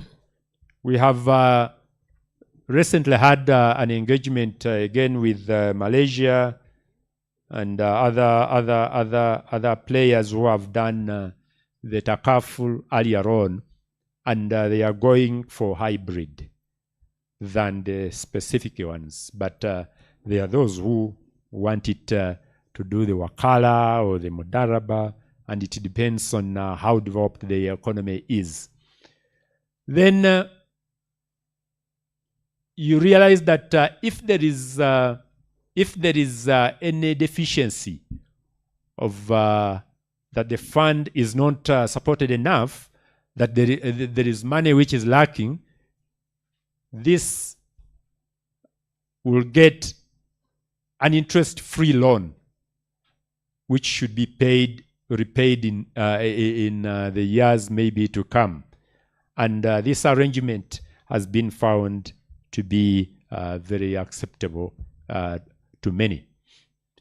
The key highlights for the regulatory regime, as I said earlier on, we are developing the Takaful regulation, which is now being progressed to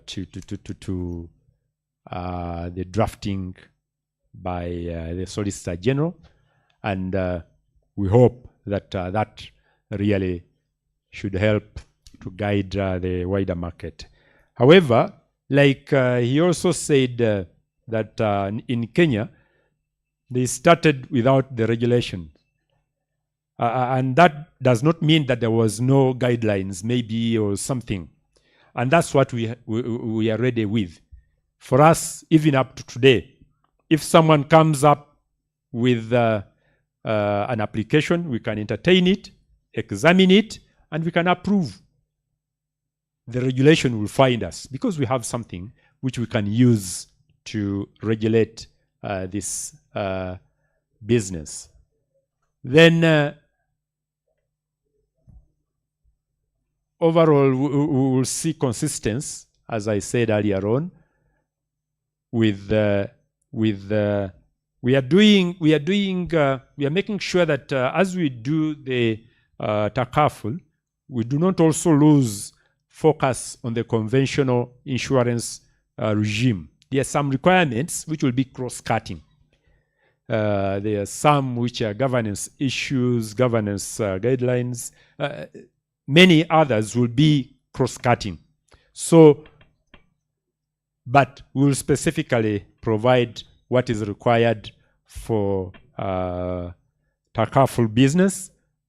And we are in touch with other regulators and other institutions or standard-setting bodies which are helping us to see that what we do is within the confines of the Islamic insurance. Indeed,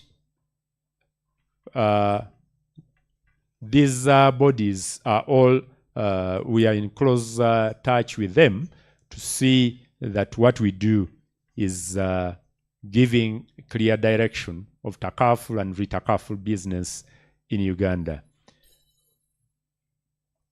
Cross-cutting issues will be like issues of solvency, the risk management, and the business conduct. Solvency is maybe your company must not be weak. As it underwrites business, it must show evidence that it can sustain that business, it can pay the losses, the assets and liabilities are balanced in a way. And there are those we call admitted assets, non-admitted assets, and some technicalities in order to confuse you, and we stop some lawyers from encroaching on our business. But it is done by technocrats who are doing a very good job. And again, our regulation and what we are doing, we are allowing windows, an Islamic window. For a conventional insurance company, we are allowing them to do an Islamic window for takaful. This we are doing in a way to support the development, because not everybody can start as a fully-fledged company, and we don't want to stop companies from starting.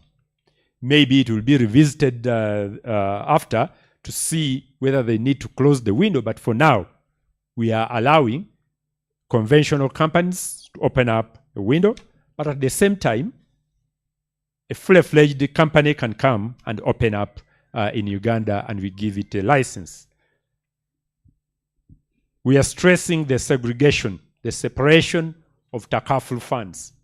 Even if it is a window, at all times we must see the separation of the Islamic fund, the takaful fund, separated from the other funds which operate.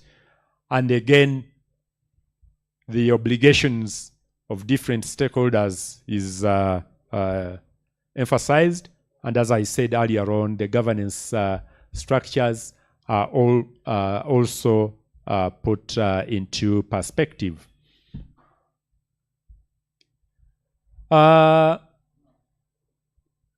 We allow takaful operators to choose their preferred Sharia-compliant operating models, because we do not dictate when you are coming to us what you want to start. However, whatever you start, you must be consistent with that.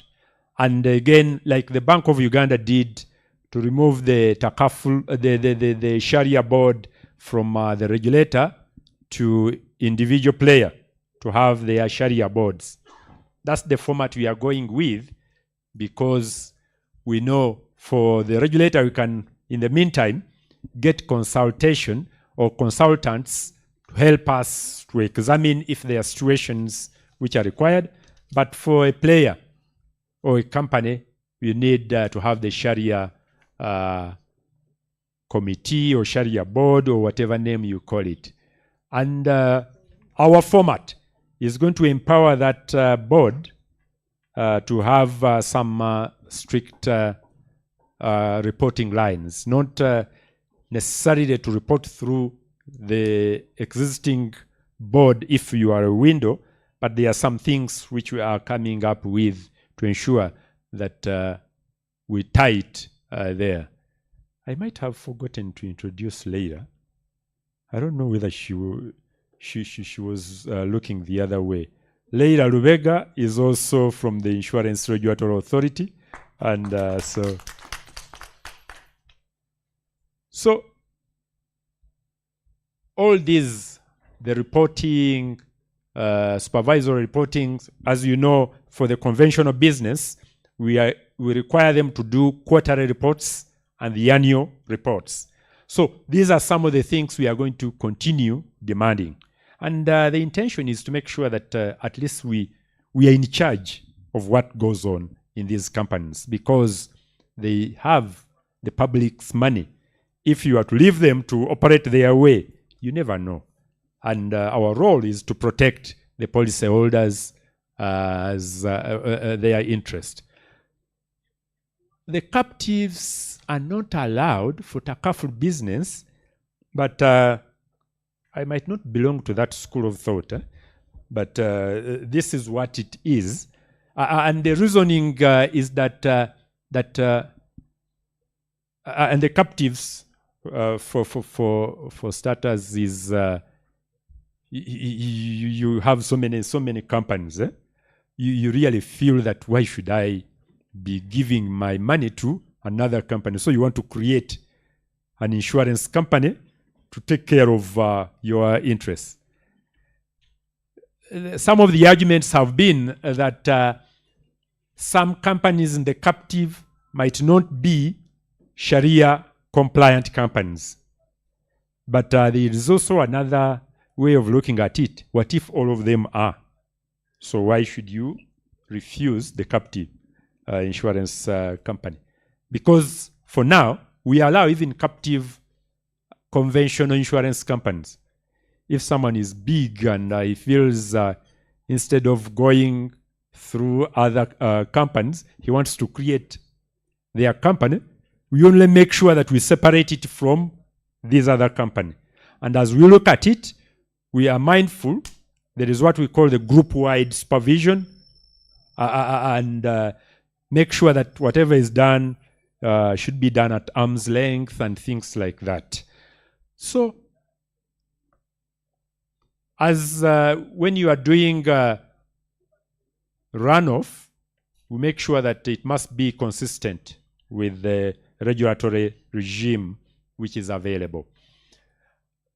The governance requirements, that's the board I talked of, and must make sure that it has some oversight role which it plays. And we also look at the senior management, which should be in charge of implementing whatever the Sharia board has approved. And the board, the bigger board, and the Sharia committee is here, which is in charge now of the Sharia governance requirements, which are imposed by the regulator and other practices. The prudential requirements is also the other issues which we'll look at, and this is the way how you conduct the business. And as I said earlier on, it will all be guided by what we have. And I already told you of allowing the window, and the way that Takaful operator invests the money must also be in line with what has been agreed. The capital requirements must also be in line with the conventional requirements. For now, to open up a non-life or a general insurance business, you must have 6 billion. We might be thinking of changing it soon because of what it is in view of the businesses. And for the life companies or the family, for Takaful, will be 4.5 billion shillings. Then the Sharia compliance must be in place, and the Sharia board annual reports must be complying with the international association which sets standards for the accounting and other standards accordingly, and the disclosures must all be done. Call to action is we should encourage really all insurers to venture into this Takaful business, which has proved very interesting to the economies which have started it. And as I said earlier on, it is not only for Muslims, but it is for people who want fairness. If you want fairness, you realize that you need Takaful or Islamic insurance or Islamic banking business. And we should encourage really the public to embrace Takaful. And this encouragement will be self-driven if the companies start. Because when people start to get the benefits of what it is, you realize that many people will come. And as the regulator, we are willing to do more awareness in order to ensure that people get to know what Islamic insurance is all about, and the products which will be there. So I want to end my presentation with this quotation. Islamic finance is a system of finance that is based on universal notions of good ethics for the purpose of real economy, with money itself, not a commodity to be traded. This was said by Haris Ifan, who was the world's leading Islamic finance banker. So, ladies and gentlemen, I want to thank you for listening to me. And in case you want to get to us, please reach us to any of our socials there up. Thank you very much.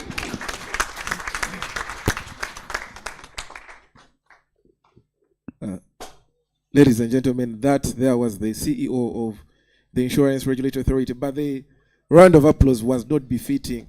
The CEO he's a very busy man, so if he could afford to give us a few of his busy time, we need to really, really appreciate. And at least we all agree our regulator in the insurance sector is a very informed one. The regulator has ear to the ground. We can see the strides and the steps the regulator is taking. So a call to all practitioners. The regulator is 2 steps ahead. So let's do our work. Let's do our groundwork. Let's position ourselves. The regulations are being reviewed. So that is a call to all of us. Let's prepare. Let's keep our ear to the ground so that when the regulator rolls these out, we are positioned to advise our clients competently and rightly. Ladies and gentlemen, we're fast pressed for time, and we have a very slight adjustment to the agenda, which we hope is okay with all of us. We are requesting to merge our panel so that we can exhaust the panel discussion. Then we can go for lunch, and we call it off, as opposed to going for lunch and we come back. So we request for some patience so that we can exhaust the panels. These are eminent practitioners, so we need to listen and partake of their rich mind. So please allow me to call Sophie. Sophie is going to moderate the panel discussion. But as Sophie is making headway, we also have 2 or 3 of our colleagues who are joining. Leila Nassim. Leila Nassim is the head legal at Salam Bank. So she's joining Edna. We need to listen to Salam Bank, how they did it. So Mukasa Siraj Katantazi will also be joining us. So very rich panel. I'll hand it over to Sophie to drive the discussion. A round of applause to Sophie and the panelists as they kickstart the discussion. Thank you very much, Edwin. Assalamu alaikum wa rahmatullahi wa barakatuh. Good afternoon, ladies and gentlemen. Join me in welcoming the panel that is going to be under my able arms for the next 1 hour. So I'd like us to stretch for 1 minute. Please, everyone on your feet. Let us stretch.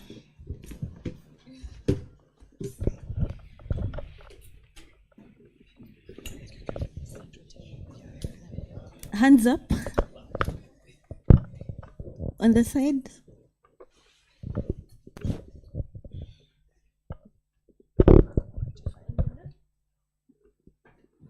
Are we feeling better? Please take your seats. Yeah. So the panelists have been introduced by Edwin, and I'll go straight to the questions. And I'd like to start with Dr. Ashraf Mutagubia.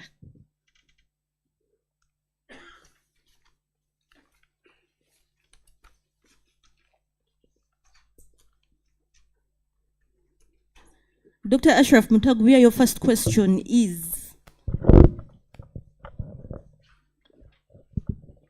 perhaps the most far-reaching and controversial aspect of Islamic economics in terms of its implications from a Western perspective is the prohibition of interest, riba.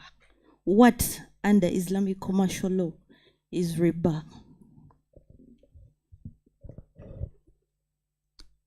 Okay, thank you very much, Council Sophia. I think I need to do something that is also Sharia compliant, not in a sense of Islamic finance. I think me and my colleagues have often talked about the president of the Uganda Law Society. So we have a lot of discussions about him, and that might not be Sharia compliant since he is not Sharia with it. So I want to apologize, but also ask for permission. So when I do it again, because I don't know if I will not do it again, to be able to talk about you in a good way. But I'm happy to be in your company, sir. And thank you for spearheading this. Well, riba, you have attached the word interest to riba, and I think we should begin by understanding that interest is just part of the wider meaning of riba.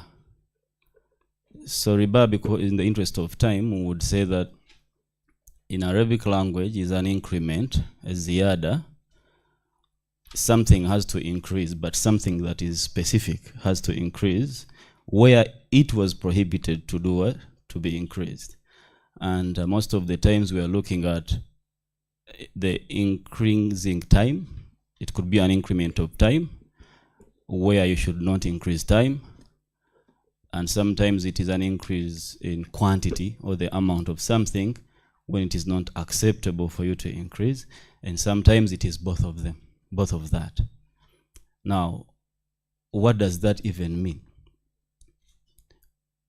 Interest is of two types, rather riba is of two types. The riba which we can see in debt, which is a debt-based riba, and also a sale-based riba.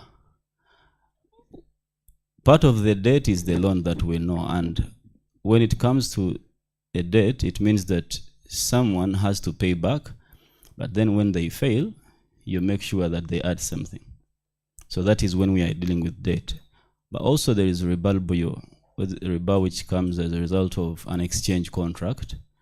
When someone fails to pay, or you include in a contract a clause that you call a penalty clause or whatever, upon default, that shart al-jazai, that condition is usually referred to as riba. Now, it did not start as a debt or a loan as per se, but one way or the other, it started as a sale with a deferred payment, and then it ended up in someone defaulting, then you added a punishment. So whenever there is an increment in time or an increment in the amount, and that we shall not go because it is a complex type of riba, riba al-buyu, we shall just talk about that which is involved in banking, which people call interest. How does interest become riba? Because there is me giving you money, and you have to return the money, and you have to add something on that money. First of all, money, that is the quantity. Also, we are also giving someone time. And even worse, when you default or when you fail to pay, we can be like, let us reschedule, and then you can pay more because we have added you more time. So you have added time, which is riba itself and nasi'a. Then you have added more money, which is also. This is how you can have two types of riba combined in one arrangement. I do not know if that can bring out the picture of riba to your satisfaction, given the amount of time we have. But what we have left out as riba is way bigger than what we have presented. Just in the interest of time, that's what we can say, unless there is another questions concerning that. Thank you. Thank you very much, Dr. Mutagovia. Still a little bit with you. Okay. In drafting Islamic finance contracts, how should the balance be stricken in construing the clauses to enable a practical application of both common law and Sharia law? Okay. I don't know why you chose to start with me, but I'll leave up to the standards. Okay. Now, this is where Sharia meets conventional law. For a contract to be Sharia compliant, it's a requirement, first of all. And for the requirement to be fulfilled, it means that we need to have a Sharia person or committee working together with the legal team that is drafting the contract. Now, some of the areas to look out for when you are drafting a Sharia compliant contract as a lawyer, first of all, the opening clause, we need to define the nature of contract we're going to be working with. Because if you don't define it, then we have a problem. And sometimes you will mention the Sharia contract, like ijara, for example. Sometimes you will not, but the Sharia scholar might have a way of letting it pass because it qualifies. He knows what is happening. Dispute resolution is another area you have to look out for, because sometimes you might include a clause under that area which is not Sharia compliant. And sometimes the duties and responsibilities of parties is another area we have to look out for. Because sometimes when you look at these things, this is not just the haram. When you talk about riba, it's not it is not the only haram that we're talking about or prohibition. I can give you an example. The Sharia prohibits combining a sale contract with a lease contract where one of the two is conditional for the other to happen. Now, how do you determine that? You look at the what? The clauses.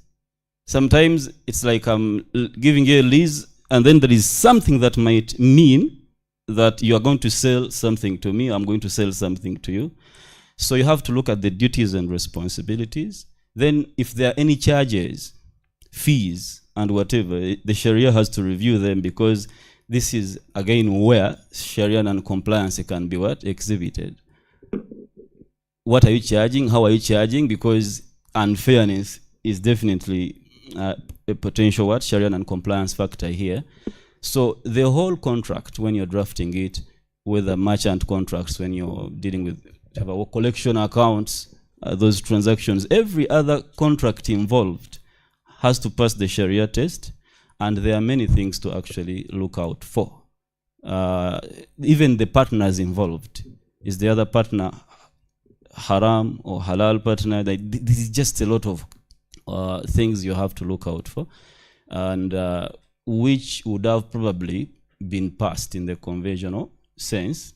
So working together, the Sharia scholars working together with the legal experts is supposed to be the way we draft what? Sharia compliant contracts. Thank you.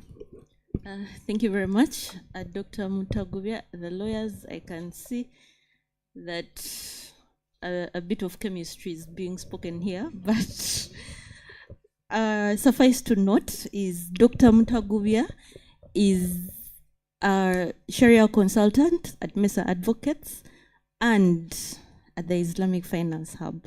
Thank you very much. I'll go to Miss Leila Nasim Nalule. A whole year into the market since an operational license was issued to Salam Bank. What Islamic finance institution Sharia compliant Islamic finance institutions Sharia compliant versions of conventional banks? Walk us through the bank's structures, offerings, and products. Thank you, Sophie. So, in terms of structure, Salam Bank structure is pretty much the same as conventional banks.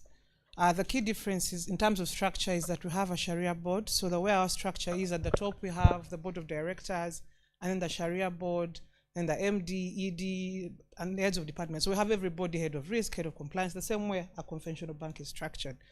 And because we are regulated by BOU, so we follow much of the regulations as long as they don't affect our Sharia compliance. So you'll find that we follow most of the laws. We look at that. For example, we take care of things like single obligor limits when we lend. You can't lend beyond 25% of your capital. All those things still apply to us. Inside the borrowing, we still must observe all those restrictions. So we are essentially the same in many ways, but also fundamentally different. In terms of product offerings, the previous speakers have talked about what our financing models are. So the models would be the Murabaha, which is a cost plus sale. We have Sharaka, essentially a partnership, or think of it as a joint venture. We have Daraba, which is like a special partnership in which we contribute the funds, and the customer contributes the expertise in the business, because usually they would know their business. We have Istisna, which is construction usually, or manufacturing, something that doesn't exist yet, but you contract to have it in place and the bank earns and you earn. So we have all these financing models, but which we're in the process of making them Ugandan, to source, if I could say that, to give them Ugandan, relatable Luganda, English, Lusoga, Somali names, such that the community here appreciates what we're doing. So you'll see us, for example, advertising asset finance, and you'll think to yourself, I thought asset finance is done by Stanchart. So we do asset finance. The financing model will be a Murabaha, but we will not market it as a Murabaha because the public will go, what's that? So we are trying to give these products relatable names, but when you come to work with us, you realize we work differently and we contract differently. And most importantly, when things go wrong, we are easier to deal with. Thank you very much, Nasim. How easier are you to deal with? So they've been talking about penalties, for example, and restructuring, as he already told you. So when we contract, the easiest example I can give is the Murabaha, for example. It's a sale, and it's complete when we sell you the asset. So a conventional bank will usually want to, so when things go wrong, one, there will be restructuring, in which you end up paying more for a longer period. I used to work for a conventional bank for close to 10 years, and I think 95% of the restructured facilities always went bad. Always. Why? Restructuring ends up burdening the borrower even more. They'll come to you because they are distressed financially or for whatever other reasons. You give them time, which means they end up paying more interest. The business is struggling, so you've not given them additional, you've not empowered the business, and yet you're taking more from it and claiming to give it time. So we're going to be easier to deal with because we want to do what conventional banks do. And when we recover, because our Sharia board, for example, is very strict and looks at all our transactions and our documents, and we don't do things before consulting them. So while we're drafting, I'll give a recent example, we're drafting our Murabaha contract. And how I think about it as a lawyer practicing here is that Murabaha is a sale, which means that if the customer defaults, I should be in position to repossess the asset, as we do in deferred sales, conditional sales in Uganda. It's defensible. There's been case law to that effect. I should be able to repossess the asset and resell it. And my Sharia board says absolutely not. Once you sell, the sale is complete. The asset belongs to the customer. You cannot sell what you don't own. So you see, we are very different, more transparent.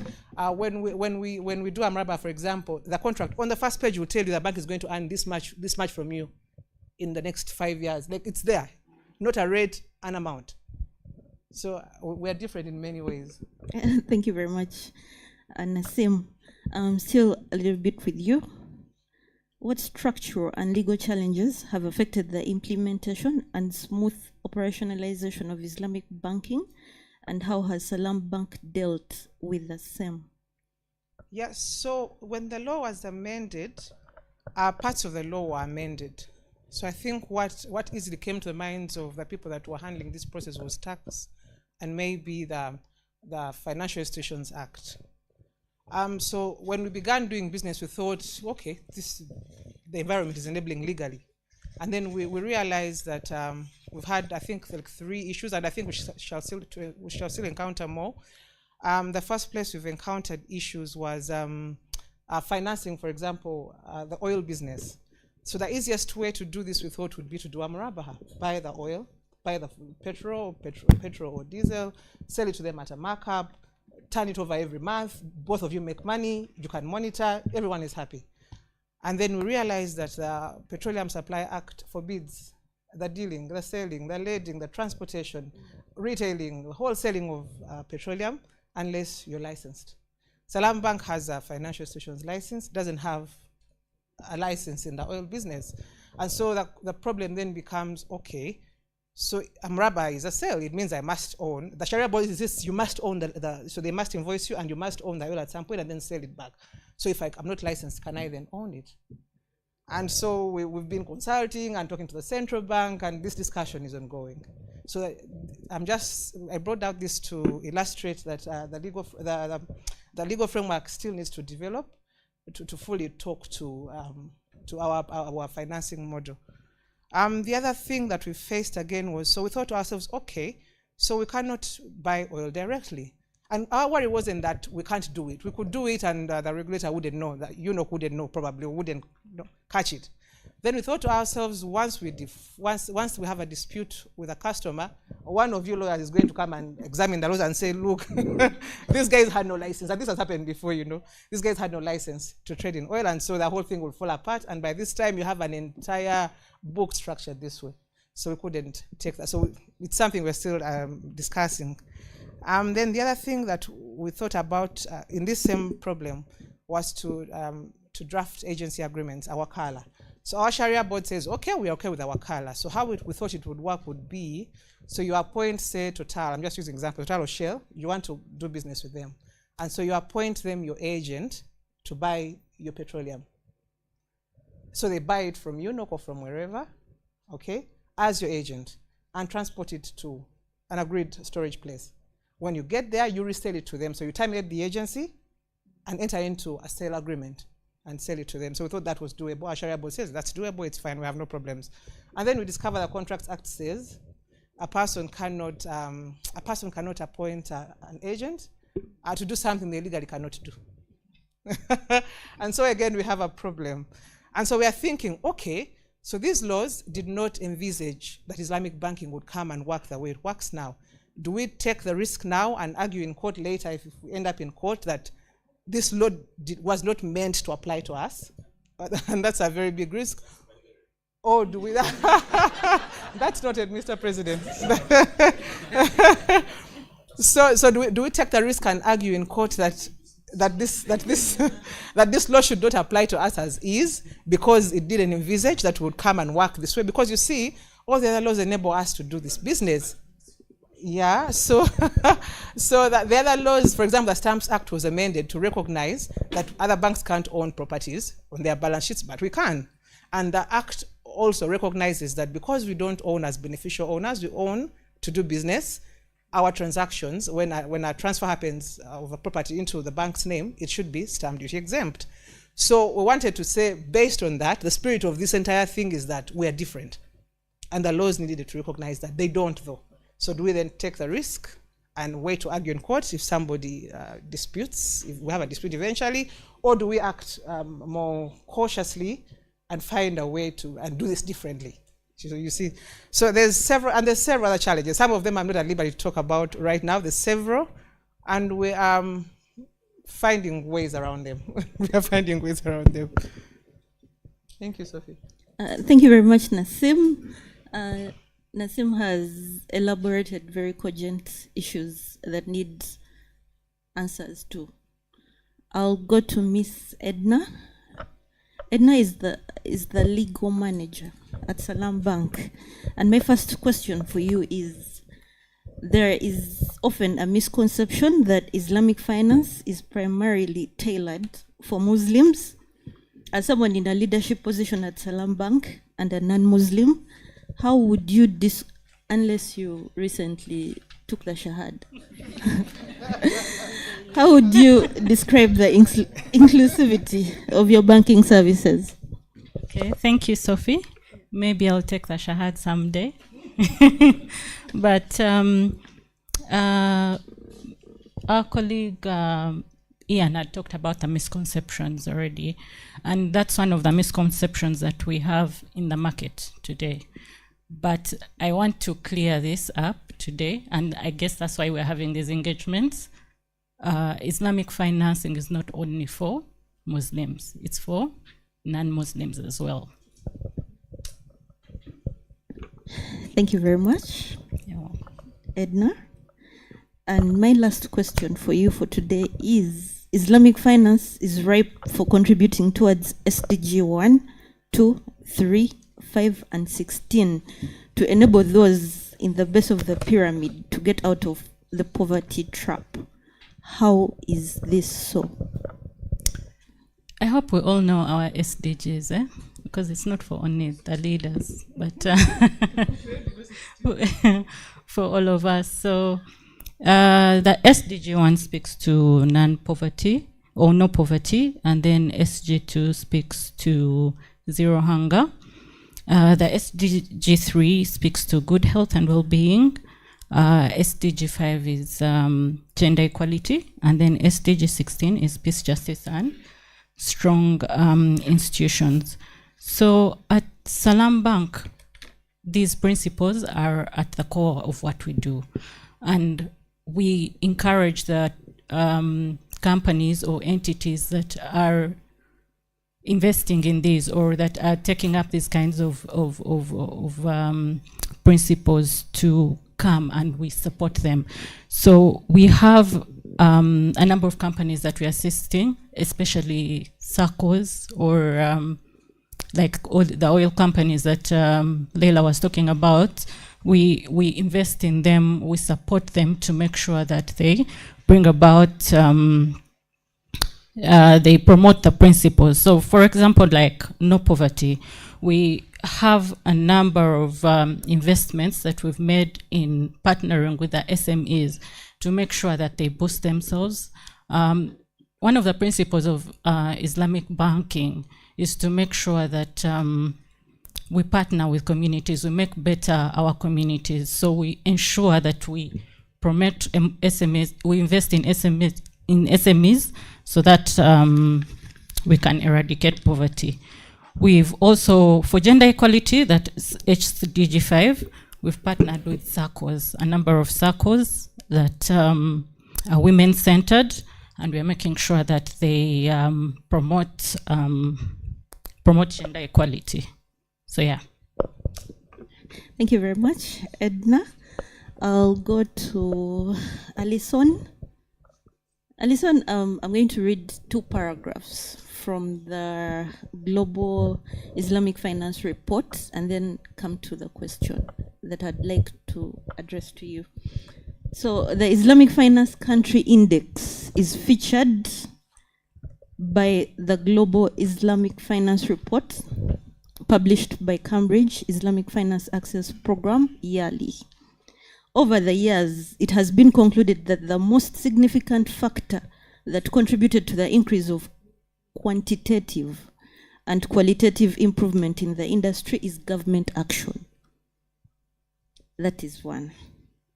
And then another statement is, Sukuk is the key instrument in Islamic finance and is considered a major driver for economic growth.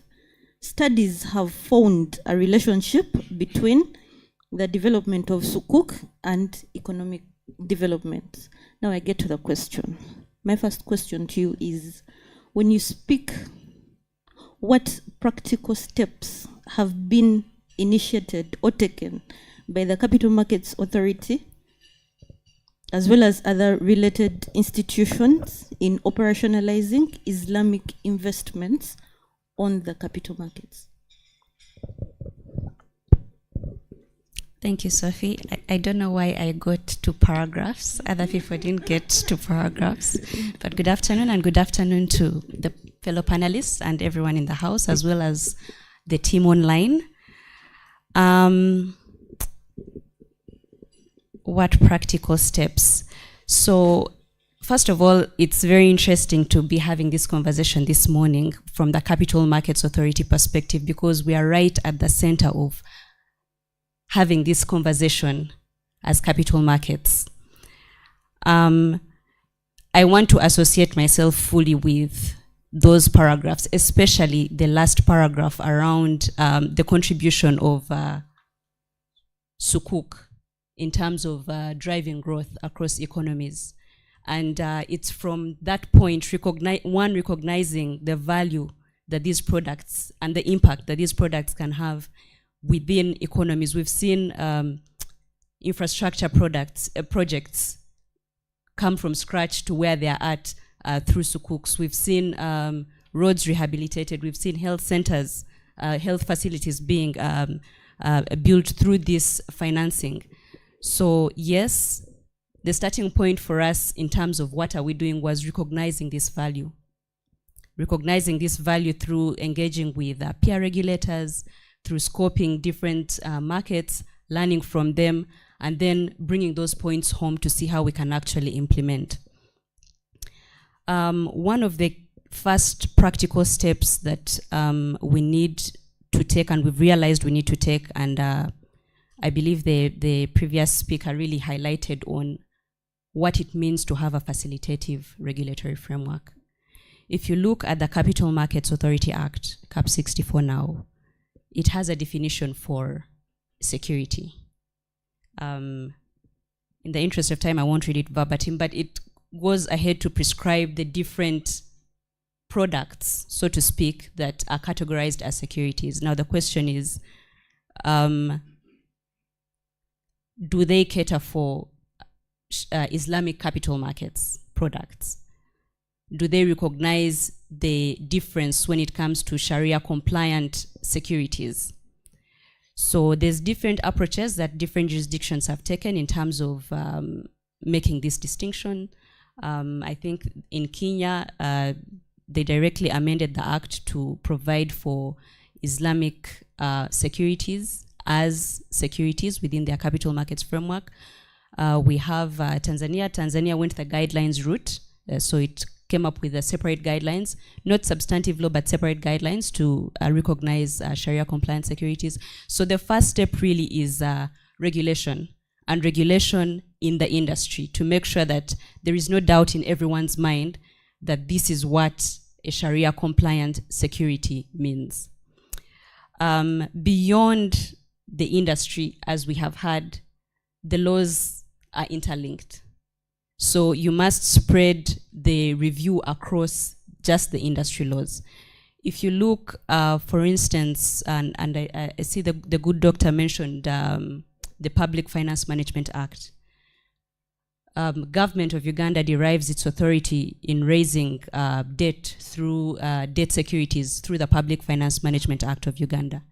Now, when you look at the section that provides for that mandate, again, it is silent, or it does not provide for alternative forms of financing, such as sukuk bonds. So it would be a good point to start to review all the attending legislations and make sure that we are providing for them. One of the unique features, say for instance, of sukuk is the ability to structure a special purpose vehicle through which you can issue the sukuk. Now, that means that we do have to look at a Public and Private Partnership Act, because essentially that is where we look at structuring such products and see to what extent does it accommodate the type of SPV that is going to issue such a bond and make the necessary adjustments. So right now, those are the conversations that we are having at Capital Markets Authority.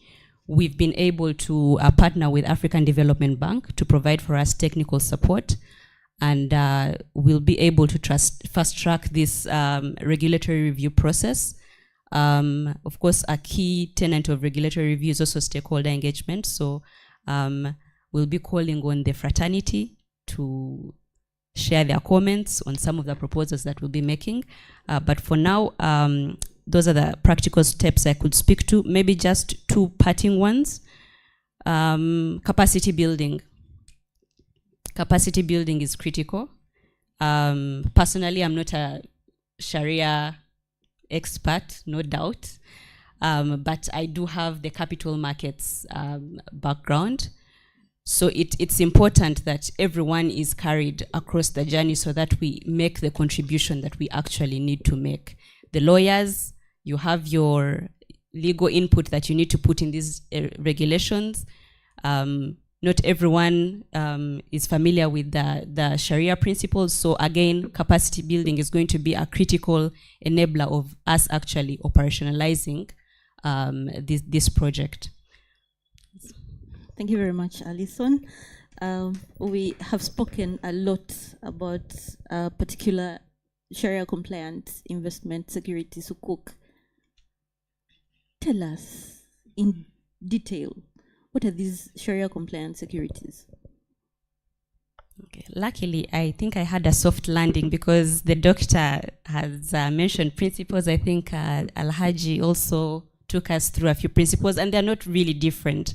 If you look at a Sharia compliant security, essentially it's saying if you have a security as defined within the meaning of the Securities Act, and I'm specifying the Ugandan context. So if it is a debenture, a debt instrument, if they are shares, are they complying with the Sharia principles? And a lot of, from a capital markets perspective, this really comes in when you're structuring the product.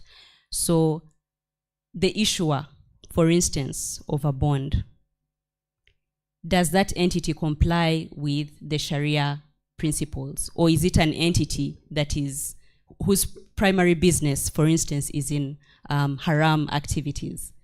So would that entity then be able to issue Sharia compliant security? Those are the considerations. If you look at maybe the bonds, do they have an interest-bearing component? If they do have an interest-bearing component, can they meet the criteria of Sharia compliant security? So those are the distinctions that need to be made, whether in substantive law or some sort of guidelines that mark that clear distinction. Because like most of the speakers have said, say when it comes to banking, when it comes to insurance, by and large you'll find that the products are the same. So it's conventional banking, it's conventional insurance. The distinction is the ability to comply with the Sharia guidelines and rather the Sharia principles.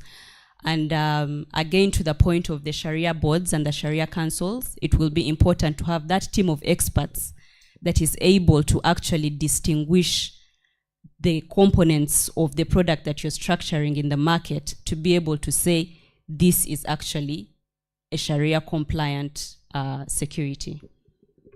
Thank you very much, Alison. I'll go to John Jett to survey. And my first question to you is, a little background is that last year there were several amendments that were made to several finance laws in Uganda to provide for the tax treatment of Islamic financial business. Please give us an overview of the tax treatment of Islamic financial business in Uganda. How many hours do I have?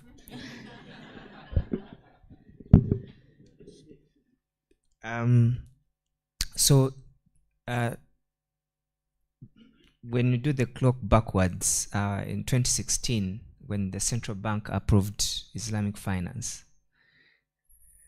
on one hand, the central bank is telling you can do these products. But on the other hand, you find that there was a huge disparity as to what the tax law was saying.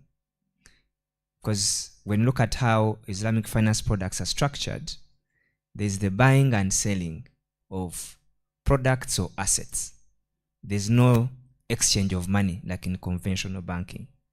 So that means that that creates various taxes at different points.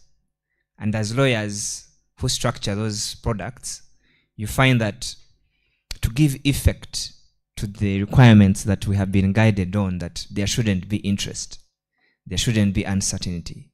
How do you give effect to that? You have to have various contracts, various agreements. One is selling, one is buying at a different point, one is sharing profits. So that creates a lot of tax challenges from the point of income tax, from the point of VAT, that because the taxman, when he's looking at the VAT Act then, was seeing the bank is selling or is buying a product. And if that product is not exempted from VAT, they would want VAT. Or if you're doing a transfer of an asset, stamp duty would be expected. So that created a gap where financial institutions could not engage in these products because it was the cost of taxes on the chain was very prohibitive. So that was one of the challenges. But last year, when Parliament passed the tax amendments, then it created parity in the sense of the challenges that were there within the various tax laws, income tax, VAT, stamp duty, excise duty law. They were amended to create parity in terms of how the conventional banking products are treated. They should be given the same treatment as per the tax law.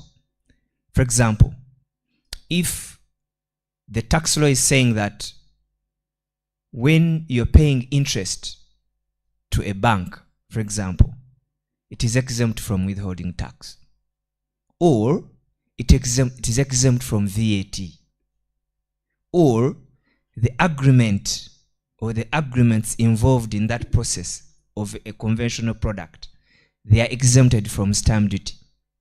There was no such a thing before the amendments. Now the laws have been amended such that they create uniformity of tax treatment. If you're giving exemption to a conventional product, then the same treatment should be given to an Islamic financing product. And the principle that was adopted in Uganda was, when we were amending our tax laws, was that we didn't need to have different tax laws that cater for Islamic financing products. The existing laws were simply amended to complement, to align with what Islamic financing products do. Because when you look at them critically, in legal terms, in legal form, when you look at the buying, the selling, in legal form they are different and they would lead to different tax treatment. But when you look at them in substance, in terms of economic impact, there's a return someone is earning for the buying. So what should be the treatment? So Uganda adopted the principle of ensuring that for products that are economically similar in substance to conventional banking, they should be given the same tax treatment. If the item is taxable under conventional banking, similarly, it should be taxable. If, for example, lease-based financing is subject to VAT under conventional banking, a similar treatment should be given to Islamic financing product that has similar economic characteristics. So that creates a level playing field that the tax people call avoiding tax arbitrage. You don't want to create an incentive for avoiding tax just simply because of having same product but different tax treatments. So in a nutshell, I would say that has been the change. Maybe the other big change that came through was the lawmakers envisaged that it might not be possible to list all the products in the tax law, because people in this room and those online are very innovative. Tomorrow they will come up with different kinds of product.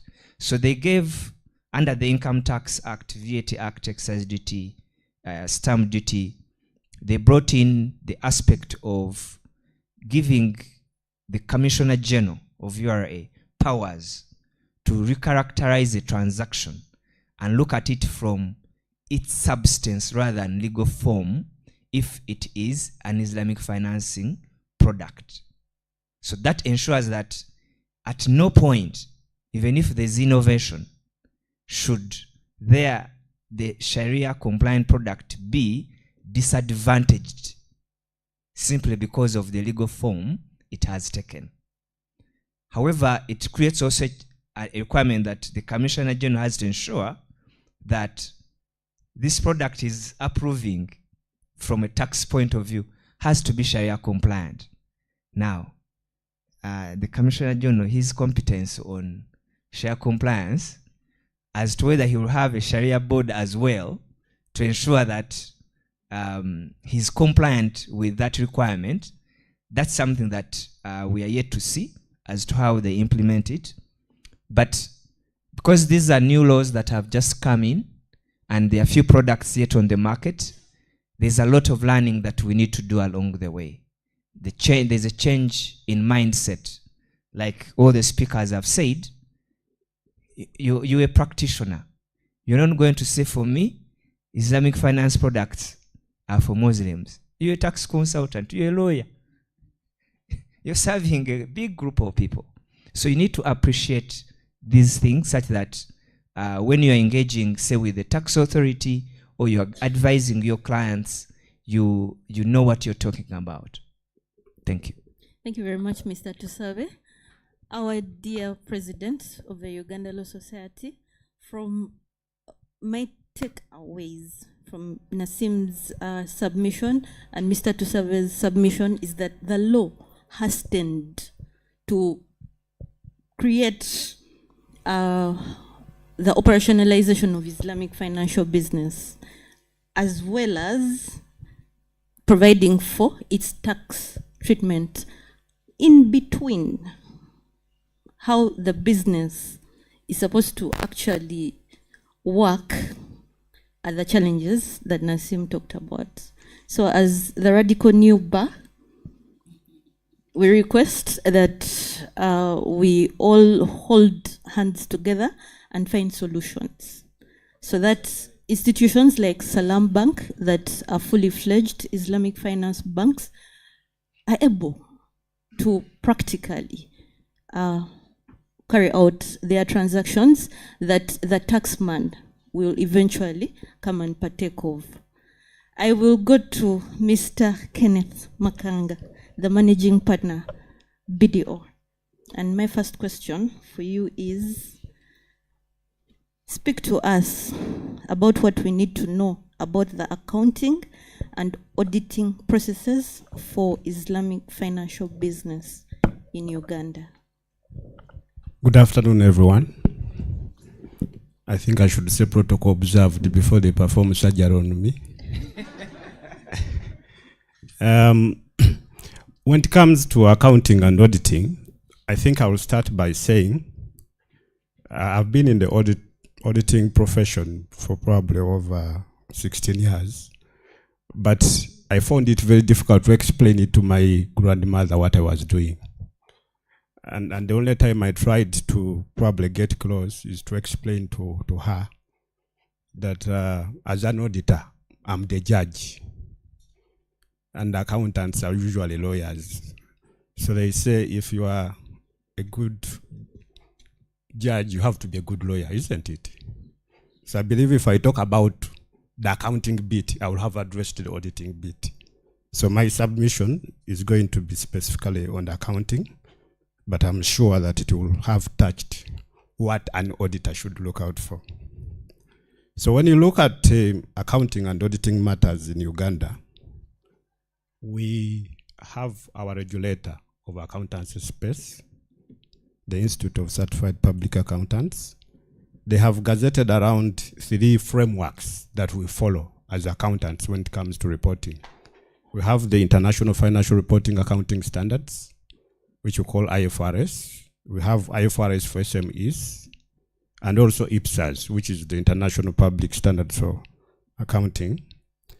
If you prepare financial statements following any of those 3 frameworks, they are acceptable in Uganda. That means the financial statements will be totally understandable and acceptable.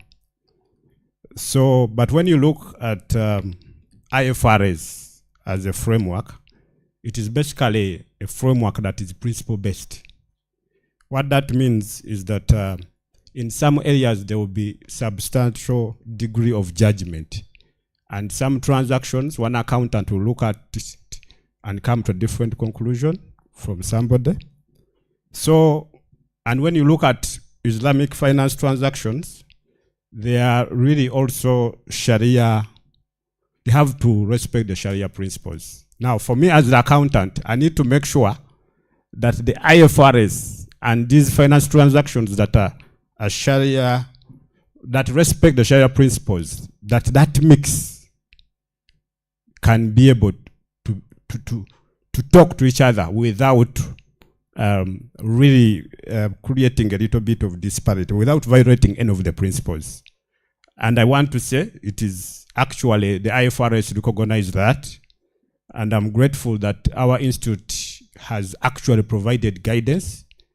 If you look in 2022, the Institute of Certified Public Accountants issued a financial reporting guidance that provides guidance on how to account for Islamic transactions that can follow IFRS principles. So I will guide that if one accountant, even if you are an auditor out there, you look at this guidance, it provides how you can apply IFRS on the different products that are permissible within the Islamic financing and banking.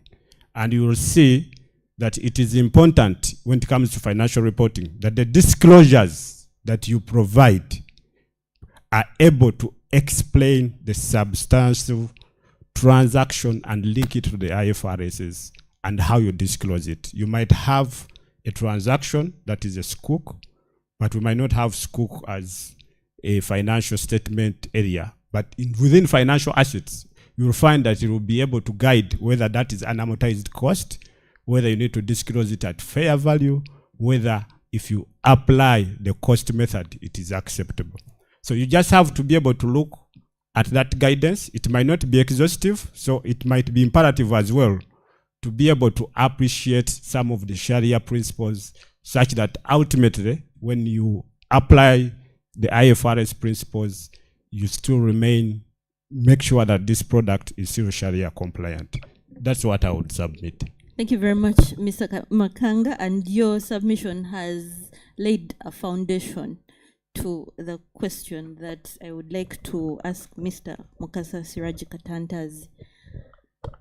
Compare and contrast the IOI fee accounting and auditing standards with those of the IFRS.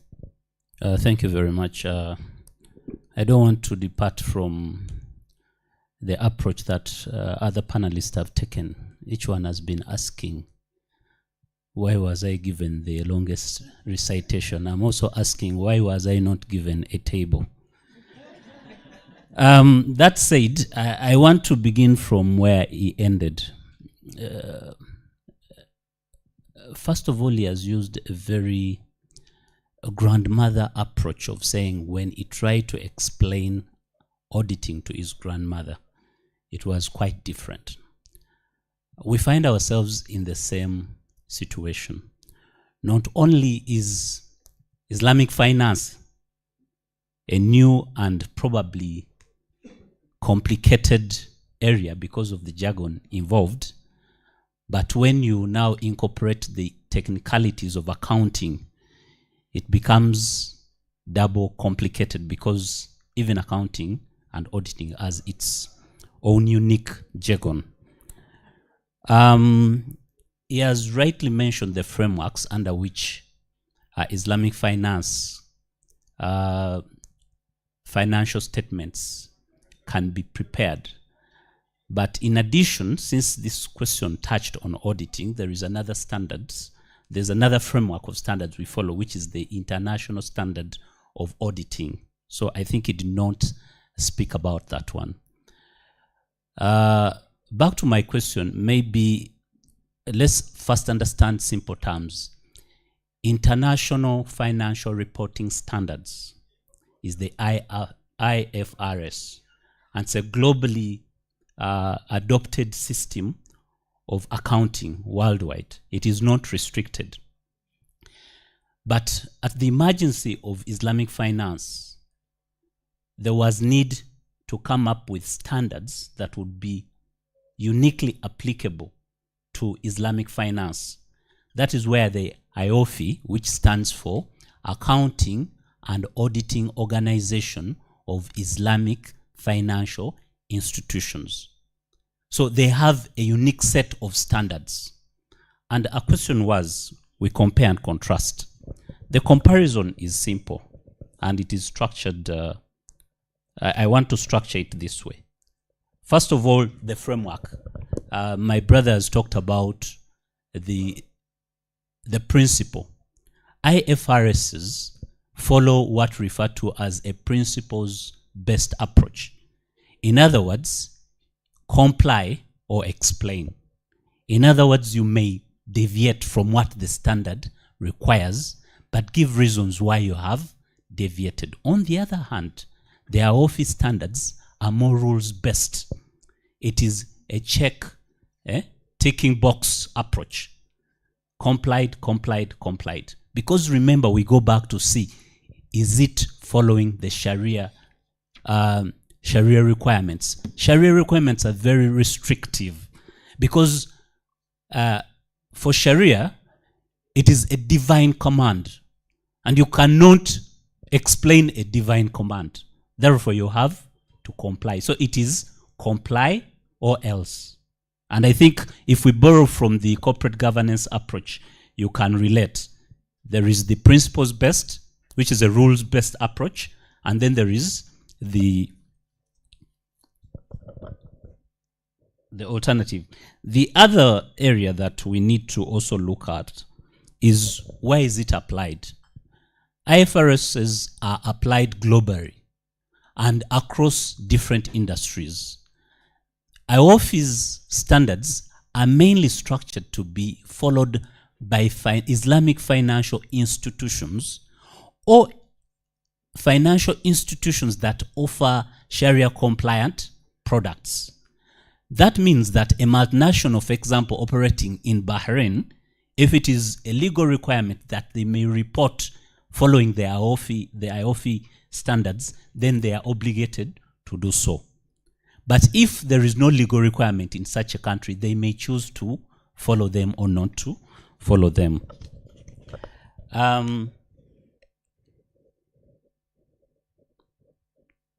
The other area that we can compare and contrast is in the financial instruments that can be taken on. And this is, I think, been the central point of this discussion. If you are to report using the IOFI standards, then you are required to make sure that the products that you are reporting upon, first of all, are Sharia compliant. And if they are, then you'll have to look at things like standardization, which was talked about. And at this point, it brings me to what Doctor was mentioning earlier. And I think we need to do further discussion about this one because it was very, very critical for me. And there is a case that was decided in England between Bexim Company Pharmaceuticals versus Shamil Bank of Bahrain. Doctor mentioned that at the start, a contract may be structured to look like it is Sharia compliant. But when somebody defaults, then they may run around and say that actually the agreement was not Sharia compliant. This is what this case was about. But then I started asking, in our dispute resolution mechanisms and in our frameworks, have we thought of resolving differences that may arise where Sharia compliant products have been structured and then we move to go and resolve these differences using the conventional courts? Can we think about resolving them using Sharia resolution mechanisms? It is a question I wanted to put to this. So that takes me back, as I conclude, takes me back to your question. Can we think of the differences between IFRSs as compared to IOFI? Can we also think of the dispute resolution mechanism therein, because there's a difference? Thank you very much. Thank you very much, Haj Katantazi. And I think I have something to say to the question that you have posed. And it has been generally accepted that Islamic finance is not governed in an utopia. It cannot fully be governed by a Sharia macro system, which we have to work with. We need to work within a macro system to fit the practice of Islamic finance. Yeah, requirements, different standards, regulators, other bodies.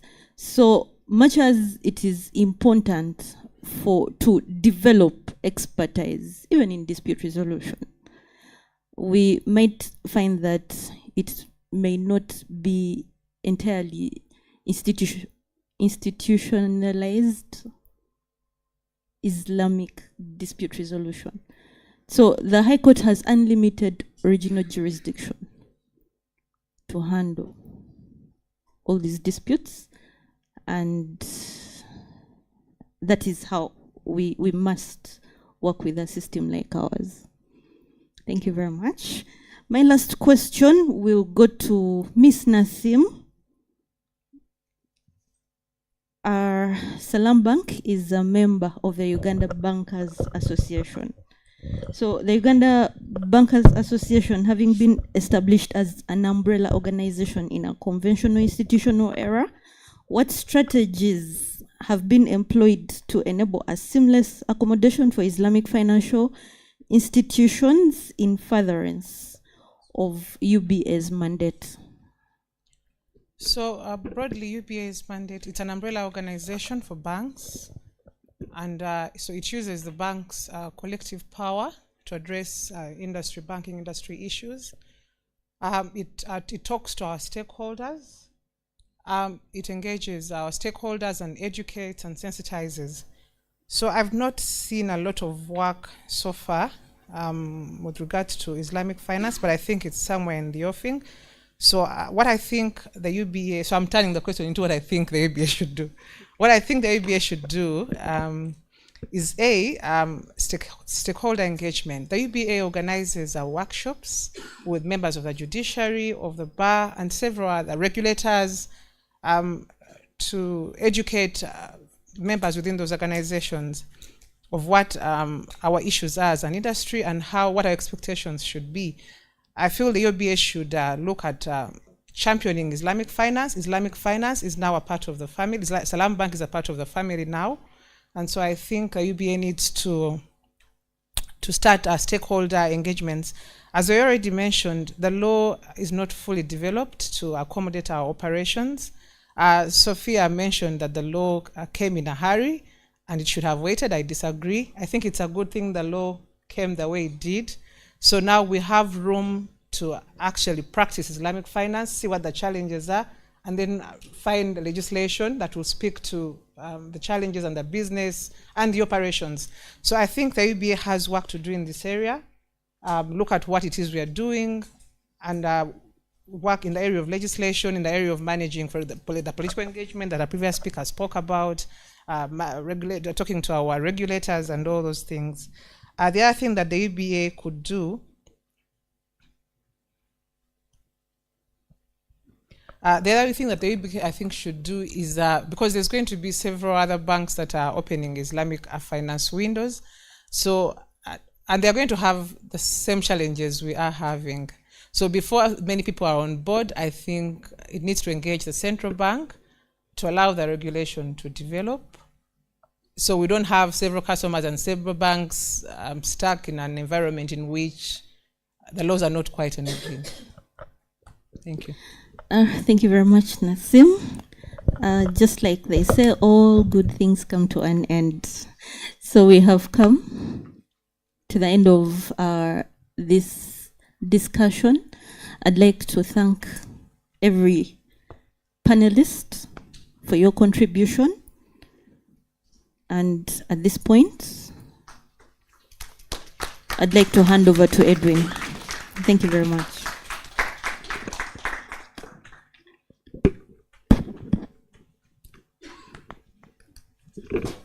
Could we give Sophie a bigger round of applause as she makes way? But I'll kindly ask the panelists just to hold on. We have a very brief Q&A. A few of the members could be having questions. Some already online. I would like to give the first opportunity to the physical attendees, then I'll go online. So the second mic, Claire, if you could help. Council Milton Ochen has a question there. So could take Milton first. Any other person with a question in here before we can go online? The president has a question as well, so you can take that order, then we can go online. I think, thank you. Wouldn't it be better first the president asks his question? He's the head of the bar. Thank you. Yes. Thank you for the protocol. Milton is politically correct. My first question is to Nasim.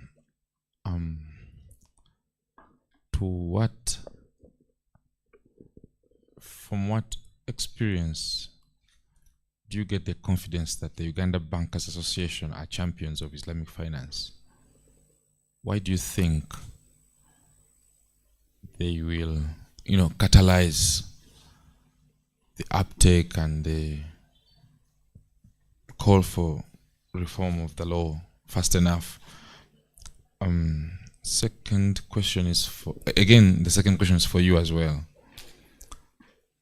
From the presentations as a whole, I have learned that the government is very capable of innovation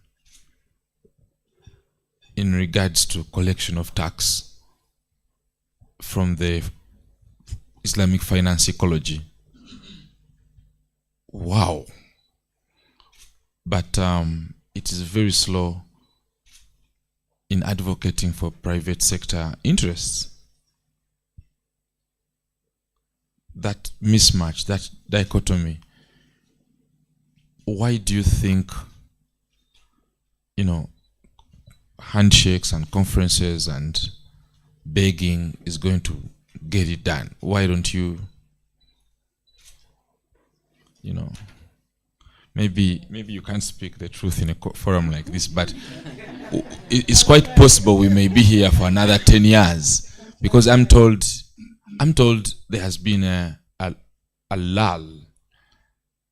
We didn't even pass an act, we passed something, and some regulations are in the pipeline. Unacceptably long. The delay is unacceptably long. Government is capable of a quick, making quick law, passing laws quickly.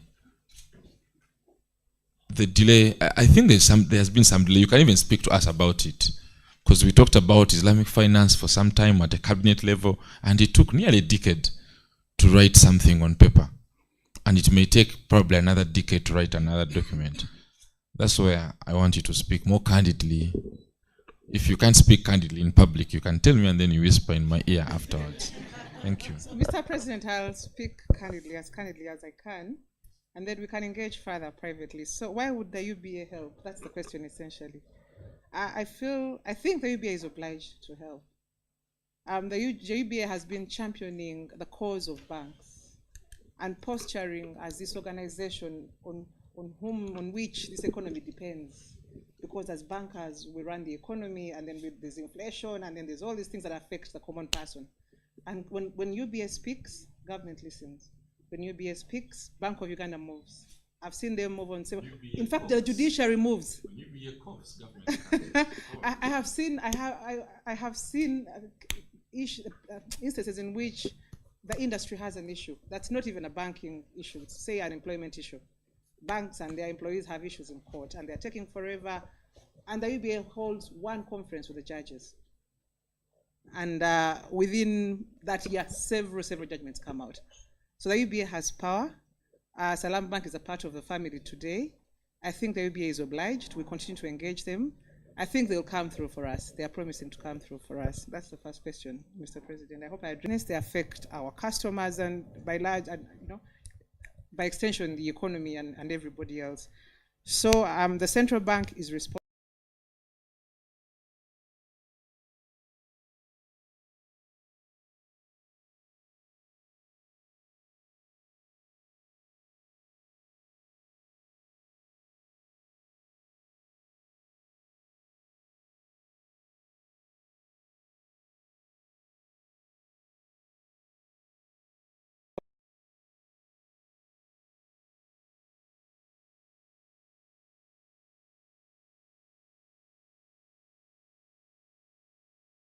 Be within my bias.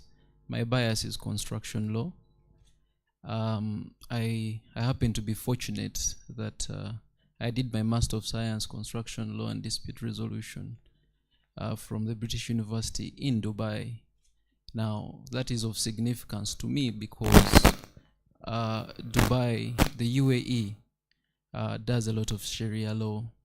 They adopt the civil code system. So in my studies, I was able to, and practice a bit there, I was able to understand very many things.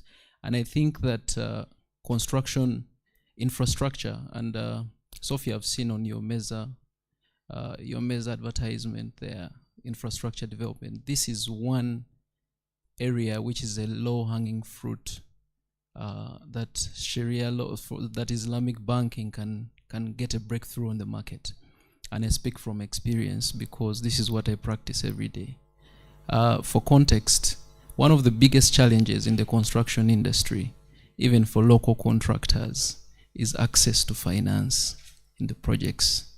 And Sharia and Islamic banking, and again, I'll bring it as a question to Salam Bank representatives here about what products they have on the market to support the local construction industry in as far as project financing, in as far as construction industry is concerned.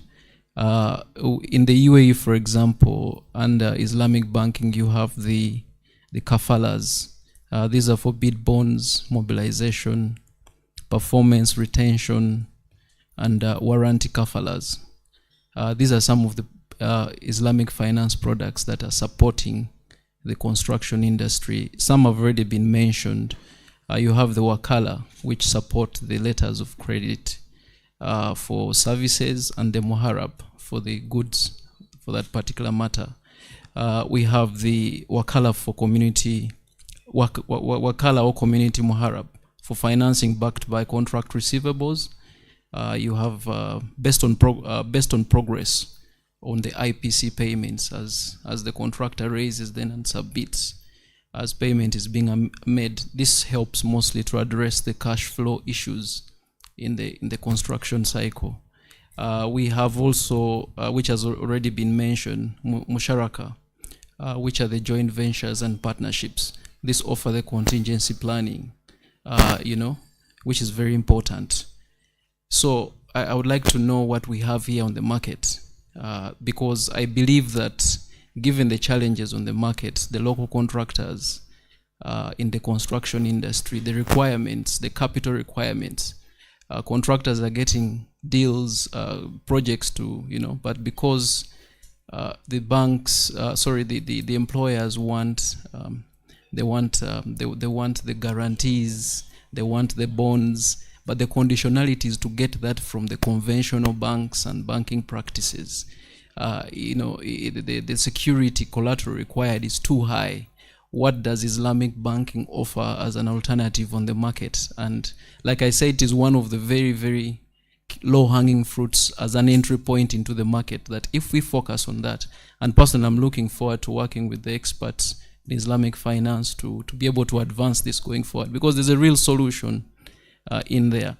The other thing that I would like to say, which may not be a question per se, is I don't know whether we are sleeping or not, but what we can do to access. For example, while I was studying, I was able to visit the Abu Dhabi Fund for Development. Now, this is a development agency. We have the USAIDs of this world, we have the IFDs, but for purposes of Islamic financing, I believe this is one of the funds that are available that can actually provide a financial option. I visited them. Uganda is a beneficiary country. They have 33 countries in Africa that they support. I'll give you an example of the recent rapid train system in Tanzania. That's one of their success stories in Africa that they have financed. And yet here we are looking for where to get money. So this is, I believe there are many other agencies or development agencies that can fund such projects, infrastructure in this country. So we need to look at those and see how we can work with them to be able to, these foreign aid agencies. And Uganda is a beneficiary. I went and met the ambassador then in Abu Dhabi, had a chat with him. In my mind, I was trying to, see how we can support, selfishly also get business for myself back at home to be able to, but also in that I was looking at providing a solution on the market, because most of the disputes that we handle, because I also do arbitration, is that most of the disputes that arise from financing, failure to pay. I have a client whose building was sold not long ago and not very far from here, within the Nakasero area. The matter is in court, and nothing personal against the banks. DFCU sold that building, but the guy borrowed $2 million, got another facility of about $3 million. There were $5 million that he borrowed. By the time they were making a call on the on the loans, he had paid close to about $6 million. but the default at that time was about $8 million. Now, you see what happens. Somebody's tried to explain the aspects of, I think it was professor or doctor, of the interest, then penal interest. That is how. And any money you drop there, they start by deducting off from the tail end of the penal interest. The principal remains not moving at all. What does Islamic banking offer to Ugandan developers and construction companies to be able to assist in this area? That I feel is very, very important.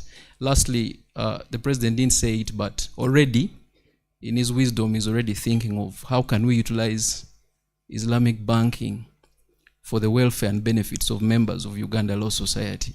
What products can come? He mentioned it to me. He didn't say it. So we need to look at that. For example, as members of Law Society, we need housing, all right? We are a strong group of about 5,000 people, all right? We all need housing, we need cars, we need, yes, there's a facility of the last council, I think we got a total deal, fuel cards, that if you use that card and you're a member of Law Society, you get a small benefit or discount on that. Now, those, we can go to the bigger things. Benevolent fund, how do we expand it? Housing. A majority of the members of the Law Society are young lawyers who are just starting, but they need to develop. People have families. Issues of condominium development. Can we see how Islamic banking can be of help to us as a society, but of course the public at large? How can we pull these resources together using Islamic financing? Because from my studies, I understand that Islamic financing is best placed for encouraging transparency and social responsibility. Issues of fairness, it is an alternative to capitalism, so to speak. But today I've also learned a lot that what is this side is also carried this side, but issues of compliance with Sharia come in. Thank you very much. I've taken a lot of your time.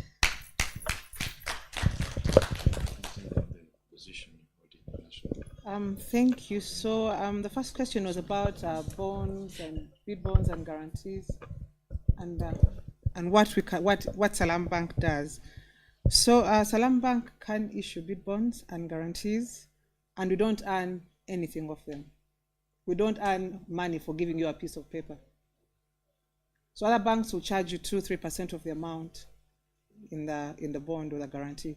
We'll charge you zero. The only thing we ask is that you give us a good deposit, such that we can invest that deposit and make some money for ourselves. So we'll not require that we make money of you before you make money.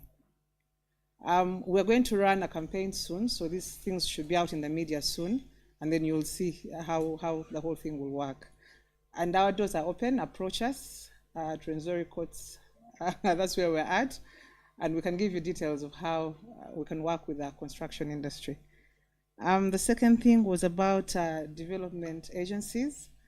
We're fortunate enough that agencies, some of them approach us. We don't approach them, they approach us. I think they've been looking for a Sharia compliant partner in Uganda, and they had no one. Now that we're here, we're already doing something with the Islamic Development Bank already. So meetings have started. So accessing capital from those agencies should be much easier now that our doors are open. And then you asked about fairness. Yes, every speaker before me has emphasized, the president said, our values are about fairness and transparent. So transparent, my Sharia board won't allow me to draft a contract that's more than 7-8 pages long. Their question is, the client won't read this, why are you drafting it? What can you not say in 5-6 pages? Why is this font this small? They care about things like that. This clause, there's no rebuy in this contract, but this is unfair. I told you the case in point of Amurabaha. You don't own the asset. What do you mean you repossess it? So I tell them, no, but in my laws, it's a conditional sale. They said there's no such thing. We don't do conditional sales. You talked about banks possessing properties and for much, much more than they lend. And for us, in some of our products, in our models, you've already seen, we accept loss. We accept that if it's a partnership and things don't go right, and it's not because of negligence or fraud or whatever, we accept that loss happens. So we're going to be fundamentally different. Were those all the questions? Have I addressed all of them? Yeah. Thank you so much. Sophia, maybe I can ask one last one that I forgot in terms of. Okay. Thank you. You asked a question about infrastructure funding through Islamic finance. And one of the reasons I read 2 paragraphs to Alison is because we are not going to get all the Islamic financing through banks. There are other ways of raising finance. And actually, the strongest instrument under Islamic finance for raising money is the stock exchange, capital markets. I have reviewed the Altex rules for listing of sukuk on the stock exchange, and I still don't know why Altex, which is a private venture, is moving faster than the capital markets. Right now, even Salam Bank itself will at some point need to raise financing using the stock exchange. Sukuks, there are also very many other potential investors in this economy that are only waiting for the opening of the law for us to be able to list all these companies on the stock exchange for major infrastructure funding, like my colleague has mentioned. So I think we need to hasten. The time is now. The discussion is right. Islamic finance is here, and we need to get things moving. Thank you. Yes. Sorry, I forgot to address the question about what we can do with the ULS. So I'll be in touch with the ULS to see what product offerings we can give the ULS. I'm a member myself, so I'll advocate for anything the ULS asks. As long as it's within our power to give, we shall give.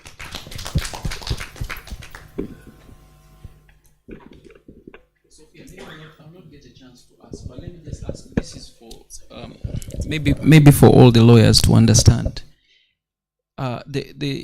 We've understood very well from the distinguished presenters about the origin of Islamic finance from Sharia, and the practice of it mostly has been championed, or it originated from the Arabic, from Islamic countries.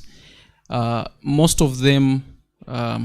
My question is, when we come to a common law jurisdiction, and I think every lawyer would want to know this, the practicality. Of course, we've gone through the different, the legal framework and the amendments of the law to make Islamic financing inclusive into our legal framework. But in terms of the difference in jurisdiction, common law, for example, versus the civil law jurisdiction, or Islamic countries, for example, what challenges are there in terms of the difference in jurisdiction? Thank you. The president is insisting that. Okay, the president is, I sit on the National Building Review Board as a board member. I represent Uganda Law Society. Today is after here I'm going for my exit meeting from the board. So I'll be stepping down to be able to Established under what act? Established under the Building Control Act. So we thank you. Subject matter expert.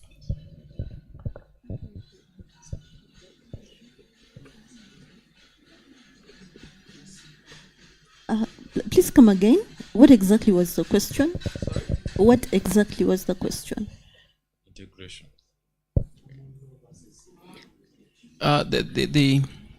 We have, let's say, the between the common law jurisdiction that we practice in and, let's say, civil.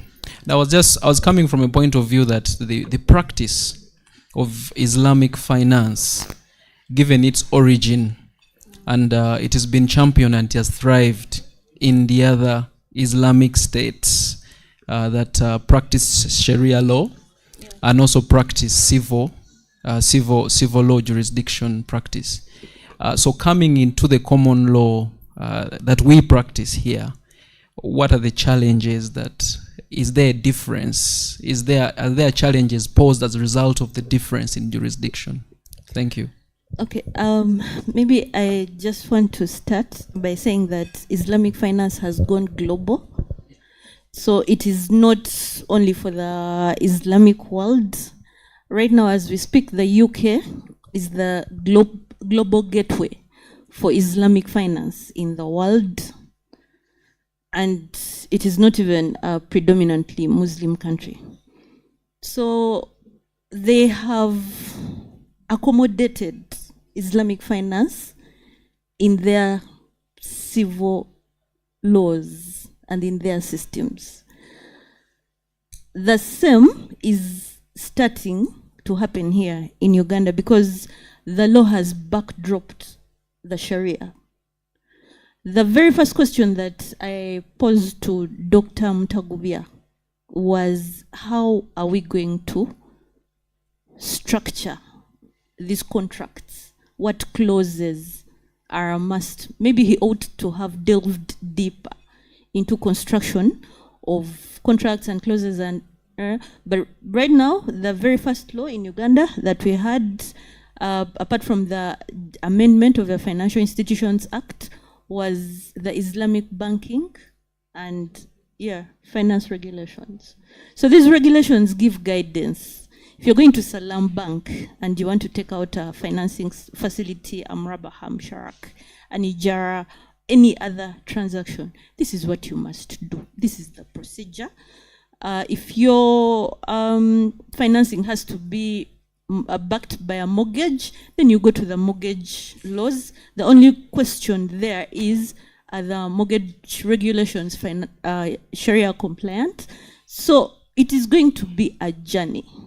Islamic finance, implementation of Islamic finance, and its absolute accommodation into our laws is going to be a journey.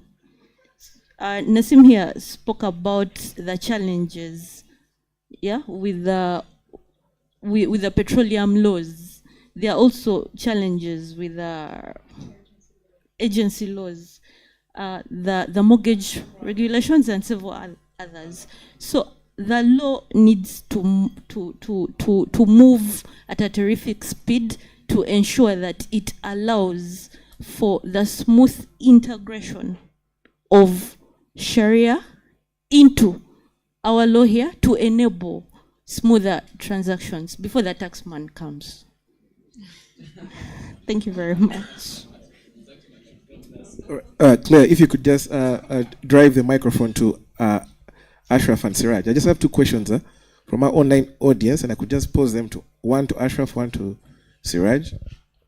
I'll start with Ashraf. Yes, Dr. Ashraf. There is a question here.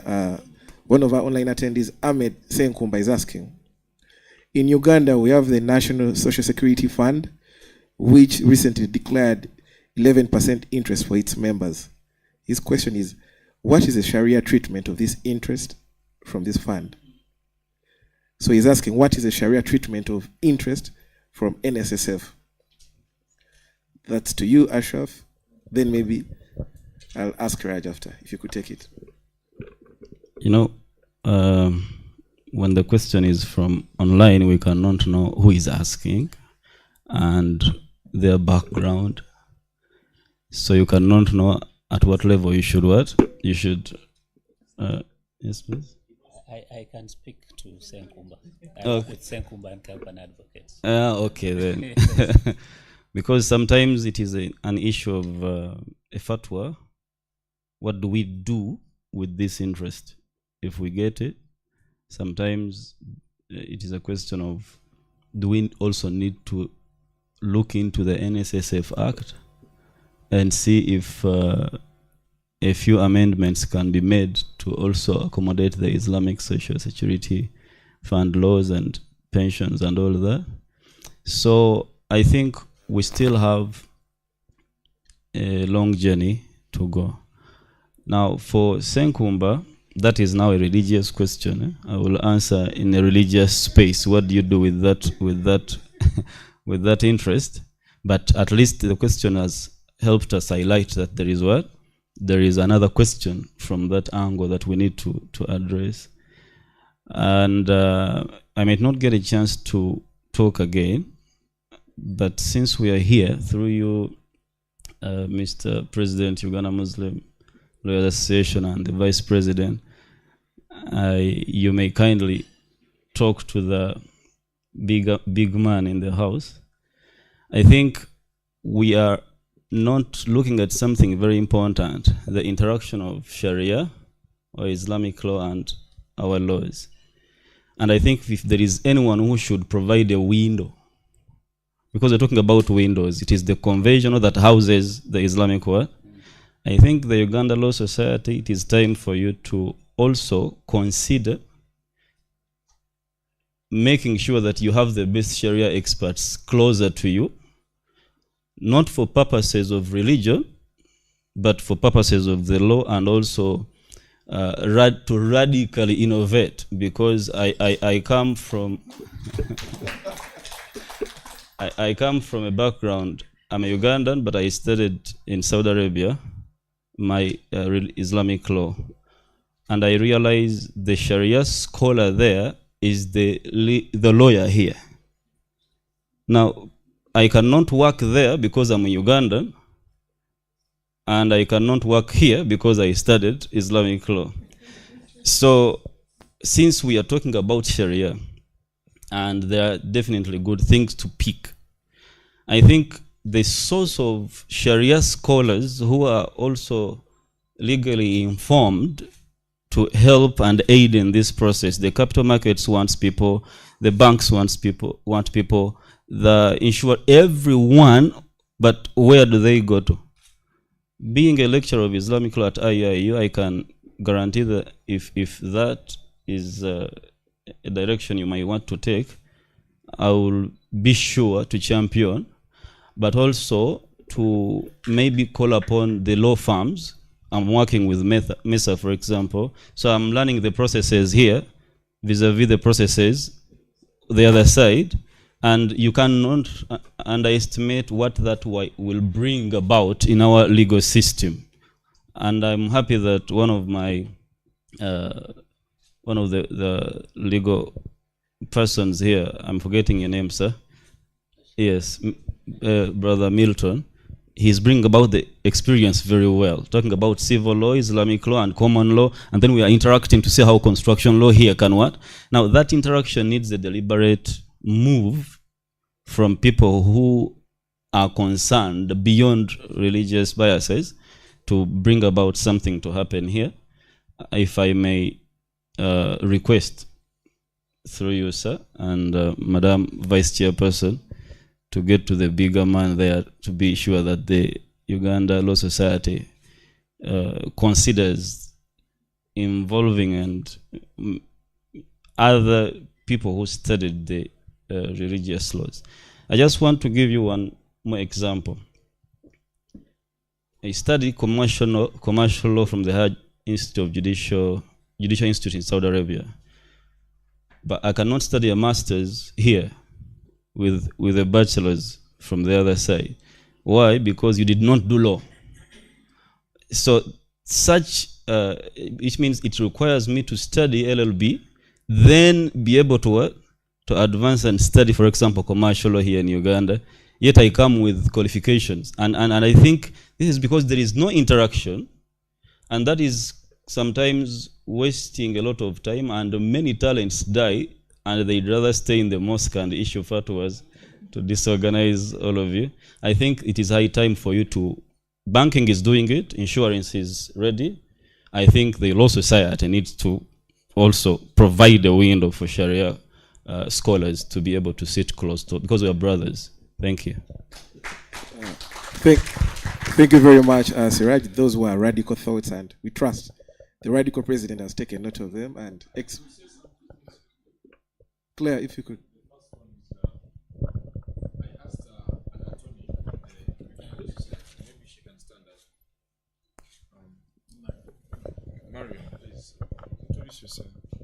My name is Naskusa Mariam. My name is Naskusa Mariam. I work with Uganda Law Society Secretariat as the senior legal officer. She's our top gun. Uganda Society. And she's been batting for the poor, legal aid and stuff, all sorts of. Basically, she's the top litigator there. When I heard about this seminar, I asked her to, to come around to participate, because this was a US event. For her, it would be just another checkbox for the continuing legal education department. So I said, nobody advocates for you while you advocate for the rest of the country daily. So allow me to advocate for you. You need to enter this capsule of learning.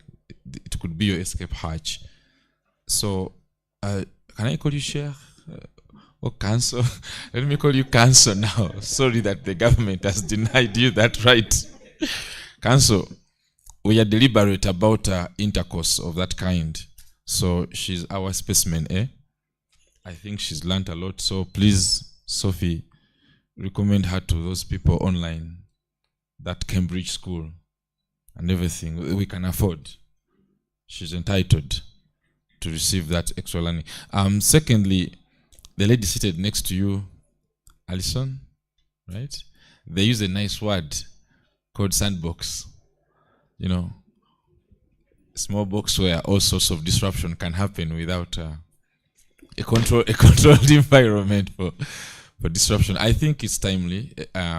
Efforts have been done, but most importantly, they've given us a mandate now to do those things you're saying, to address exactly those kind of questions as part of our vision 2060, to make the decisions now that lawyers who will be here in 2060 will say, oh, it looks obvious, but it was actually radical at some point.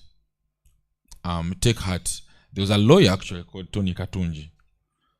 Yes, people even who studied from Kenya couldn't get in. And recently a judge refused lawyers who studied from Rwanda from getting in under the excuse that they studied civil law. And so we are in common law, like just adjectives, words, and you crush careers. Well, the thinking that promoted that to be normal has ended.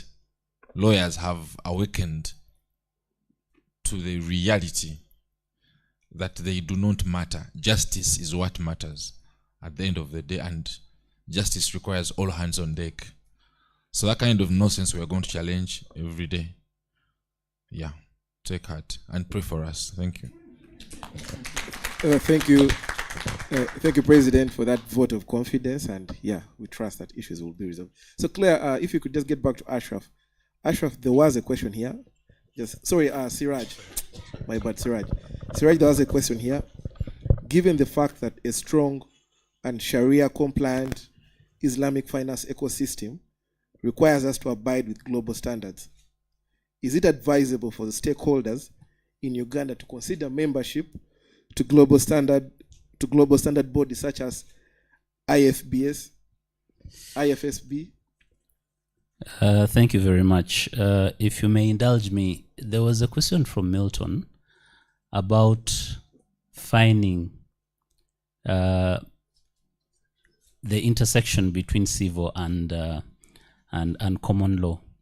I want to take you back to that case I cited, Bexim Company Pharmaceuticals versus Shamil Bank of England. Shamil Bank of Bahrain, not England. Shamil Bank of Bahrain. And it is what Dr. Ashraf has just spoken to. It goes to the way the contract is structured. In their contract, there was a clause that the agreement will be interpreted using the laws of England. And yet at the start of this agreement, it was a murabaha. So you can see that when you are contracting, you must be intentional as to which laws should govern you. That is critical, because we know that there is always the element of jurisdiction. If we are a common law jurisdiction, however passionate you may be, it may become very difficult to apply principles of civil law because we operate in a different legal framework. So I wanted to have my 2 cents on that. The second thing that I did not mention when Sophie asked me was the element that, again, Milton raised on how we can tap into the corporate social responsibility that comes with offering the different products. The question was directed to her, but you do notice that under Islamic financial principles, there's the element of zakat.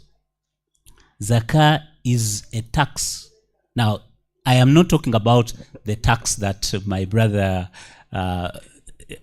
was speaking to. I'm talking about a tax that is given for doing business. For every profit that you do from the Islamic compliance perspective, there must be an element that is returned to the less privileged, and that is the 2.5%. And I want to also tell this house that Zakah is a multi-trillion-dollar industry. And this is money that is given freely, nothing to be returned. This is money that we can use for the infrastructure developments. You very well know that one of the ways that Emirates has developed is through sukuk. But when they do the sukuk, buying all those new Boeings, it is because they've raised funds through sukuk, and the investors are global. It is not jurisdictionally curtailed. I may be in Uganda, but realize that, there is potential in, buying these bonds. Sukuk is basically a bond. In buying these bonds in a company that is doing very well, like the Emirates Airlines, and then I invest therein. So if Capital Markets Authority, I happen to be the CEO Uganda Muslim Lawyers Association. So Uganda Muslim Lawyers Association, ULS, and all the different players, if we can come together and converge and see how we can customize these products to suit our local industries, our communities, then I want to assure you that the potential is enormous. Finally, the question was, is it necessary? It is absolutely necessary. I talked about standardization. Look at it from this perspective. Let me give a simple example. When the law was amended last year, they say that each bank should have its own Sharia advisory board, right? But we also know that Islamic scholars, they talked about ijma, which is opinion of scholars. They have different jurisprudential schools they come from. So if I am sitting on the board of, say, Salam Bank, as on the advisory board, and we approve a product as Sharia compliant, and yet another Sharia board is determining it to be non-Sharia compliant because they come from a different jurisprudential school of thought. Do you realize that there would now already be a point of contention? That is now why we need to standardize. And standardization cannot be done by local authorities. We could adopt. I am a certified accountant, but we have the ISPAO. What ISPAO did,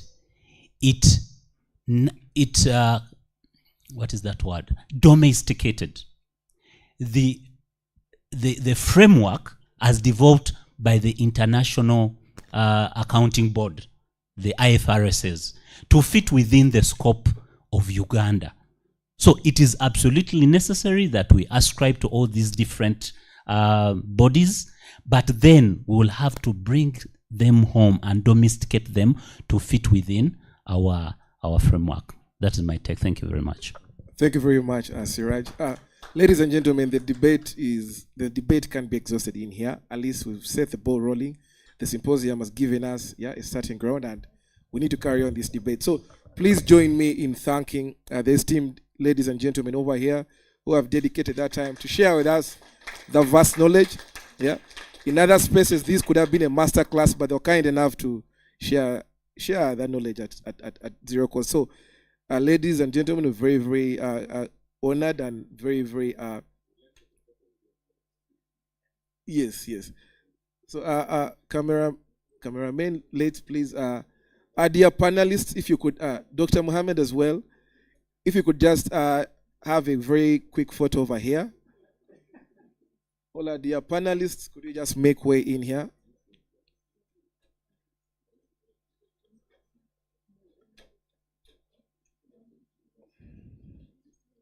It's just a photo moment. We're still on. Let's not exit yet. We still have a few processes to conclude. So it is a photo moment. As we're organizing to take our photo, we have two presidents in the house. We have the Radical Nuba president, but we also have the president of the Uganda Muslim Lawyers Association. He's listened and he's partaken of the discussion. So he'll be addressing us very shortly before we can give it up to the president. So Claire, if you could join as well.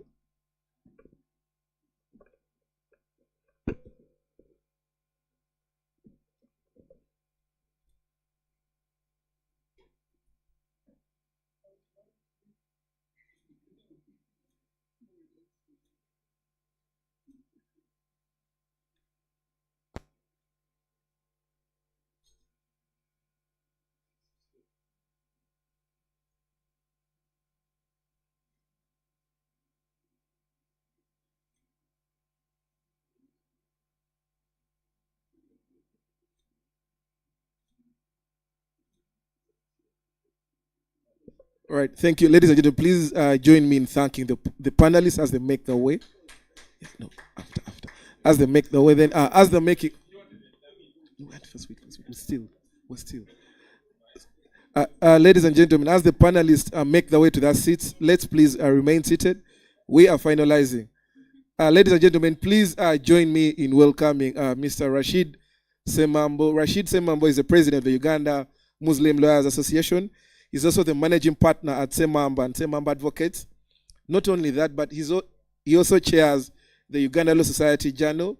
He's a very passionate member of society. So, ladies and gentlemen, our time is fast track, but let's please listen into our dear president. Thank you very much.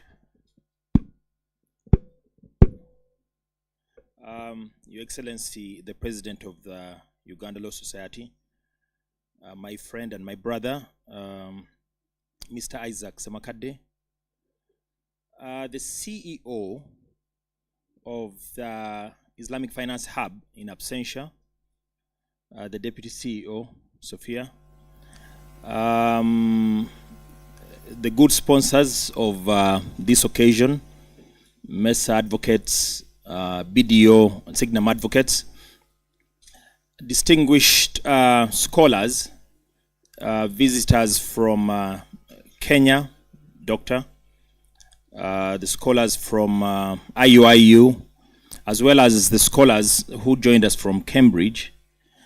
Ladies and gentlemen, it's a very good afternoon, and it's with a lot of pleasure that I stand before you to make a few remarks. In the name of God, the most gracious, the most merciful. I was introduced to this summit by my dear friend Sophia. Sophia is a very unique person. For some reason, she finds it very easy to bully me. I'm not very easy to be bullied, but she has her way around me. So I first insisted that I would not attend. I told her that, you see, when you are with so many intelligent people, distinguished people, it becomes hard for you to somehow also fit in. But upon her insistence, I found myself coming here, and I have to give her her flowers, because it's not easy, one, to push me to come to do something I was not willing to do, number one, but also very importantly, the organization has been quite incredible. It's quite something to speak of. In terms of both substance and form, I find that the discussions have been quite profound. And as a result, Mr. President, ladies and gentlemen, mine is going to be a clarion call. Now, I somehow come from a different world. I don't usually speak in a very conventional way. And I always start with a disclaimer that I am sometimes a hard listen if you're not of a certain type. But I'm sure you are of that particular type who will understand quickly what I'm going to say. Indeed. So there was a time, I'm sorry again, I'm a bit older than many of you, believe it or not, but there was a time in Uganda when we had a mufti called Sheikh Ruwemba. I don't know whether any of you remember him. Oh, he's your uncle, great. So I remember President Museveni being introduced to his Sheikh Ruwemba. They were telling him, you see, Your Excellency, when somebody dresses in this particular way, this one has studied in Azhar, this one has studied in Medina, this one has studied in so on and so forth. And President Museveni, I find to be a very wise man, asked a very pertinent question, and he said, where are the Ugandan sheikhs? In terms of not just the theology, but in terms of way of thinking. I'm a major proponent of something called way of thinking. And I always say that I stand for positive social transformation. You cannot transform society by transplanting any idea in whatever form without first conditioning it to the realities pertaining our societies. And that's the problem of Africa. That's the problem of Uganda. And that would be the stumbling block to even when you talk about the Islamic finance and banking. When you look at conventional banking, I'll start there, you'll realize that it's naturally born of capitalism. Capitalism, which is the mother of some sort of individualism. Individualism, which also naturally translates into selfishness and greed. So you have a distinction between owners of capital and owners of labor. Now, where is the harmony? You say in Islamic finance, we talk about fairness. Where we come from, as a Pan-Africanist, then there is something I believe in called African socialism. So there is, you call it fairness, we call it social equity, there has to be social justice. That the purpose of our existence is not accumulation of wealth as an end in itself, but rather doing social good. And I think that seems to be the underlying principle in Islamic finance and banking. As scholars of Islamic finance and banking, and as practitioners, we've heard from you, and we understand. The question to all of you, I remember I once asked Sophia this question, how do you now translate those principles into the realities that are Uganda, the realities that are Kenya, the realities that are Africa? Without that malleability, there becomes in front of us a huge challenge. You know, when you talked about standardization, I was a bit worried because with standardization naturally also comes something called rigidity. Standardization, so let us put a disclaimer, it should be standardization on principle. However, when it comes to applicability, the applicability should conform to the realities pertaining our situations. Now, when you look at a country like Uganda, and in Africa generally, I speak now more of as a philosopher. In 1967, there was something called the Arusha Declaration. And I have oftentimes said that the ailments of Africa, according to Julius Nyerere, are poverty, disease, and ignorance. You cannot overcome poverty if you don't have cheap money, in simple terms. As I said, I from whatever you've been saying, I know that you're faster than me. So I will sometimes just, I will edit very quickly. But you cannot overcome poverty if you don't have cheap money.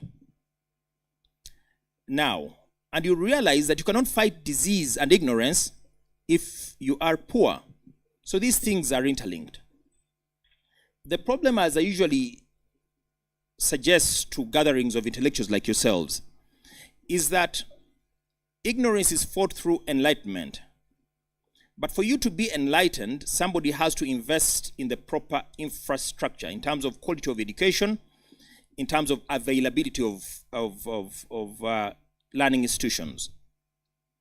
Mr. President said something very important. He quoted an article in the Constitution which talks about economic justice, for example. And then he also quoted others that talk about social justice. Deriving from the Arusha Declaration, this government, for example, because I'm now specifically talking about Uganda, if you listen to the president a lot, I listen to him a lot, he talks about socio-economic transformation. Every opportunity he has to speak. But he always also talks about Pan-Africanism. So now, as a result, you have in a country like ours, programs which are initiated, one, to put in effect those constitutional imperatives the president was talking about, but also to ensure that you get social justice in society. So now, when the president and government make an undertaking, and that is called through their manifesto, they are clear as to what they hope to achieve. So they say we are going to fight against poverty through poverty alleviation initiatives. Now, amongst those, you have budgetary allocations. I really hope you're following what I'm saying. In those budgetary allocations, you'll have programs like the PDM, the Parish Development Model. You'll have programs like Emyoga, Youth Livelihood Models, initiatives and models for also women and for entrepreneurs and so on and so forth. And Operation Wealth Creation, NADS and things like that. Have you asked yourselves as practitioners in Islamic finance, how much money, what is the percentage of the budget that is allocated to such programs? Because now we are looking for business. We are looking for acceptability of Islamic finance.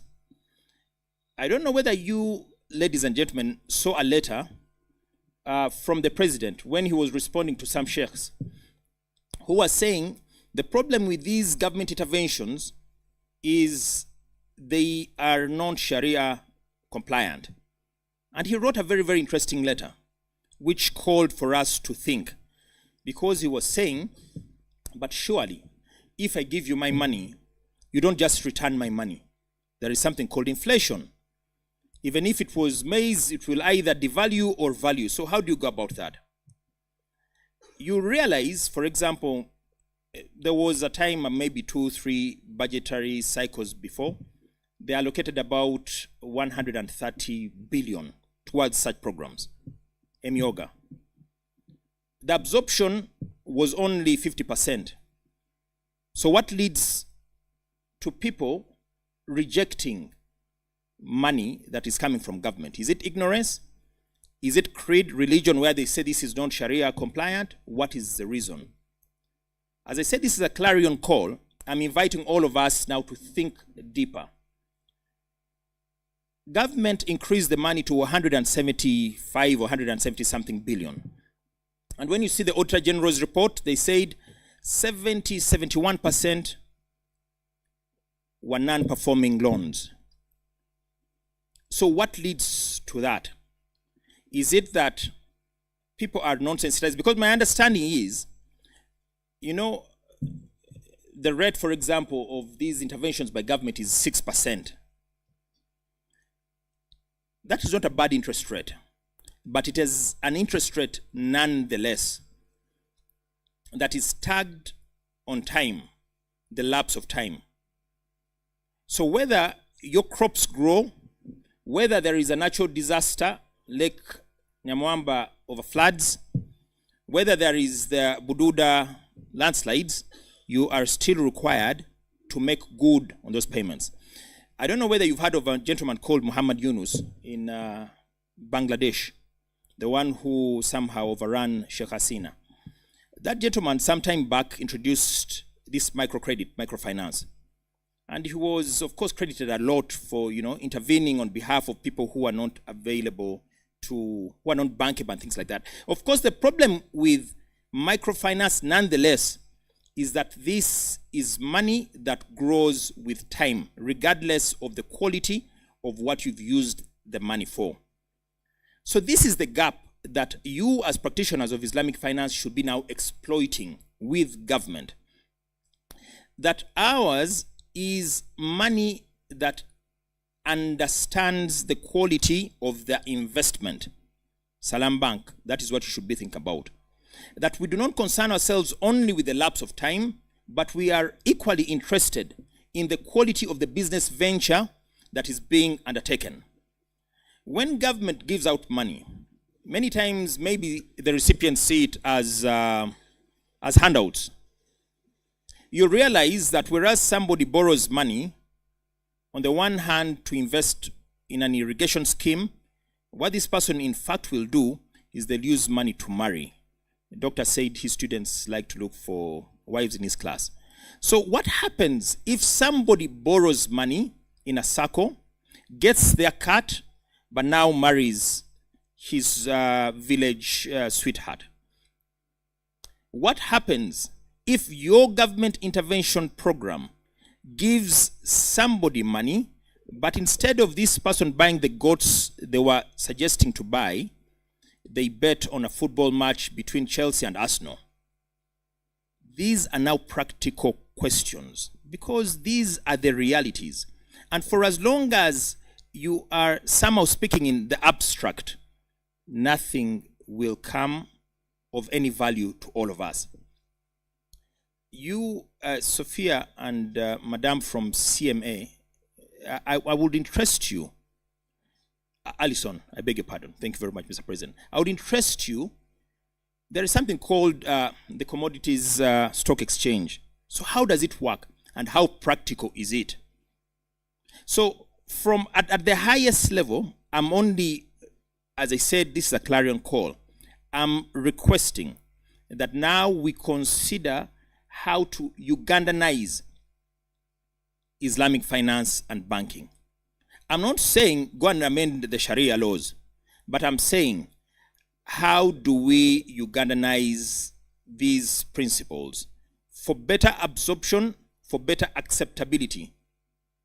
From Salam Bank said something very important, that now they choose words, for example, that are more digestible in the mind of a citizen.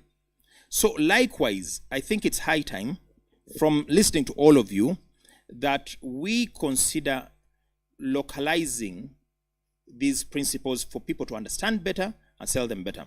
Finally, by day I am an advocate, by passion I'm an economist. So there is a certain, my greatest economist is called John Kenneth Galbraith. He wrote a book called The Affluent Society. And one of those things, Mr. President, you're raising is he tackles the imbalance and he asks a question. How come, that is post-World War II, how come private enterprise was thriving in America, but the public sector was collapsing, leading to this economic imbalance? Again, President Museveni said something very important. If you wait for civil servants, and those may be my last remarks, but if you wait for civil servants to take the lead in transforming society, we shall only fail in whatever we're going to do. The professor from the UK, Cambridge, said something important. He said, demand. Doctor from Kenya also said, demand. Is there a market demand for these products? Is there a market demand for the legislative and policy reviews and reforms? It starts with us. any transformation in society starts with the thinkers, who are the intellectuals, and you are the intellectuals. And you know for a fact, of all Ugandans, I don't know, I've forgotten the number because they kept on changing, I'm sorry, but of all the Ugandans, I don't think we're even 1% here. Intelligence, solutions, positive interventions are not the preserve of the majority. The reality is the majority of people are not supposed to be thinking for us. You have one leader, you have many followers. I usually say you have one Jesus Christ, you have billion followers. You have one Muhammad Sallallahu, you have billion followers. When we somehow abdicate our role to think and we delegate to the majority through democracy and things like that, in the words of somebody called Othello, chaos is come again. Thank you very much, ladies and gentlemen.